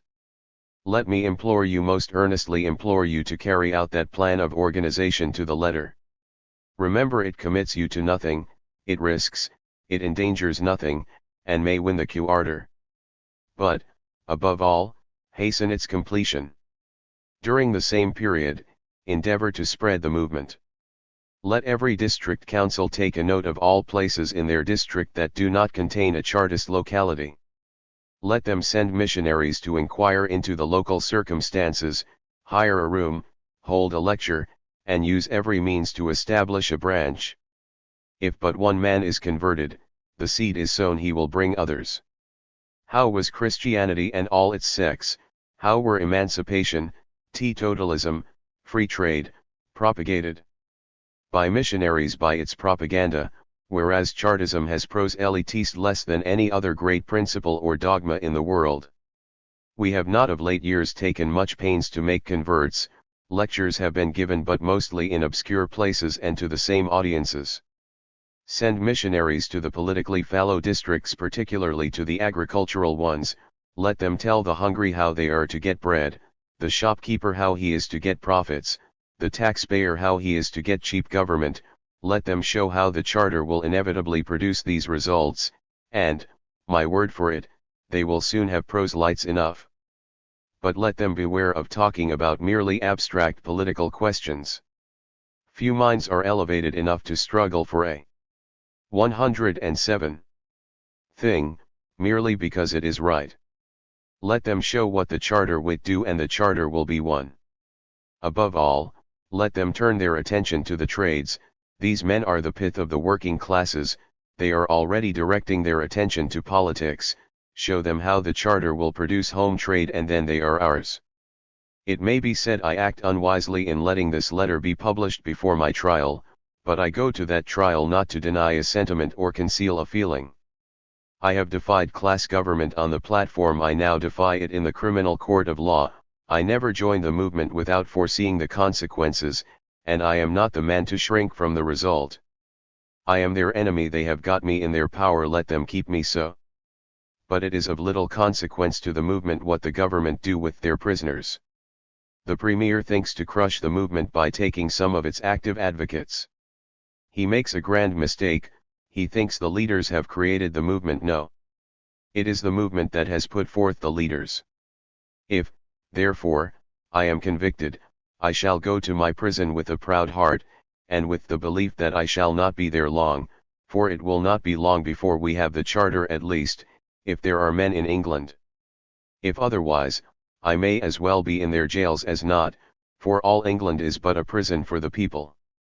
Meanwhile, let me exhort you, if you really wish to have the Charter, not to relax in your agitation.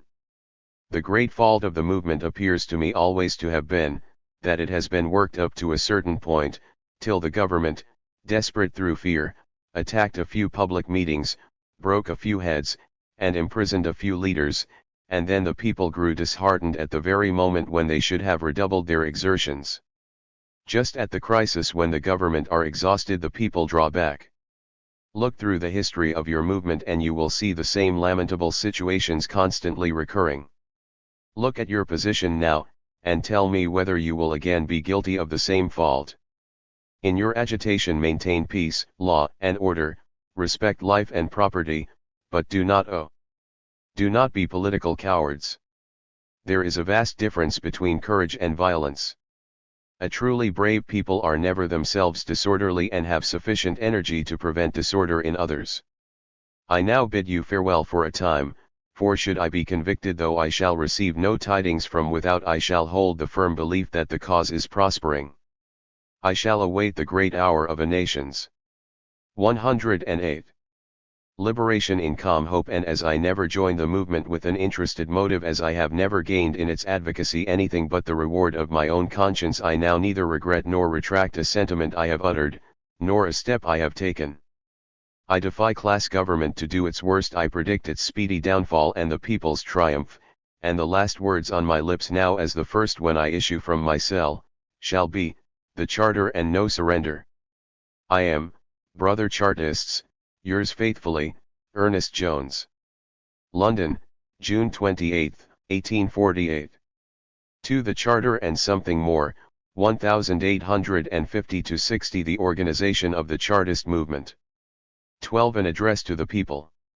An open letter to the Chartists. Northern Star, August 10, 1850. This was one of Jones's first statements of policy after his release from prison on July 9, and is important, inter alia, for his analysis of the events of 1848. Fellow countrymen, when a man stands forward as an advocate of a popular principle, the public has a right to know upon what views he means to base that advocacy, and what cause, however humble, he intends to pursue.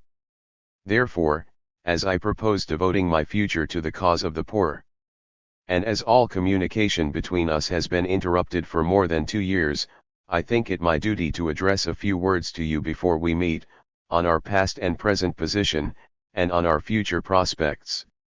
In the spring of 1848 the democratic movement assumed an astonishing rapidity. Never was a time of greater promise, never was a development of greater power. The middle class were ready to make concessions, the governing faction were paralysed into inactivity, and yet the people were frustrated, not by the hands of the Whig oligarchy, but by their own. The source of that event was party bickering and personal contention. The National Convention was called for the purpose of presenting the national petition, its dignity was insulted, but its mission was fulfilled, as far as lay in its power. On the express understanding that it was not a sufficient representation of the national will in reference to further measures, for the carrying out of which it was not commissioned, by its last act it convened a larger and more authoritative assembly. It was now that intestine discord arose, the movement stood in a proud position on the last day of the National Convention, it was strong and united within itself, and, so long, no hostile power dared assail it. It was inviolable, because of that strength and union. The very fact of the fortifications in the metropolis, of the artillery, cuirassiers, and infantry, of the yeomanry and armed police, of the almost ceaseless cabinet councils, of the arming of the aristocratic portion of the middle class, headed by the aristocrats of the courtly precincts of West London, of the marshalling of those working men as constables, whom fear of leaving their employment had coerced into an outward semblance of support, but could not mold into an efficient sympathy. And all this against an unarmed 109. I1 peaceful and legal assembly of the people, intending no violence, and demanding constitutional rights by constitutional means, was a homage paid to our power, and a tacit admission on the part of the governing faction, that the bulk of the popular feeling was against them. Well might the Attorney General say at my trial that, we had caused them many a sleepless night. But when division and discord had been seen among our ranks, when a separation had taken place between moral force men and physical force men, when the breach grew wider every day, when, out of 2 delegates summoned only 60 came to the assembly, when its hall was made the arena for personal contention, when some of those who aspired to reform the laws of their country, actually began to discuss whether their doing so was, or was not, illegal, when, in the acrimony of debate, some of the rival speakers accused the Chartist body of weakness, and, in the very presence of the government reporters and spies, anatomized its every foible, in order to strengthen their own position, nay. When the people, paralysed by the contention of the rival principles, and led from the main question by their abstract theories, ceased to uphold the assembly from without, when, even the money for its support became deficient. Then the Whig faction saw it was the hour to strike. It said, "They are fighting among themselves, they will not have time to parry our blows, now crush them." But, I ask you, had that assembly met in its full numbers, had the working classes poured up the voice of their sympathy from far and near, had they withheld from the gin palace the money that would have given vigor to their democratic Senate, had that Senate have united within itself, had it but acted up to its motto of carrying out measures, instead of quarreling about men, and discussing about vague theories, had the stream of popular feeling, and the enunciation of popular will been manifested, day by day, from hundreds of gatherings, had every town marshalled its thousands from one end of Britain to the other, all lifting the same cry and tending to the same object, had they all pronounced the inviolability of their representatives, and the determination to uphold their cause. Had they arrayed this peaceful phalanx of unarmed petitioners in the presence of bankrupt trade and of paralysed speculation, then, I ask you, would the usurping faction have dared to strike as, or, would not their blows have recoiled upon themselves, or, could more have been plunged into prisons under that course, than have been tortured under the course pursued? But, in the face of Europe, in the face of the revolutionary world of '48, in the face of the English people, to whom every day would have brought fresh strength, every hour have added new recruits, where 3 is the hand that would have dared to assail us, while we maintained the attitude of peace, though we displayed the attributes of power? The answer is given by the inviolability of the convention, the language of which was far stronger than that of the assembly, while the fear of the cabinet was greater, as proved by their armed panic during its continuance. And what do you suppose would have been the result of the struggle? Would not that middle class that saw the need for mock concession in the hour of our weakness, have been doubly forced in sincerity in the time of our strength? Would not that cabinet, that ever panders to the force of power, but insolently spurns the petition of the humble, have been glad to compromise for its existence by the recognition of our rights? The means, the material, the plan was there once more, they are ready to our hands, let them not be again misused. It appears to me to have become the fashion to run down the public position assumed by the majorities in the convention and the assembly. I refuse to join in the outcry.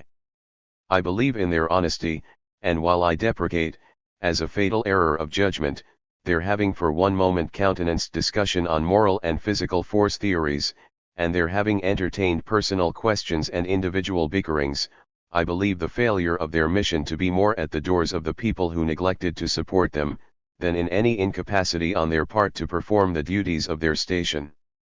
I feel called upon to say this much in reference to bodies with whom I have acted, and I am proud to have acted, though I always have kept, and always shall hold myself perfectly distinct from individual jealousies and personal ambitions.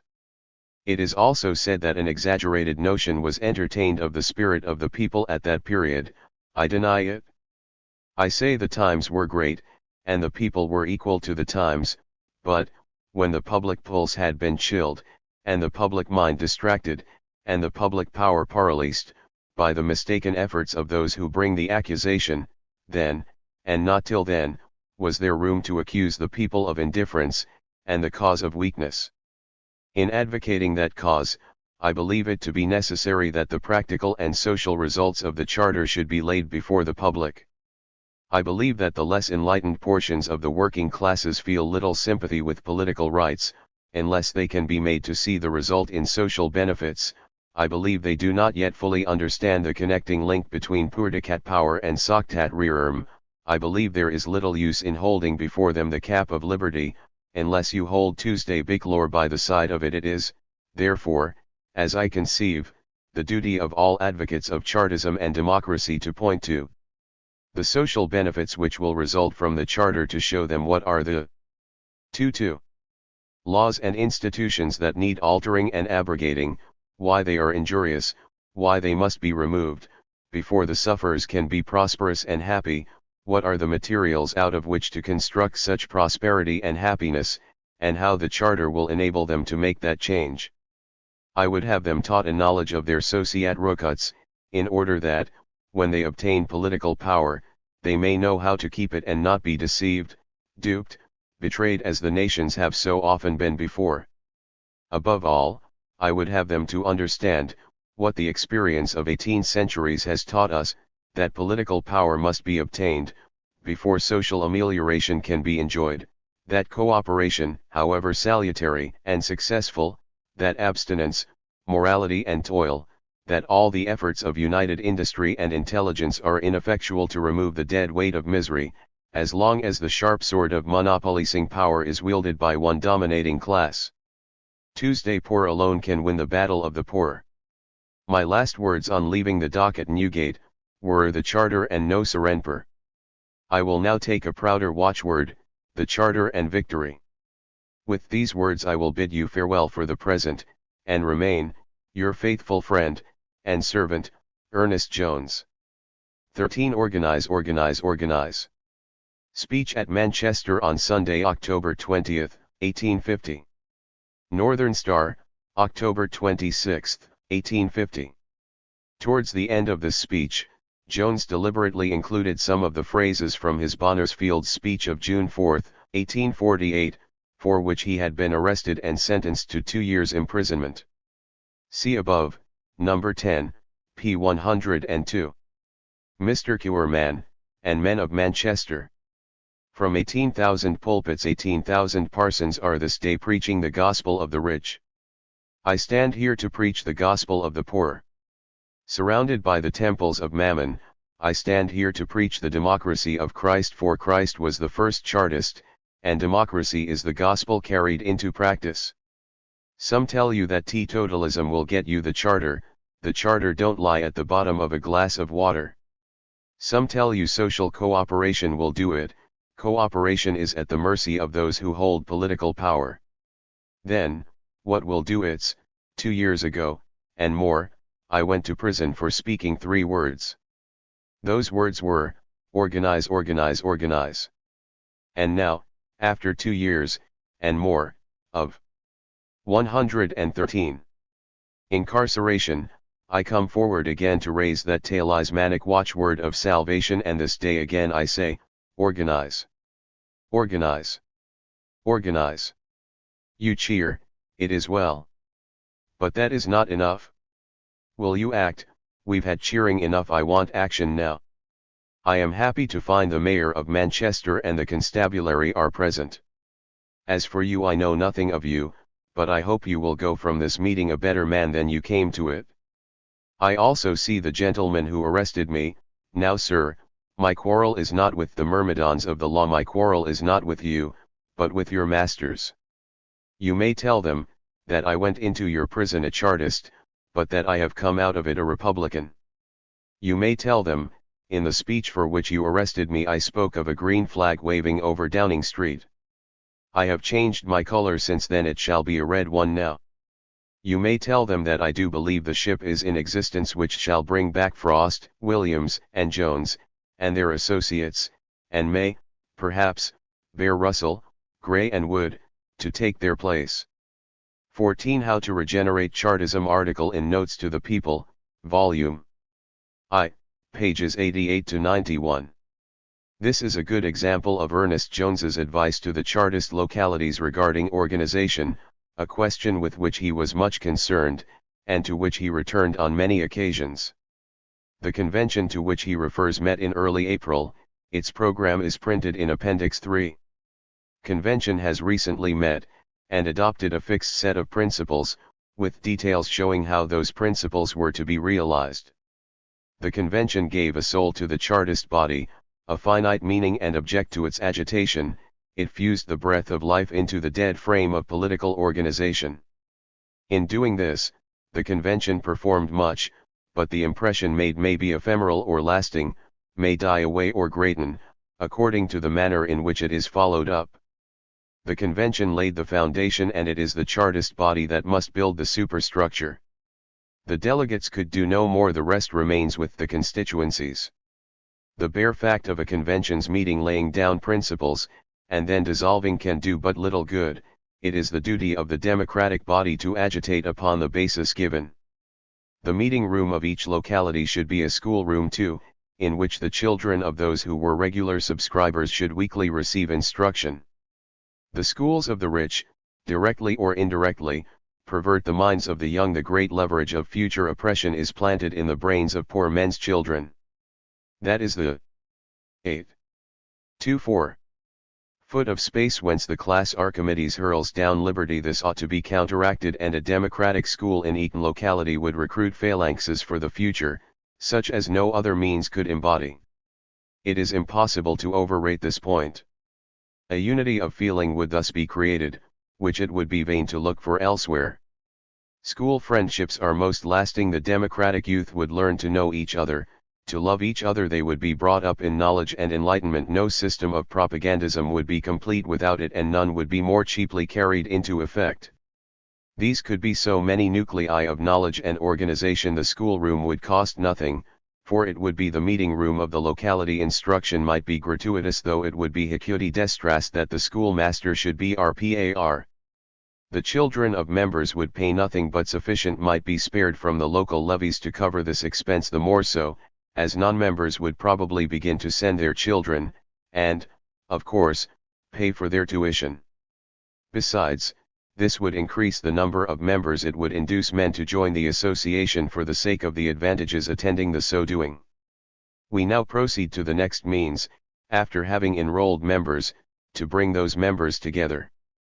The desultory meeting, the occasional lecture, the discontinued effort, is of little use. Social reunions would promote the interchange of sentiment, and the spread of brotherhood, far more than the stilled assembly. Let it be the custom of the members of every locality to meet together on a given day in every month regularly, for regularity is the soul of all undertakings. The means for this might be social soirees or tea parties, which, if properly conducted, would return a handsome surplus to the local funds. This has been tried with eminent success at Dundee and at Northampton. It has caused the adhesion of many new members. It has enriched the local exchequer. It is a plan somewhat similar to that adopted by the early Christians, and by blending amusement and instruction would attach many, and endear the movement to its members. Another step of great importance consists in efficient mechanism for carrying the charter into unconverted districts. Too much dependence is placed upon headquarters, without providing the executive with the necessary means. Each large town should consider itself as the center of a district, and send out its best speakers as lecturers into the surrounding villages. By these means, propagandism could be carried on much cheaper than by sending down lecturers from London. The traveling expenses would be saved, and there would be this additional advantage, that the lecturer would better know the feeling and temper of his 115. audience, and the circumstances of the locality, than a stranger to the district possibly could. Let localities honor their own profits, let them think more of the talent that is among them, and look less to that which is at a distance and difficult to obtain. Space warns us to desist. In a future number we shall recur to this subject, but let no one suppose that these minor details are unimportant. The movement has languished because they have not been attended to. The principles have been sound, the plan of organization has been perfect, but the local working of the machinery has been neglected. It is these apparently unimportant matters that decide the fate of movements. 15. The Economy of Public Meetings article in Notes to the People, Volume 1, pages 291-5. This is another example of the advice and suggestions Jones was giving to the Chartist movement on their internal organization. See above, number 14. One of the most potent agents of democratic power and change is the public meeting, whether addressed by one speaker in the form of a lecture or by several speaking to resolutions. In quiet times the former is by far the preferable mode. In turbulent times, nothing has, however, been more misused than the public platform. Popular enthusiasm is more precious than gold, and yet it has been most lavishly squandered. It is a sin to arouse it without an adequate object and then to misdirect it, to let it evaporate and run to waste. For the public heart contains but a limited quantity of that precious element of everything that is great. And once let popular enthusiasm wear itself out, it is long before it can be recreated. That is the secret of reactive apathy. A great waste of power is also generally suffered to occur at the meetings themselves. There is little or no order, method, and management in the proceedings. Permit one to offer a few suggestions on this head. One great fault is a want of punctuality. Every meeting, be there few or many present, ought to commence at the appointed time. It is a grand mistake to say, "Wait till more have come." To begin proceedings won't prevent the others coming, on the contrary it will accelerate them, while delay often disgusts those who are there already. Once get a reputation for want of punctuality and it destroys all the economy of a meeting. The lecturer will be behind his time because he knows the meeting won't expect him, and the audience will be behind. 116. Time, because they know the lecturer won't be punctual. A great point in public meetings is, always to begin at the appointed times, should but a dozen individuals have arrived. A second objection to which our meetings are frequently open, is a multiplicity of resolutions. It always weakens the effect. Let there be one, or at the most, two, good well-reasoned resolutions. Let them be, as it were, the programs of the speeches, and condense the leading arguments in favor of the measures they advocate. There is an important object in this, for the papers frequently give resolutions where they burke speeches. Another evil is a multiplicity of speakers. Too many cooks spoil the broth.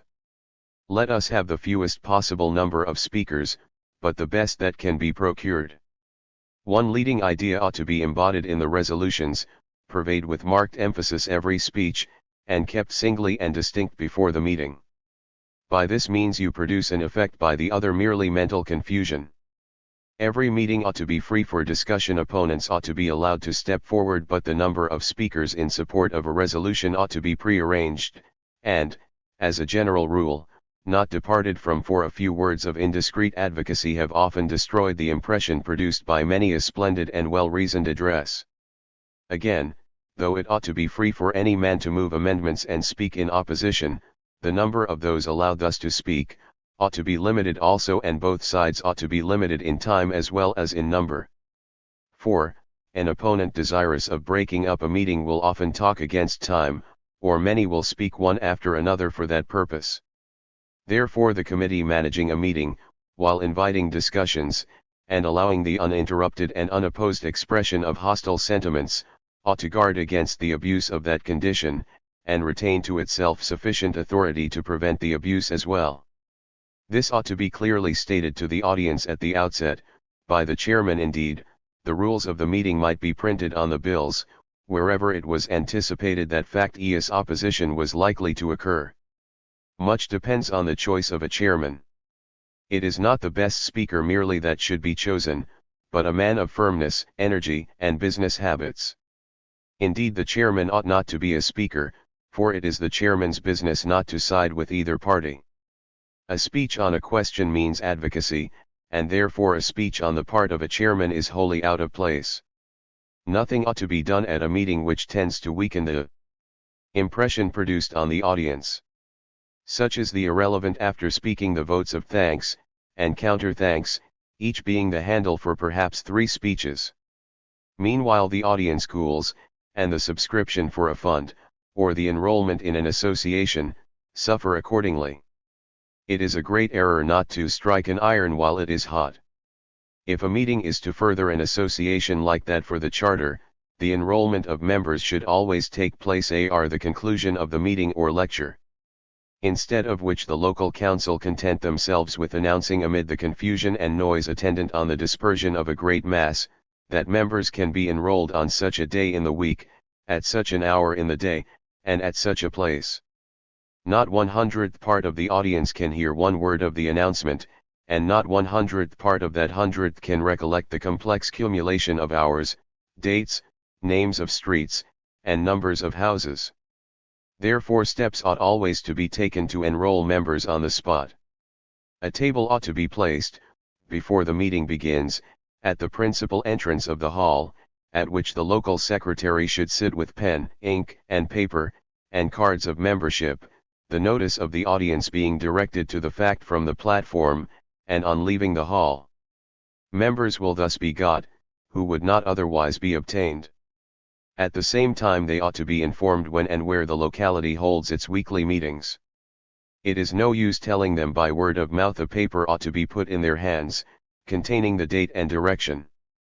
In small localities a written paper would suffice. Large ones could afford to have them printed, or, better still, in issuing fresh cards, the executive ought to appropriate a small place at the back to the words, "Place of meeting in the locality," and under that, dates of weekly meeting, the local secretaries filling up the blanks. Another oversight consists in not giving the publicity of the press to the proceedings. The aristocratic, episcopal, and middle-class press, certainly rarely will report us, but sometimes this arises from not sending invitations and cards of admission to the reporters, and, at any rate, this ought to be done, for it robs them of their last excuse for non-attendance. But apart from these, there are some democratic papers that will at least mention the meetings and resolutions. Publicity is needful, that one part of the country may see what the other part is doing, and that emulation may arouse fresh action in other quarters. Thus much for the meeting. Now for those who address it. Generally, a lecturer is brought from a distance, a good policy, for they 118. Say, a prophet is never honored at home. Moreover, addressing an audience of his own townsmen, a man too often attaches undue importance to local factions. Again, no man who has seen merely the local working of a wrong in one place, and has there gained his knowledge and experience, can embrace the full bearings of his subject. A man must have analyzed a system in its effects on different bodies of men in different places, and under different circumstances, before he can claim a full comprehension of his subject. He thus brings the experience of several places to bear on the one that he is visiting. At the same time a man should not, if he can help it, rush down by railroad into a place that he has never seen before, and with scarce half an hour's rest, address its inhabitants. If possible, though it increases the expense, he should arrive the day before, and weigh the position. Olspartes, 3. 16 to the Chartists. An open letter to the Chartists. Northern Star, November 15, 1851. The letter was written in connection with the forthcoming election to the Chartist executive. In the interests of efficient organization and a virile leadership, Jones argued for a paid executive of 3 in place of the existing unpaid executive of 9. His suggestion was turned down. He was also urging at this time that no individual should be elected to executive position unless he explicitly rejected the middle-class alliance. In this executive election, Jones headed the poll, but immediately resigned, on the grounds that he had no faith in the Chartist principles of the majority. Northern Star, January 10, 1852. See above, Introduction, p. 48. In a few weeks, you will be called on to elect an executive. On the efficiency of that executive depends the future of our cause. On the policy and views of its majority depends the direction that shall be given to the Chartist power.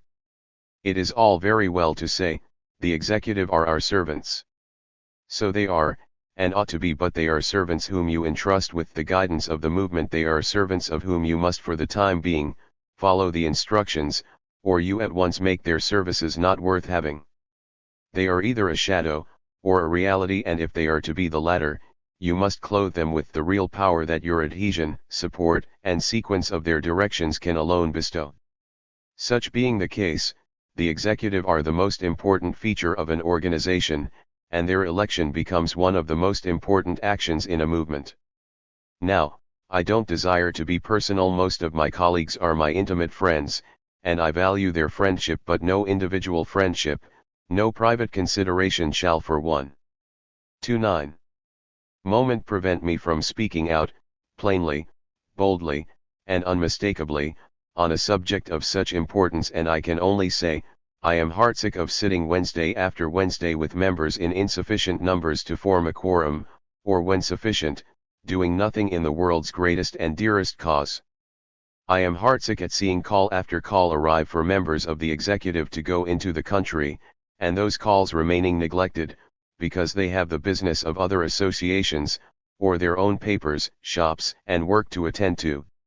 I am heartsick of seeing opportunity after opportunity lost because the executive are minding other business instead of minding the charter.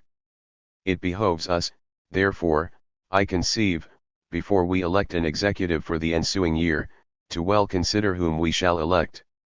Firstly, we ought to have a distinct understanding, as to whether the men elected will devote all their time, not merely an hour weekly, but the entire time, day and night too, if necessary, to the Chartist cause. It is no excuse to say, there is nothing to do, the times are so apathetic.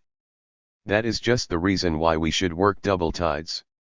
It is no excuse to say, money enough is not subscribed to enable us to do anything. I have never known money to fail when the people saw the work was actually being done. Secondly, the men elected ought to be tried and indubitable Chartists, real bona fide Chartists. Beware of playing the Chartist movement into the hands of any other party by having a majority on the committee more identified with the movement than our aim. Think. Tuinks. On these last verbs. Thirdly, the members of the committee should be men who can use both tongue and pen well on platform and on paper, but men ought not to be elected merely because they are fine writers and clever speakers, a predilection which frequently misleads the better judgment of a people. Fourthly, the members of the committee ought to be no amateur politicians, who take up a little bit of excitement just now and then, when they are in the humor, not men who think, if they have met one evening in the week, that they have done their duty, but they ought to be men to whom you can say, what were you about last week, what have you been doing in our cause, of whom you can question every movement and whom you can call to a reckoning for every hour. To realize this, to have such an executive, permit me to offer the following suggestions. Firstly, I conceive the executive ought to be a paid committee, for I-20. Unless it is such, you cannot command their services in the way you ought to do. They will be amateurs and not regular workmen, and you will have to elect either rich men, or men who must devote that time to the gaining of their daily bread. There is not a greater humbug under the sun than that of electing an unpaid executive. There is not a greater absurdity than to taunt people with living on the movement. They must live. If they don't live by the movement, they must live by something else, and if they live by something else, they can't give their time to the movement. And above all, to take good care that the cause be not compromised and diverted from its original purpose, by the views and character of men who might form a majority of that committee. The duty of that committee is to carry the charter, I say emphatically, TH's charter, and therefore this is the question to ask ourselves. Is that man a Chartist, or is he a sort of half Chartist and half something else? It don't follow because a man is liberal or even democratic that he suits the stern purpose of our movement. I trust no one will accuse me of presumption in offering you this advice. If every man was to keep his mouth shut for fear of offending, nor dare to write lest he be thought presumptuous, not one of the great truths that have rolled on the tide of progress would ever have been uttered on the world. Out with the truth whatever all the earth may think, or say, or do. A man should be no more afraid of showing his mind, than of showing his face. 17 To the subscribers for, and readers of, The People's Paper. The front page article in the first issue of The People's Paper, the champion of political justice and universal right. Saturday, May 8, 1852. The price was 3 pence. A new era has dawned in democratic literature. Hitherto, the democratic press has lived by democracy. Now it is to return some of the benefits it received, and democracy is to gain vital assistance from the democratic press. Papers have been hoisted onto the shoulders of the people, fortunes have been made out of the knowledge thirst of their brains. We attach no blame to those who did so. Perhaps brains may be as marketable a commodity as anything else, and the field of progress may be made a great mart of exchange, where the thoughts of man may be bartered against pounds and pence, but at least we have endeavored to give it a higher and holier standard. We inveigh against monopoly and selfishness, in our columns. Those columns must not in themselves be a monument of the very vices they assail. Therefore we have based the People's Paper on the reciprocal principle, and therefore we have endeavored to make democracy self-supporting through its means. It has often been attempted to raise tract funds, but the attempt has failed, for a general interest sufficiently great has not been created, an immediate return sufficiently alluring has not been offered to induce a large subscription. The contributors for democracy itself have flagged and failed with the varying pulse of popular excitement, a fact fatal to progress, for it is just when apathy and prejudice are high that additional activity and energy are required to dispel them, and it is just that apathy and prejudice which cripple the contributions, and thus, by the very evil itself, destroy the means of counteracting it. A movement depending on such precarious support, subject to such fluctuations in its resources, must obviously progress very slowly. Again, while recognizing the justness of the Charter, and its necessity as the only means of gaining social happiness, men are prone to say, when shall we get it? If I invest my money, be it a pound, or but a penny, I desire to have some immediate and tangible return for it. This, although shallow reasoning, nevertheless operates very widely, and this is the cause why large sums are subscribed to benefit societies, land companies, and similar undertakings, while next to nothing is devoted to the greatest and noblest benefit society in the world, that which will not benefit merely a few but if well directed, extend its blessed influence throughout the earth. Tuesday, Carer Association of the Democracy of Britain. The People's Paper offers the means of remedying the evil alluded to above, of filling up the want so long felt in the people's movement. By sharing its net profits with the people's cause, it is hoped that it will supply democracy with a steady and constantly increasing fund. He who subscribes to the paper subscribes to democracy. And in so doing, he does get an immediate return for his money. Everyone requires to have, or at least to read, a newspaper, and if we can but make the People's Paper, as we shall endeavor to do, as attractive, as instructive, and as varied as other organs, we have no fear of the result. He who differs from us in some points, if he is at all a friend of progress, will agree in many, and if he is a lover of truth, he will be glad to see both sides of the question, and to lend a helping hand to that fair and free public discussion of great principles in which truth alone can ever conquer in the end. I-22. Thus much for the foundation on which the People's Paper is established. We will now advert to the objects, to which it shall be directed. The finest effort will be to gather and concentrate the scattered elements of democracy, to girdle them with the uniting link of one harmonious action, then to roll the concentrated power of political organization onto the broad, the fertile, but the fallow fields of social right, could undo the evil done, and secure the social happiness of every moral being.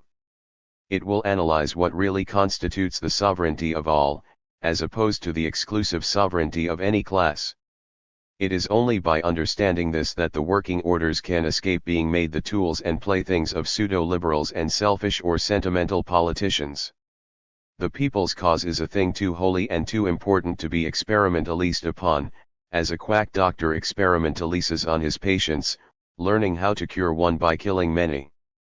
Thus, generation after generation shall no longer be sacrificed by the political quacks who have tampered with the great questions of politics and labor. And by the threefold alchemy of a sure test, we can refute to them all by truth, principle, and common sense.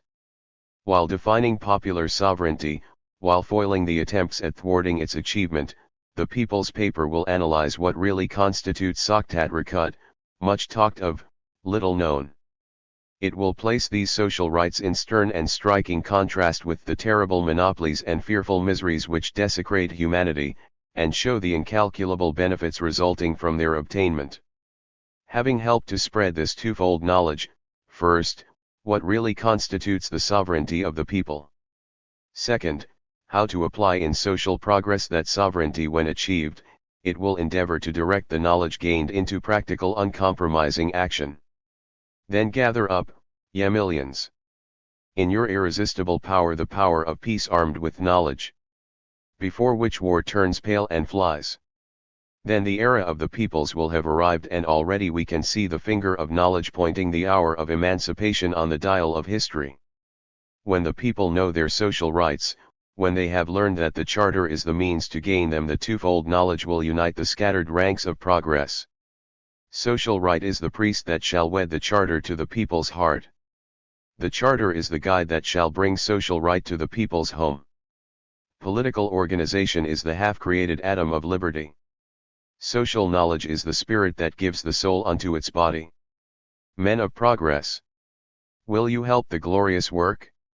Here are the means, here is the instrument, the rest is in your hands. Having adverted to the foundation of the People's Paper, and to the principles by which it will be guided, we have got a few words to say as to its details. The people's movement will be divided under three heads: the political, labor and trade, and the moral and educational movement.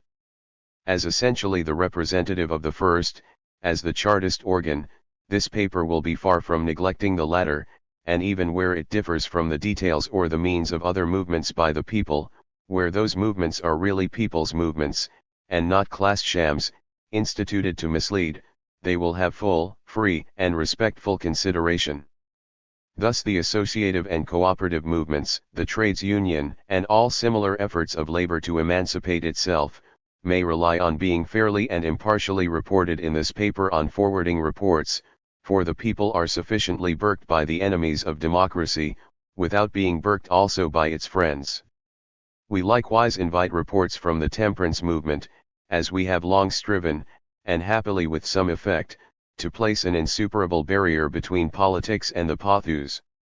For the insertion of home, foreign, and colonial news, the latter especially, we possess peculiar advantages, and as we shall not follow the example of some members, whose Parisian, Roman, and Viennese correspondents write in a back garret of Shoe I-24 Lane, we shall be able, owing to our intimate intercourse with many of the leaders of foreign democracy, to offer some exclusive intelligence, under this head, to our readers. Colonial news has been far too much neglected by the people. We have looked to France, Hungary, or Poland, and have forgotten the Hungaries and Polands which we allow our rulers to massacre in Africa, in Asia, in the Pacific, and in America. Be it ours to somewhat remedy this deficiency. The parliamentary intelligence will be so given as to present at a glance the whole tenor and tendency of the debate, not in dry and verbose reports, but by the selection of everything of popular interest and national importance in the speeches of the members. The literary department will be conducted on an entirely novel principle, not by unmeaning extracts overwhelmed by dictatorial comment, but by letting the authors plead for themselves in the persons of their own works, and by leaving you, the readers, to judge, thus giving a complete synopsis of the literature of the most enlightened nations. A continuous course of exposure of the great state monopolies of England will be published. We begin with the State Church, and can promise our readers some curious revelations under this head. Features of romance will not be wanting to temper and to harmonize the more stern and serious portions of the People's Paper, and to commend it as a household companion of the leisure hour.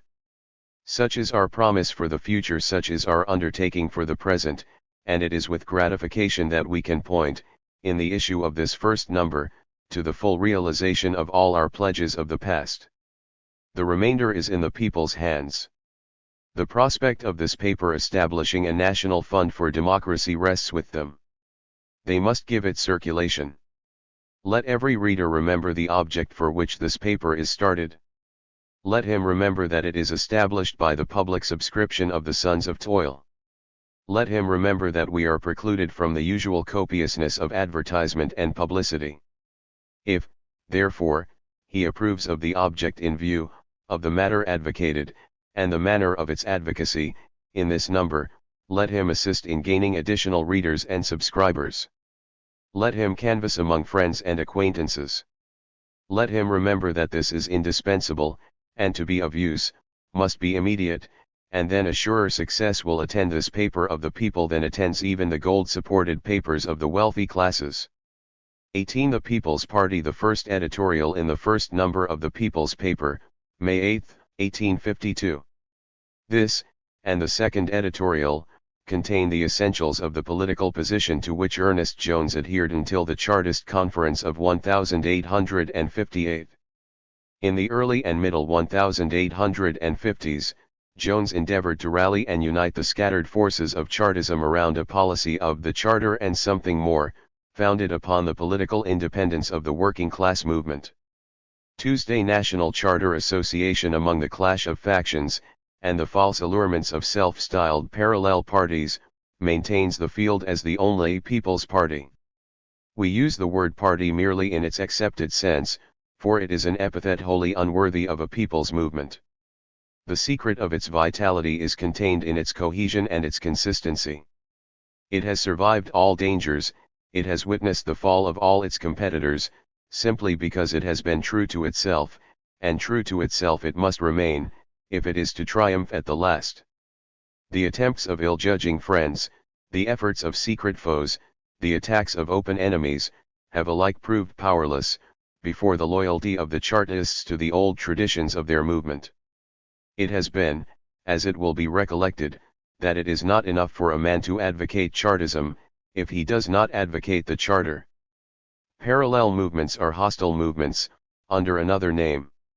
It is only by a united and concentrated action that the people can conquer.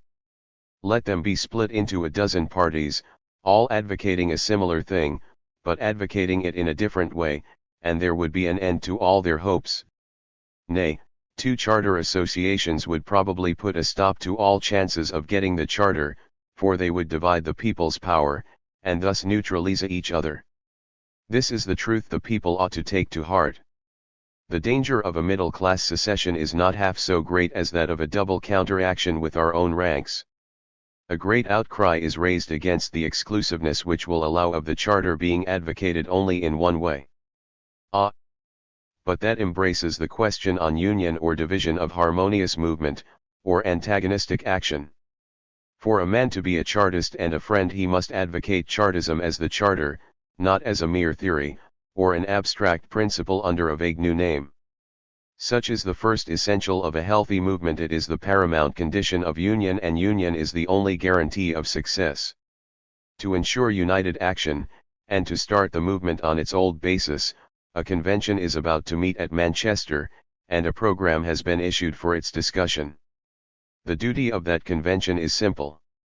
It has 2 chief points to attend to: proselytism, and organization. That it will keep the movement intact, that it will repudiate all neutralizing and dividing propositions, there can be no doubt, but it must. 126.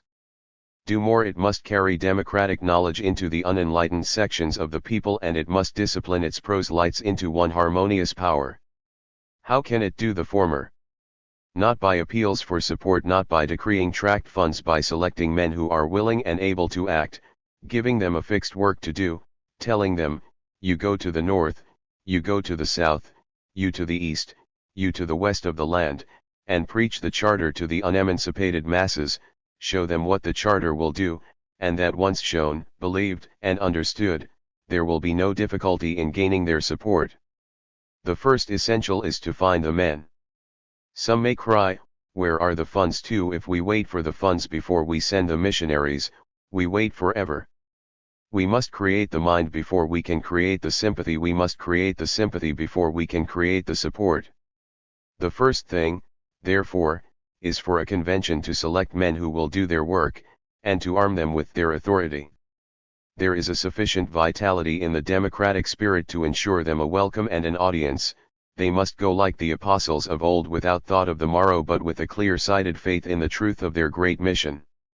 A few such men sent abroad through the country, all preaching the same gospel of progress, all holding the same advocacy, might establish locality after locality, bind the movement in one fraternal union, and soon raise it to a point of unprecedented power. A good, acting, working machinery, that is all now needed. And this, the convention must set in action. The democratic mind is in the country. The plan and details of Chartist organization are perfect, the machinery is complete, and the machinery for it to work up, is plentiful. It needs but the first motive impulse, to secure success, and it needs but the men, honest, hard-working, persevering, and energetic, to lay their hands upon the now dormant mass, to set all the vast machinery in motion that carries popular reform. To elect an executive of 3, is one of the propositions submitted by the Manchester Council, and it is one of the most important propositions issued. On the officering of an army depends its efficiency in the field. The want of an efficient and trustworthy guidance in the recent time of apathy and temptation nearly wrecked the movement. How much more is a good staff needed in the coming time of trial and excitement? A general election will take place by the autumn. It is most essential the convention should provide for this. It should put forth its accredited men to contest in the name of the people the supremacy of the capitalist, on well-selected battlefields. The movement should not wait for the election, or be made to depend upon it, but it should be prepared and organized beforehand, and the delays of the aristocracy give us the time. 127. It would be suicidal to let this great opportunity pass by without causing Chartism to take a dignified and decisive attitude on the occasion. But this effort must be the result of a concentrated action emanating from headquarters and carried out by recognized agents, or we shall have the old middle-class spouters using the name of Chartist to obtain Chartist support, for the mere purpose of paralyzing and frustrating the people's movement. We shall have plenty of this at the next election. Another thing, we ought to dispel the fear of dividing the liberal interest by bringing a Chartist into the field, when a liberal is in the field, and thus letting a conservative slip in. But we caution the people. Moneylords and landlords are equally bad. Derby School and Manchester School are equally their foes. There is but one liberal interest, and that is the democracy. A spouting free trade liberal of the Manchester School is no better than a sentimental liberal conservative. They are both our enemies, and our duty is to push on our own party and our own power irrespective of their factions. Bring a Chartist into the field no matter whom you throw out, or whom you seat in. You have done good, you have gained power, every step you take nearer towards seating a true Chartist in the House. Away with the shams and pseudo-liberals, who would stand in the way of your contesting a borough, and with their little bit of Chartism try to keep out the charter. Contest every seat you can, go to the poll wherever you can, no matter, even if you are certain of not gaining a majority, go to the poll, take your place on the great struggle, and it will give you standing, cohesion, and power, as a political body, confidence among yourselves, and respect from others. By a concentrated effort, thrown thus on some few main points, you might seat some few, and a few men in the House, men of democracy, men of social right. What might they not achieve in making our principles known, and rallying the masses?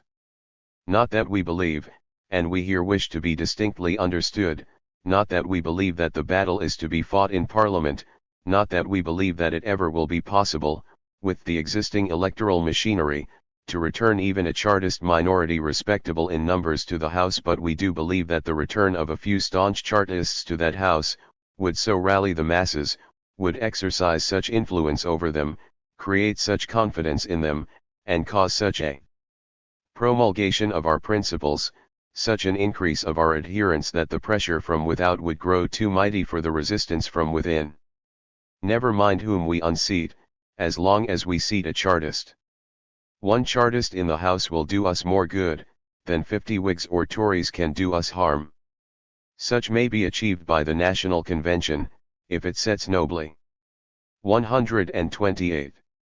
Calmly, and firmly to its task. And let them take heart. We poor maligned Chartists, reputed dead and buried, we are the only reform party in the field. The middle-class temporisers are defunct, and cannot carry a single meeting, even when they dare to hold one.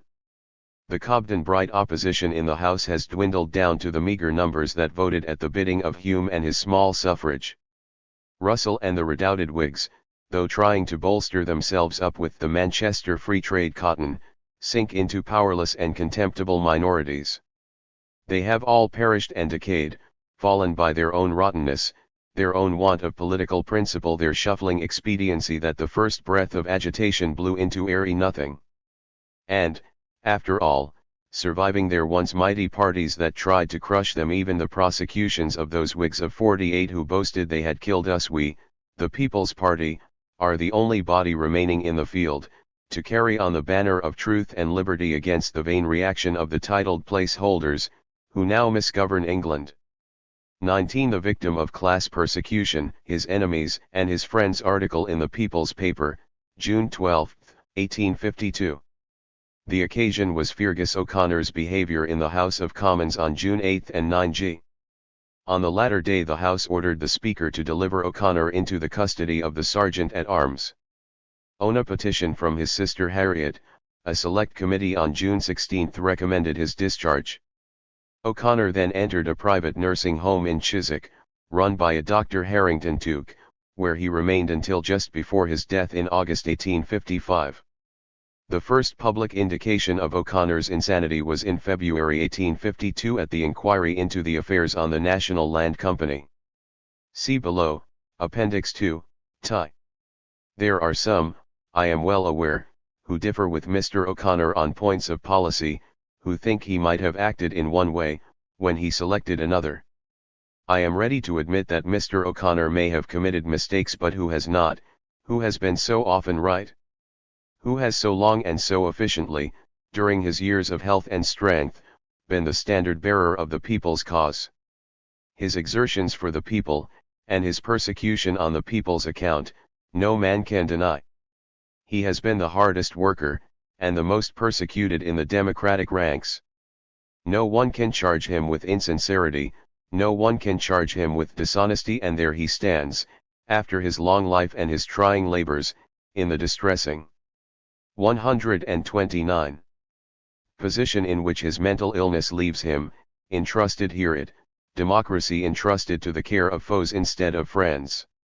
To show you the necessity of your interfering, and promptly, I wish to draw your attention to those events which may reasonably be believed to have produced and accelerated his malady. From the beginning of his career he has had to struggle against unremitting animosity from within and from without the democratic movement.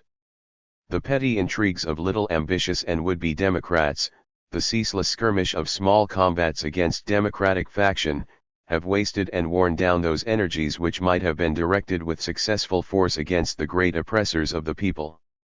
Meanwhile a torrent of calumny and abuse was poured against him by a hostile press. He defended himself line by line, and word by word.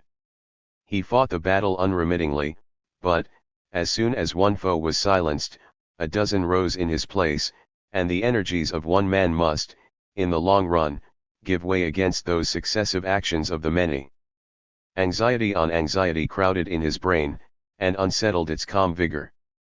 Then came the crowning anxiety of the land company and its failures, the ruthless accusations that were brought against him, the bitter stabs from those who were supposed to be battling by his side in the same cause. The concentrated mass of persecution was too much for him, and he sank beneath it. 20. To the Chartists. Article in the People's Paper, December 29, 1855. A review of the Chartist movement over the previous 12 months. Brochure Q Artists. Another year has passed, over that movement which may be considered to form the advance guard of European democracy, not of wild, visionary theories, but of solid, practical, and applicable progress. During this departed year, the people have been at work for themselves and circumstances have silently aided them. Few of their recognized advocates have been abroad, and those few but for a very short time. Yet words have been spoken, keynotes have been sounded, that have reverberated through the heart of the country, and echoed through the continent of Europe. The beginning of the year witnessed the inauguration of the Alliance of the Peoples. Its close beholds the bread agitation and its two primary propositions, prohibition of export and public granaries, appealing directly to the requirements of the people. That movement is destined to bear fruit. 9. 130 Earnest Jones, Chartist. The departed year has also witnessed the destruction of two insidious movements of the wealthy classes, destined to supersede the Charter, namely, the National and Constitutional Association and the Administrative Reform Association.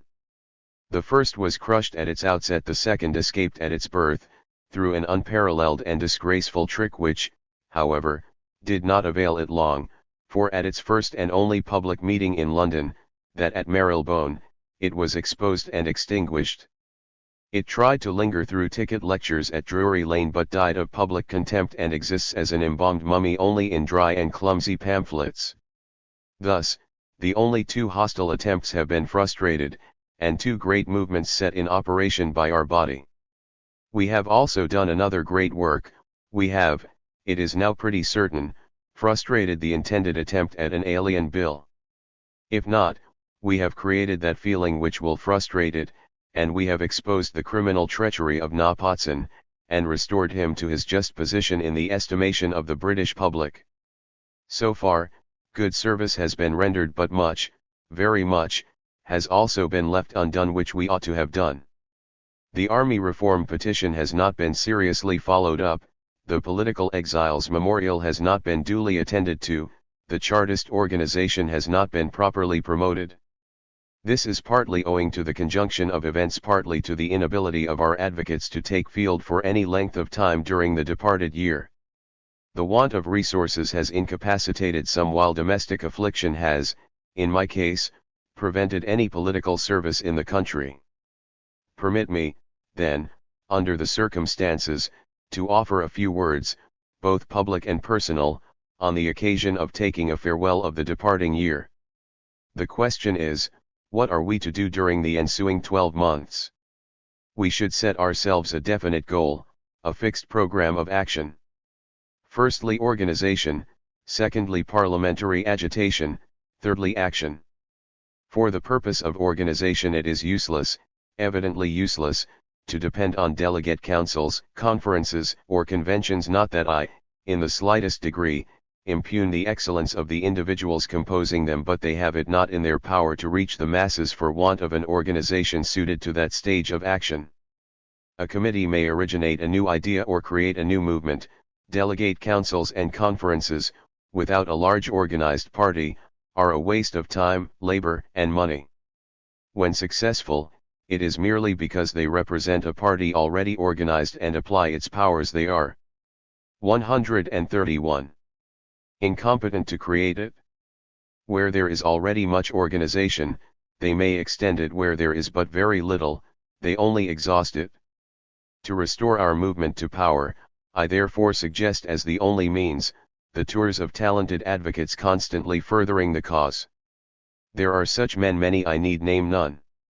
Only let local committees come together, and prepare for a visit from a lecturer. Let them notify the same in this paper, and the lecturers will be found. The men will not be wanting when the places are ready. If a number of places thus show their readiness, a cheap, an advantageous route will be arranged. Thus, and thus only, can a lecturing system be organized throughout the country and our movement be raised to paramount influence. All depends on local action corresponding with the general center. Don't over-attempt organization.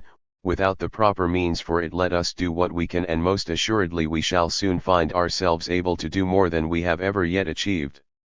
Will you follow this advice? If so, it is no use merely to say, "That is good, do it," and you will soon see the result. Parliamentary action should be another fixed object. There will probably be another general election before very long. Prepare for it in every place where half a dozen Democrats exist. Don't say you are unable to bring forward a Chartist candidate. You know not what the next 6 months may bring forth to change and alter public mind and feeling. In many places a Chartist candidate can be made a Chartist member. Above all, scout every man who calls himself a Democrat without subscribing to all the 6 points of the Charter. Now is the time for strict uncompromising adhesion to Chartism, nang and all. The whole and entire adhesion is more than ever needed as our safeguard. Cry again the exclusive cry, the Charter and nothing but the Charter, as a political franchise reform. We have tried all the others. We have held out the hand of fellowship to middle classes, manhood and other reformers. We have found them honest, if you like, but powerless. Henceforth they must join us, or stand aloof. It is necessary now more than ever to nail the old flag to the mast, and to fight under no other colors. Thirdly comes action. Of that nothing need be said. Action still beats concealed in the heart of time. Its mode will be pointed out in the proper hour. That mode entirely depends on circumstances and your own preparedness. Trust in yourselves and the wisdom of your friends, but rest assured that the moment for action is not very distant, and that those who did not fear to stand in the van once before, will not shrink from doing so again. 132. May I be permitted to conclude with a personal word? Domestic affliction has kept me in London during the year. It will continue to do so for some time.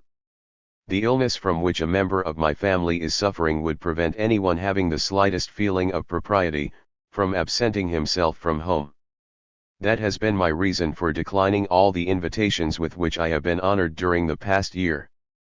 Yet, I venture to say, I have not been idle, but done my duty in London, spoken words there, participated in movements there that will have their weight and influence on coming events. I have succeeded in placing our organ in a proud position, and secured its production at an office of my own, thus rendering it independent of the caprice or self-interest of tradesmen. I have felt it due to myself to write these words, lest some should suppose that, led astray by the encomiums of the press, and the literary success attending me at present, I should desert the stern paths of political encounter for the softer ways of literary ease. I have vowed my life to the people's cause, to Chartism, broad, plain, uncompromising Chartism, and all the triumphs of poetry, all the praises of all the press will not make me swerve one hair's breadth from that course. Not for nothing will I have devoted the best years of my life to a gigantic struggle. Not for nothing will I have suffered 2 years in a felon's jail and entailed misery upon my family. I have not hurled the gauntlet at aristocracy and usury to pick it up again. I am not the man for that, and if I utter these words of seeming egotism now, it is merely to answer those who say, "Oh, he is subsiding like the rest in the first flush of fame, in other paths estranging him from political democracy." I still aspire, as ever, to help lead my countrymen on to liberty and to greatness. I aspire to raise my country from its present degradation and abasement. I feel the ability in me to do so, and I know that circumstances will second that aspiration. These may be proud words, so be it. Let the future test them. There are many doubtless abler and better than I, thank GOP for it, but we will each try to be foremost, not in the vile, petty race of selfish ambition, but in trying who can teach most truth, do most good, brave, wisely, most danger, and most advance the progress of the people. 133. The social program of Chartism. 21. Introduction to the New World. Introduction to the New World, a democratic poem dedicated to the people of the United Kingdom and of the United States. Notes to the people, No. I, pp. 1-15. This poem was among those written whilst Jones was in prison, with the aid of blood and memory. The poem describes the rise and fall of civilizations, including bourgeois society, against an Indian background, and was republished as The Revolt of Hindustan or The New World at the time of the Indian Mutiny in 1857. The introduction is an illustration of the attitude of the British working class movement towards America in the middle decades of the 19th century. For a socialist warning to America, see below, The Young Republic and the Rights of Labor, number 26, p. 145. Let no one accuse me of presumption in seeking so large an audience. The poorest tribute may be offered to the richest treasury. The poet is a citizen of the world, and he is glad when the barrier of different languages no longer intercepts the traveling thought. Between the men of America and England should be eternal union, therefore I address them both. I write for the rising republic, as well as for decaying monarchy, but alas! There is much of the Dead Sea apple on either side of the Atlantic. Men of America, thank heaven for having escaped from the corrupt legislation of this island, that floats upon the waters like the plague-stricken hull of a stately wreck. Within its death-fraught ribs houses a people of paupers, groaning beneath the immeasurable wealth they have created, but enjoy not. At its doors die a million of human beings, in a land lashed like a conquered prey to the British crown, that drags it down to famine and pestilence, whence all who can escape fly to harden the nerve of hatred in your new Atlantis. On its colonies the sun never sets, but the blood never dries. In mechanical power it has outstripped the world, but that power it employs to displace labor and starve unwilling idlers. Every factory is more corrupt than a barracks, more painful than a prison, and more fatal than a battlefield.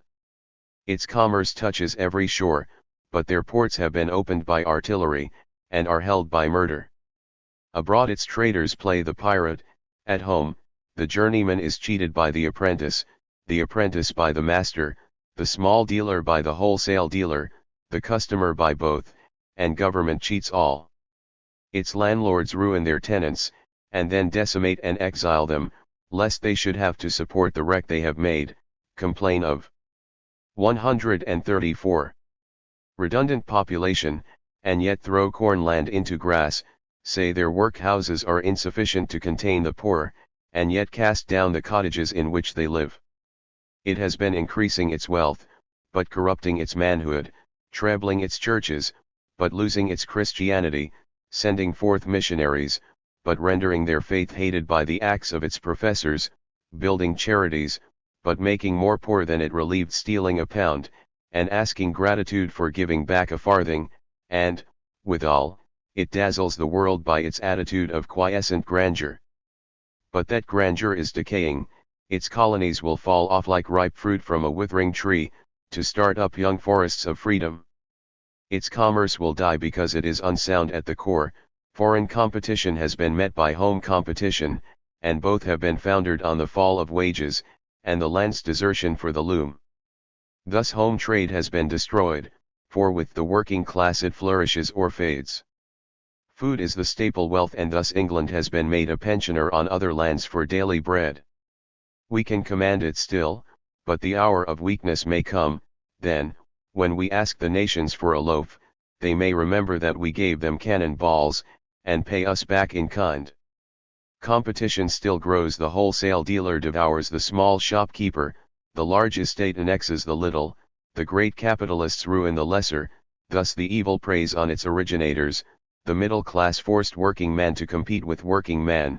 Now circumstances compel them to compete among themselves. They have no working class reserve to fall back upon. Wages are so low, they cannot indemnify themselves any longer by their reduction, and the middle class are fast sinking back into the level from which they rose, to leave a few pillars of monopoly rearing their golden capitals above the prostrate mass. Yes. Wealth keeps centralizing more rapidly than it increases. That is the clue to their distress. The centralization of wealth makes paupers, and a system that makes paupers can never cure pauperism, therefore the efforts to arrest the downward course have proved vain. The poor create the poor. One pauper makes another, for, under the present system at least, he takes for his support from those who have, without bestowing in return. Thus he drags the man next above him down to his own platform, by an inevitable social law. Crime will increase, for it is not the child of ignorance, but of poverty. For a while the diseased state may purge its noxious humors, but emigration will tarry, though not till it has proven a curse it takes away the hands as well as the mouths. 2 hands will feed more than one mouth. Insufficiency of labor power as applied to the soil, not insufficiency of the soil for the demand of the inhabitants, is the want. 135. From which we suffer, therefore emigration takes more from production than from consumption, an evil to a land, whose productive powers are but half developed. Thus, while we have been extending ourselves abroad, we have been undermining ourselves at home. Thus the poor have been sinking lower every year, diminutive caryatides, supporting the vast fabric of monopoly, till at last, pauperism, like a blind Samson, shall pull down the pillar in the temple of the Philistines. Yet, withal, they tell us trade is brisk as though trade meant happiness. The wheels run and the hearts break. They tell us that England is prosperous and Ireland tranquil. Yes. The pulses of England are beating fast with fever, and Ireland is tranquil with the lull of mortification. Such is the aspect of my own land. In the following pages, I have endeavored to shadow forth the successive phases through which the nations of the earth have passed, to shew how the working classes have been made the leverage by which one privileged order has subverted another, the ruling power constantly expanding, from the royal unit to the feudal nobility, and thence down to the more numerous middle class, always including larger numbers in the elements of government, till progression reached that turning point where it vibrated between reaction and democracy. At that point, hitherto in the world's history, reaction has always won the day, but never once from an inevitable law. It has ever been owing to an external force, or to the ignorance and folly of the people. Recently, owing to a combination of both causes, the semi-barbaric power of Russia, the semi-barbaric ignorance of the agriculturists of France. England and America now hold the balance of the future, the great neutral powers of the East and West, and France is the fulcrum on which they turn. These are the only 3 countries in the world where the present realization of democracy is possible. In America, a young nation, because it has not gone too far to recall its errors; in France and England, because they have, step by step, moved up every form of the social school. In the rest of continental Europe, democracy is far distant. It has yet to pass through the grades of constitutionalism, the rule of the middle class. Royalty subverted hierarchy, feudalism subverted royalty, plutocracy subverted feudalism, and at that point we stand. The next stage is democracy or reaction. A revolution may seat democracy in power in both Germany and Italy, but that power will not last, for its victory will be premature. A hothouse plant placed under a March sky must perish. A stage on the road. 136. To freedom was never yet overleaped with impunity. The secret of victory ones, know to inverary its time. The test of the statesman is to know when that time has come. The duty of the people is, never to let it pass. Free citizens of the Republic. My country has been called the Ark of Freedom, but in yours I see its Ararat, and to you, at whose hands Shelley looked for vindication and immortality, a humbler bard now dedicates his work. Unenfranchised subjects of the monarchy. To you also I address these pages, written chiefly with my blood while a prisoner in solitude and silence. You and I have suffered together in the same cause. We are suffering now and we will battle on. 22. Extract from The New World. The New World, a democratic poem. Written whilst Jones was in prison, July 1848 to July 1850. The extract given below follows a description of the rise and fall of feudal and bourgeois societies, and is a vision of the new world of a classless society. In sunny clime behold an empire rise. Fair as its ocean, glorious as its skies. Mid-sea serene of mild Pacific smiles. Republic vast of federated isles. Sleepy tradition, lingering, loves to rest. Confiding child. On calm Tahiti's breast. But science gathers, with gigantic arms. In one embrace, the South's diffusive charms. Nor there alone she rears the bright domain, throughout the world expands her hallowing reign. Then, bold aspiring as immortal thought, launched in the boundless, mounts the aeronaut, while o'er the earth they drive the cloudy team, electric messenger and car of steam, and guide and govern on innocuous course, the explosive minerals propelling force, or, mocking distance, send, on rays of light, love's homeborn smiles to cheer the wanderer's sight. The Charter and Something More, 1950-60. Mechanic power then ministers to health, and lengthening leisure gladdens gree-attending wealth. Brave alchemy, the baffled hope of old, then forms the diamond and concretes the gold. No fevered lands with burning plagues expire, but draw the rain as Franklin drew the fire, or far to mountains guide the floating hail, and whirl on barren rocks its harmless flail. Then the weird magnet, bowed by mightier spell, robbed of its secret, yields its power as well. With steely fingers on twin dials placed, the thoughts of farthest friends are instant traced, and those fine sympathies that, like a flame, fiber to fiber draw, and frame to frame, that superstition, in its glamour pride, at once misunderstood, and misapplied, as virtue ripens, shall be all revealed, when man deserves the trust such arms to wield. Then shall be known, what fairy love mistaught when fancy troubled truth's instinctive thought.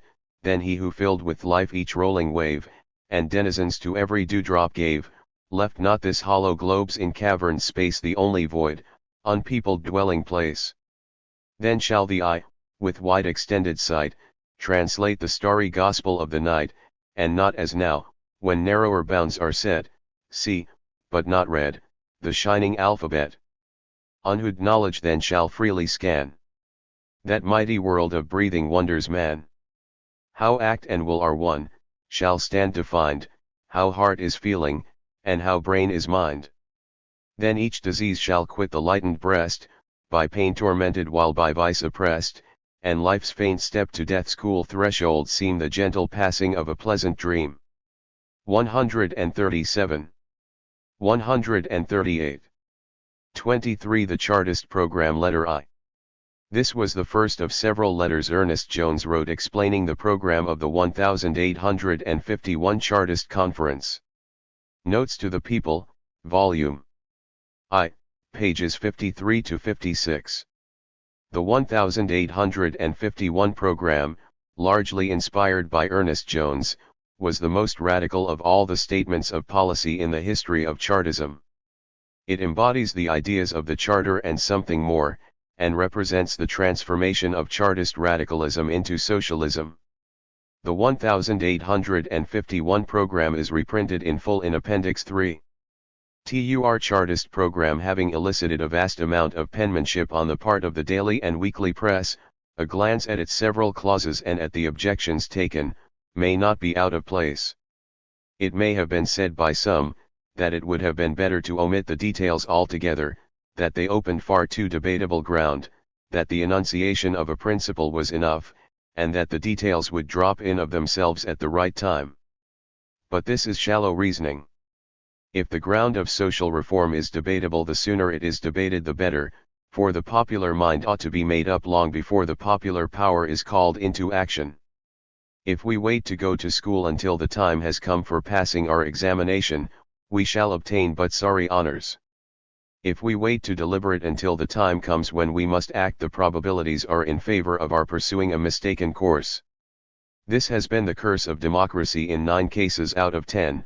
It has been thought that with the obtainment of political power, social knowledge would come by intuition, and as soon as we had got the Charter, we should all become statesmen at once. As well suppose that the possession of the Charter would make us first-rate Grecians, mathematicians, or astronomers. Thank God that we have not got the Charter yet. We should not have known how to employ its power.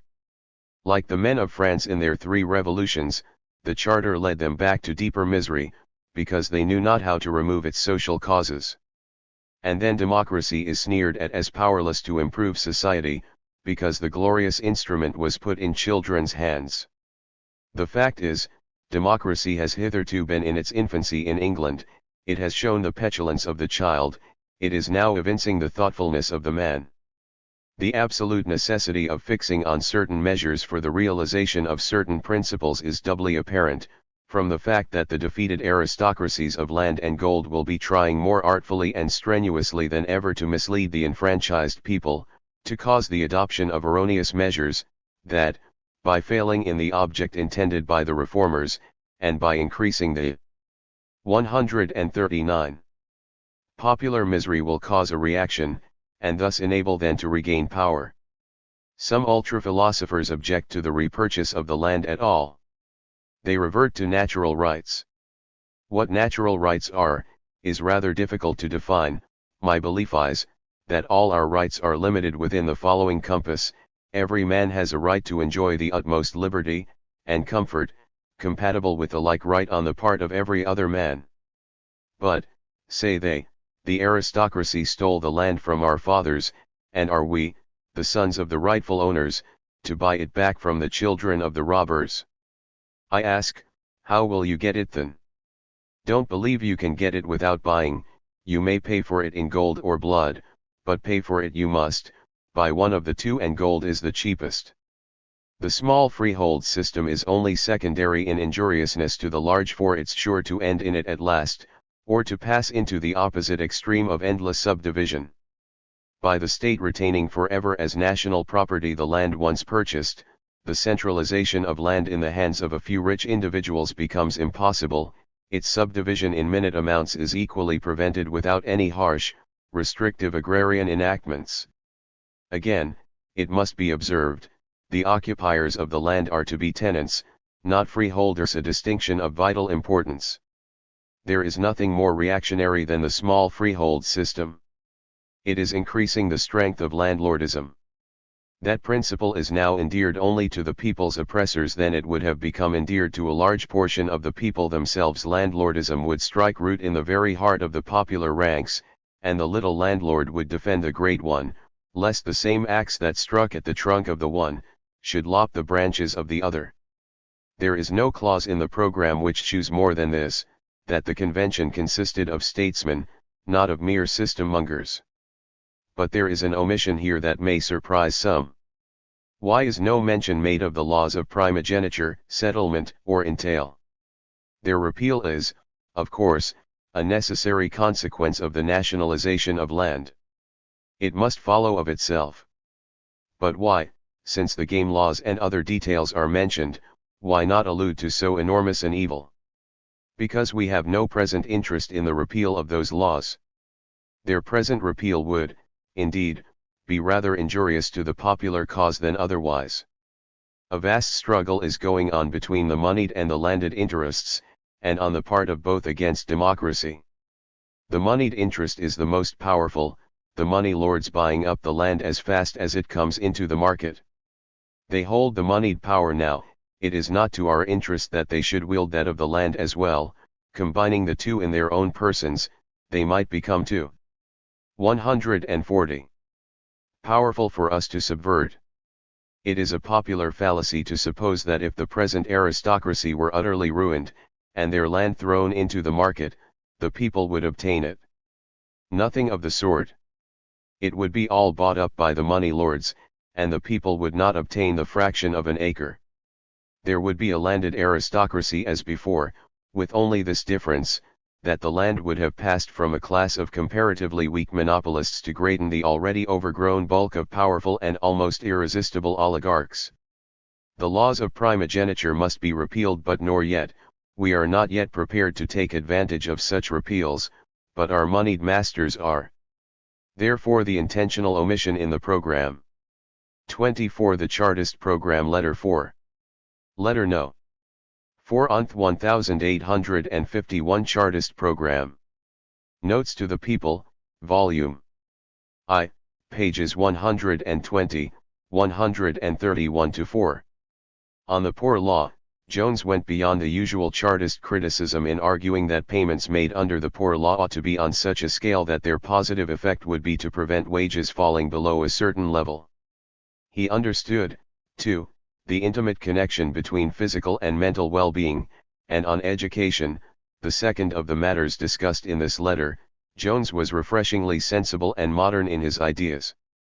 The most important of the remaining sections challenging consideration are those of the Poor Law and education, and I class that of the Poor Law as first in importance, inasmuch as it is utterly impossible to well educate a starving population. Education should begin with the belly, and thence proceed to the brain. The foundation should be laid, before we attempt to raise the roof. And this at once refutes the miserable plea that the people must be educated before they have the franchise, whereas the fact is, they must have the franchise before they can be educated, because they must have political power before they can remove those pauperising causes, in presence of which all education is as a drop of water in the sea. I am not about to enter into a long essay on the poor law. The principle of it is laid down in the words, as it is the duty of every man to work, so every man has the right to the means of work, and those unable to work, through infirmity or age, have a right to support at the hands of the state. Under the system of the nationalization of the land, such a thing as pauperism, in its real sense, could hardly exist. It would be a provision merely for infirmity or age that would be required. But under the present, or a similar system, it is of vital consequence that the poor law should be placed on a proper basis. I have shown elsewhere, that it is now used to lower wages, and to relieve the farmer, instead of the pauper. It is a farmer law instead of a poor law, for by its means, the farmer is enabled to get rid of his laborers in the dull time of the year, and maintain them at less cost in the workhouse than he could on the farm, while, on the other hand, he has a constant labor reserve ever ready in the parish to meet any emergency that may arise. Now, the object of the poor law should be, to prevent wages falling below a certain standard. The attempt has often been made to fix a minimum by law, and as often has it failed.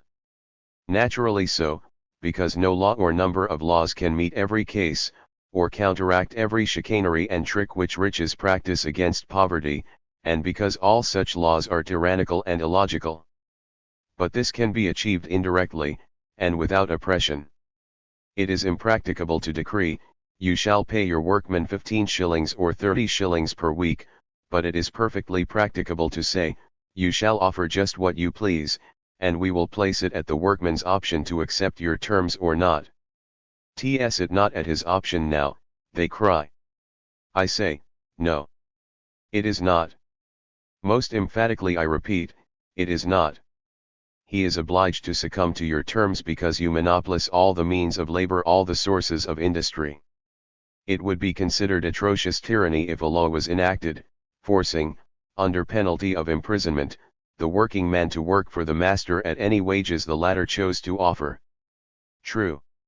There is no such act of Parliament, but there is a law notwithstanding, the law of necessity, that forces him to do so, under penalty of imprisonment. To imprisonment in the workhouse, what poverty is treated as a crime, and humanity outraged in the face of earth and heaven. The compulsion is as strong as if armed men dragged their slave to the factory door. A poor law might prevent this, and might place it at the workman's option to accept or not accept the master's terms. Now it is submit or starve. The poor law might interpose, and when labor fell off a certain platform of wages, it might be received upon another, by the state, namely, by always providing reproductive employment at a certain scale of remuneration. It would prevent capricious and injurious reductions of wages, and all the expense and misery of strikes. When the master proposed a reduction, the working man would be enabled to say, no. I can get more than that under the poor law. I am enabled to refuse your terms. I have a resource left. I am your slave no longer. The state supports its children. I need not be a mere machine under you. Noren 142. Unwilling idler. On the other hand, the state finds the means of reproductive and remunerating work to those who demand it. If you will give me more than I get from the state, I'll work for you, but if you offer less, goodbye to you. The times have altered. Thus it is in the power of a good poor law to do that which no direct, prohibitive and restrictive law has been able to effect, to fix a minimum, below which it would be impossible for wages to fall. The necessity for the abrogation of the workhouse system, with its overgorged officials, its costly fortresses, its extravagance and waste, concomitant with its penuriousness and starvation for those to be relieved, is too obvious to need a comment. It need only be said, in the words of the program, that, wherever possible, the poor should be located on the land, due regard being had, of course, to their previous avocations, and the state of trade in their respective branches. The last clause, that the aged and infirm should be supported in their own homes, in the houses of their relatives, or in special buildings erected by government, at the option of the recipients is requisite, because, by affording the recipient of relief the option of a dwelling beyond the pale of his family, it removes him from the scourge of that domestic tyranny, often more bitter to the aged and infirm than the oppression of the alien and the stranger. In laying the foundation of the physical well-being of the people, a government ought not to neglect its mental cultivation. The third section of the program thus treats of education. As every man has a right to the means of physical life, so he has to the means of mental activity. It is as unjust to withhold aliment from the mind as it is to deny food to the body. Education should therefore be national, universal, gratuitous, and, to a certain extent, compulsory. It is therefore recommended first, that schools, colleges, and universities, supported by the state, be gratuitously open to every citizen, and that it be compulsory with all parents to have their children educated in the common branches of learning. An objection has been taken to the word compulsory. The press says, we are making everything free, but want to make education enslaved. We answer, education is a necessary concomitant of freedom. Unless you keep a people enlightened, they will fall back into slavery. Freedom conquers education, but education maintains freedom, and instead of its being tyrannical to compel parents to have their children educated in the common branches of learning, it is a defense of the child against the 143. Selfishness, vices, and tyranny of the parent. Now the parent forces the child to premature and all-engrossing toil, in order to swell the family pittance. The law proposed would prevent this. It may be urged, but under your system all would be so prosperous, that there would be no need for such conduct on the part of parents, for you would eradicate poverty. True, but we do not profess to eradicate selfishness, and the avarice or idleness of the parent, even when in comfortable circumstances, might induce him to force his child to labor, to the neglect of his education, and the ruin of his health. This is not an aggressive, but a protective law. It is no more despotic than a law against thieving, murder, or drunkenness. It is a law against ignorance, and ignorance is a danger to society as great as theft, murder, or debauchery, for from ignorance springs every sin of which mankind is guilty. If property has a right to be defended against thefts, then knowledge has a right to be defended against ignorance. Prevention is better than cure, and therefore the compulsory education in the common branches of learning. Education in its higher branches should be equally gratuitous, but optional. At present, education is a monopoly of the rich. To have a good education costs some £100. It is out of the reach of the poor, and the rich actually taunt the people with ignorance, when they withhold from them the means of learning. Nay, the very endowments that have been expressly made for the education of the children of the poor, have been diverted entirely from their legitimate purpose, and it is the children of the middle class, not of the poor, who receive cheap education there. The monopoly or education must be broken down.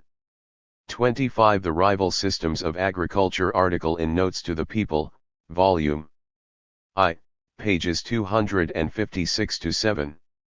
This was a reply to criticisms of a previous article on the land question. It is particularly interesting for its advocacy of collective farming, which had been suggested in Point I, Section 4 of the 1851 Chartist program. Some misapprehension seems to exist as to the tenor of our article, entitled Our Land, in which the superior happiness and virtue of those nations have been demonstrated, in which the small farm existed, as contrasted with those adopting the large farm system. It has been understood from this, by two correspondents, that an advocacy of the small freehold system was intended in that article. Nothing could be farther from the mind of the writer, whose belief is that the nationalization of the land, and the tenancy, not freehold soil in the hands of the few, can be prevented. Every statement, however, as to the superior advantages of the small farm system over the large farm system, as hitherto carried out, the author repeats and maintains. That misery is now, at last, rapidly overtaking the Belgian, French, and German small farmer is equally true, but this is owing to the enormous amount of taxation they have to pay. But, while the writer recorded the superior advantages of the small farm system over the large as being a reserve on which the people could fall back from wages slavery, he must guard against the false impression that he intended to advocate anything like a parceling out of the soil in small freeholds, than which nothing, as elsewhere shown in this number, could have a more reactionary tendency, or prove at the same time more utterly inefficacious to remedy the national distress. But, there is another point which ought not to be overlooked. The small farm system has proved so beneficial in history, only because the large farm system was developed in the wrong hands, whereas, in reality, the large farm system is far more beneficial, and far more economical, than the small. The latter effected good, because it still diminished competition in wages slavery, by retaining numbers on the land, because, where the large farm system existed, it was all in the hands of the rich few, and used for the displacement of labor. But the large farm system, properly carried out, is 1,000-fold better than its rival, only, the farms should belong to the state, and be managed by the people. It is a mistake to suppose that because a farm is large, it need have only one farmer, and he employ but a few hands. Why so? Suppose you have a farm of 0 acres, instead of parceling it out in 100 farms of 5 acres each among 100 men, keep it as a whole, but let the labor of the 100 be combined to develop the resources of the soil. Divided in 100 farms, each would be without the capital required to develop a fine state of production. He would vegetate on cabbages and bacon, and all the science of agriculture would be unavailable to him. This objection has been used with great truth by the capitalist against our freehold companies. But let the 100 combine their capital, let them combine their labor on one great undertaking, and you have at once all the advantage now possessed by the capitalist, without forfeiting one iota of the labor power which. 145. The individual system certainly develops, but which at the same time it allows to run to waste. Therefore, it is neither the small farm system nor the large farm system, as at present developed, that we must strive for, but we must bring large masses of labor power to bear on proportionate masses of land. This is cooperation, this is the only way to produce great results. The large farm system is an injury now, because though accompanied by large capital, it is identical with the employment of little labor power on the soil. The small farm system is an injury now, because, though accompanied by a certain amount of labor power, it is identical with an absence of capital on the part of the farmer. To combine the two, is the secret of success. This can be done only in the manner above described, and, to do it effectually, it must be done nationally.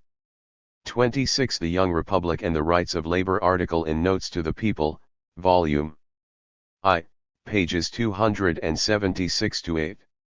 English working men of the middle decades of the 19th century looked upon America as the country of opportunity, in which the worst features of a class society were absent.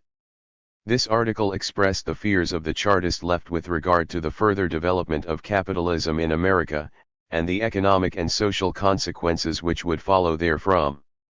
The extract given below was by way of introduction to an address and resolutions adopted by the mass meeting of mechanics and working men, held in Independence Square, July 4, 1851. After printing the address, Jones summed up, thus: the same song is now singing on both sides of the Atlantic. Swell the chorus, Englishmen, till it rings from shore to shore. Republican institutions are no safeguard against social slavery. Where a great difference between the possessions of one man and those of another is allowed to exist, no political laws can save the working man from wages slavery. Where free access to the means of labor is denied, where that access is dependent on the will of a few rich men, it is always in the power of the latter to force that wages slavery, by means of competition, down to the veriest point of misery, and to consign the working classes to hunger, disease, crime and death. Is, then, political power of no use? Is it not worth trying for? Far from that, it is the only leverage by which social slavery can be subverted. Means are altogether inadequate, when once the social power of the few is backed by political institutions and armed force ready to defend them. A striking instance of the inefficacy of political laws to IO.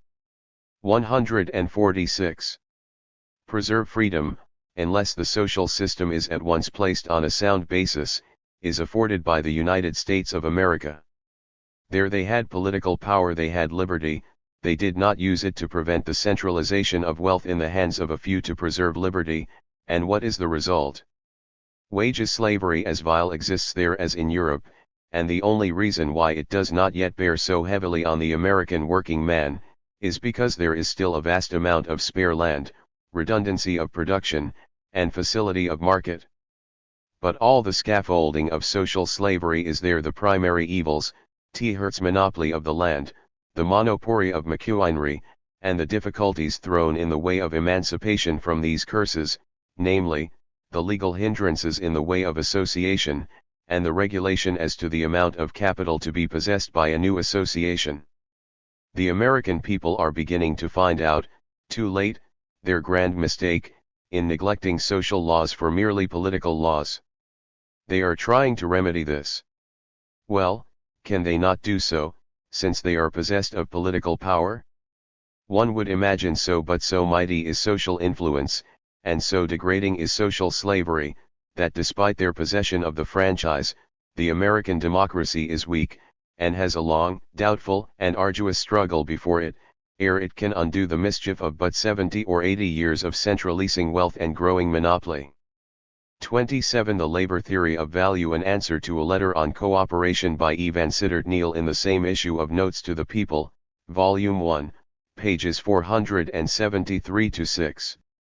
Neal was associated with the Christian Socialist group around Charles Kingsley and F. D. Maurice, against whose ideas of producers' cooperation Ernest Jones engaged in vigorous polemic.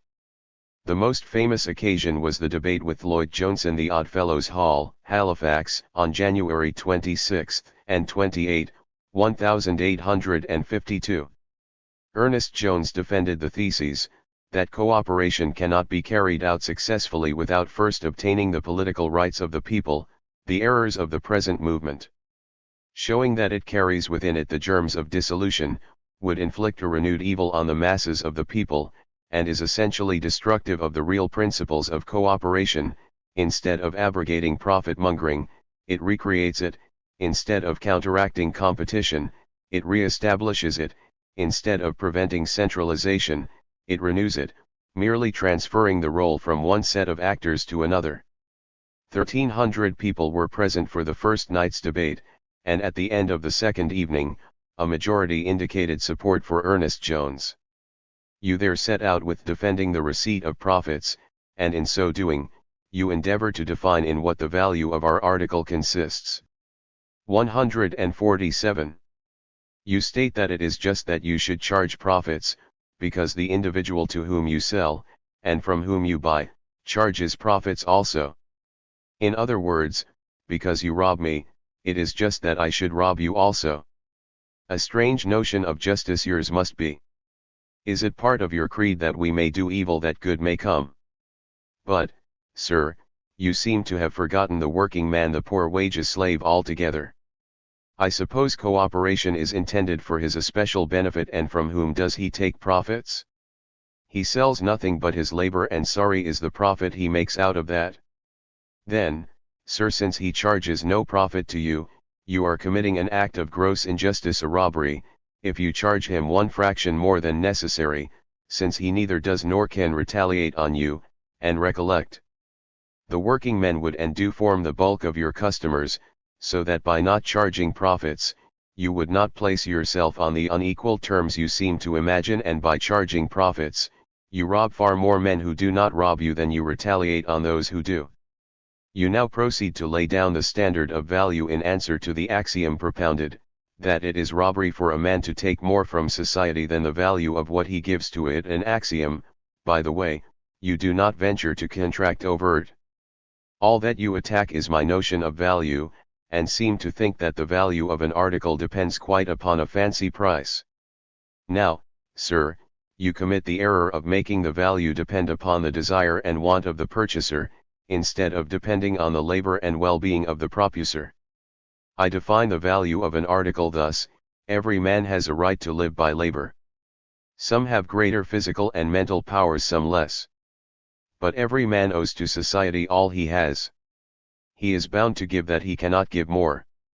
If, therefore, a man devotes his time and energies, be the latter great or small, to society, he has a right to receive from society a decent maintenance in comfort and competence, not to get salmon and turkey with the few, neither to live on moldy bread and potatoes with the many. The value of an article is, therefore, the time and labor spent upon it, not the desires and wants of the purchaser. How, in the name of common sense, could the latter idea have entered your head? It contains the germ of every social evil. Make the want of the buyer define the value of the article. Monstrous. No wonder you should defend profit-mongering when you are so utterly ignorant of the true and just principles of commercial exchange. C. 148. What your plan would lead to would, do I say's what it has and does. It leads to creating want, that an extortionate price may be charged for the satisfaction of that want which extortion has created. Thus the regrader may create an artificial famine and quadruple the price of corn. But is that a proper standard of its value?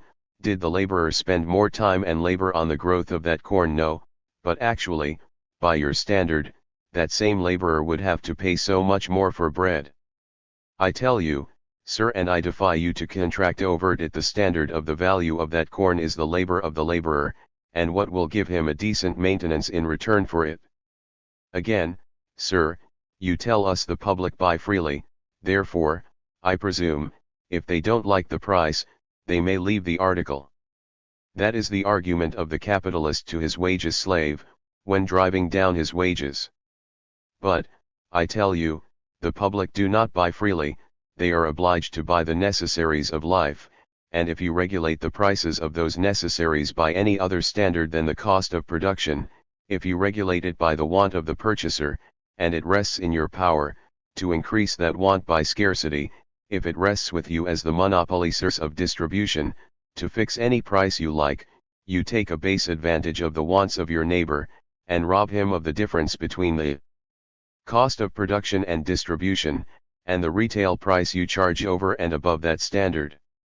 I will leave it to the public to judge on whose side rests the ignorance and misconception of the true principles of exchange. 28. The labor market and political power, in answer to an article by Parson Lott in the Christian Socialist, November 15, 1851.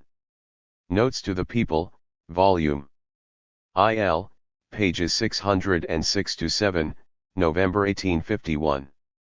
Since the surplus of wage labor has brought wages down, he can't deny that it is clear that the first step towards raising them is to do away with the cause that brought them down. Is it not, Parson Lott? Well, then, I therefore say, that diminishing the surplus in the labor market must necessarily tend towards raising the wages of the working men, for as long as the surplus is in existence, they cannot be raised. Can the worthy parson deny that? Now I say this in friendship and in all respect. I believe you to be a good man, and a sincere well-wisher to the people, but what a pity it. 149. Is that men like you should be led away by those notions of the Rosewater School, which, in your recent lecture on associations applied to land, caused you to praise our landlord institutions, and induces you to join in the cry of the poor manufacturers, they would do better if they could. But their profits are so small, they can't afford to pay more. And competition is so fierce among them, that though the working classes perish in their mills, they cannot help it, if they are to live themselves. I tell you and them, they have no right to murder me in order to live themselves. Who make the competition, tui? What is it made for? For their advantage. Then I say, if they choose to fight each other, they've no right to place the body of the working man between them, to receive the blows from both. Away with them! Away with them!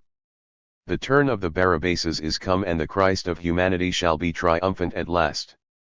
29. Social Right. The second editorial in the first number of the People's Paper, May 8, 1852. After 1848, the Chartist movement added to its political program the demand for social rights, i.e. a social as well as a political transformation of society. Hence their cry, the Charter and something more.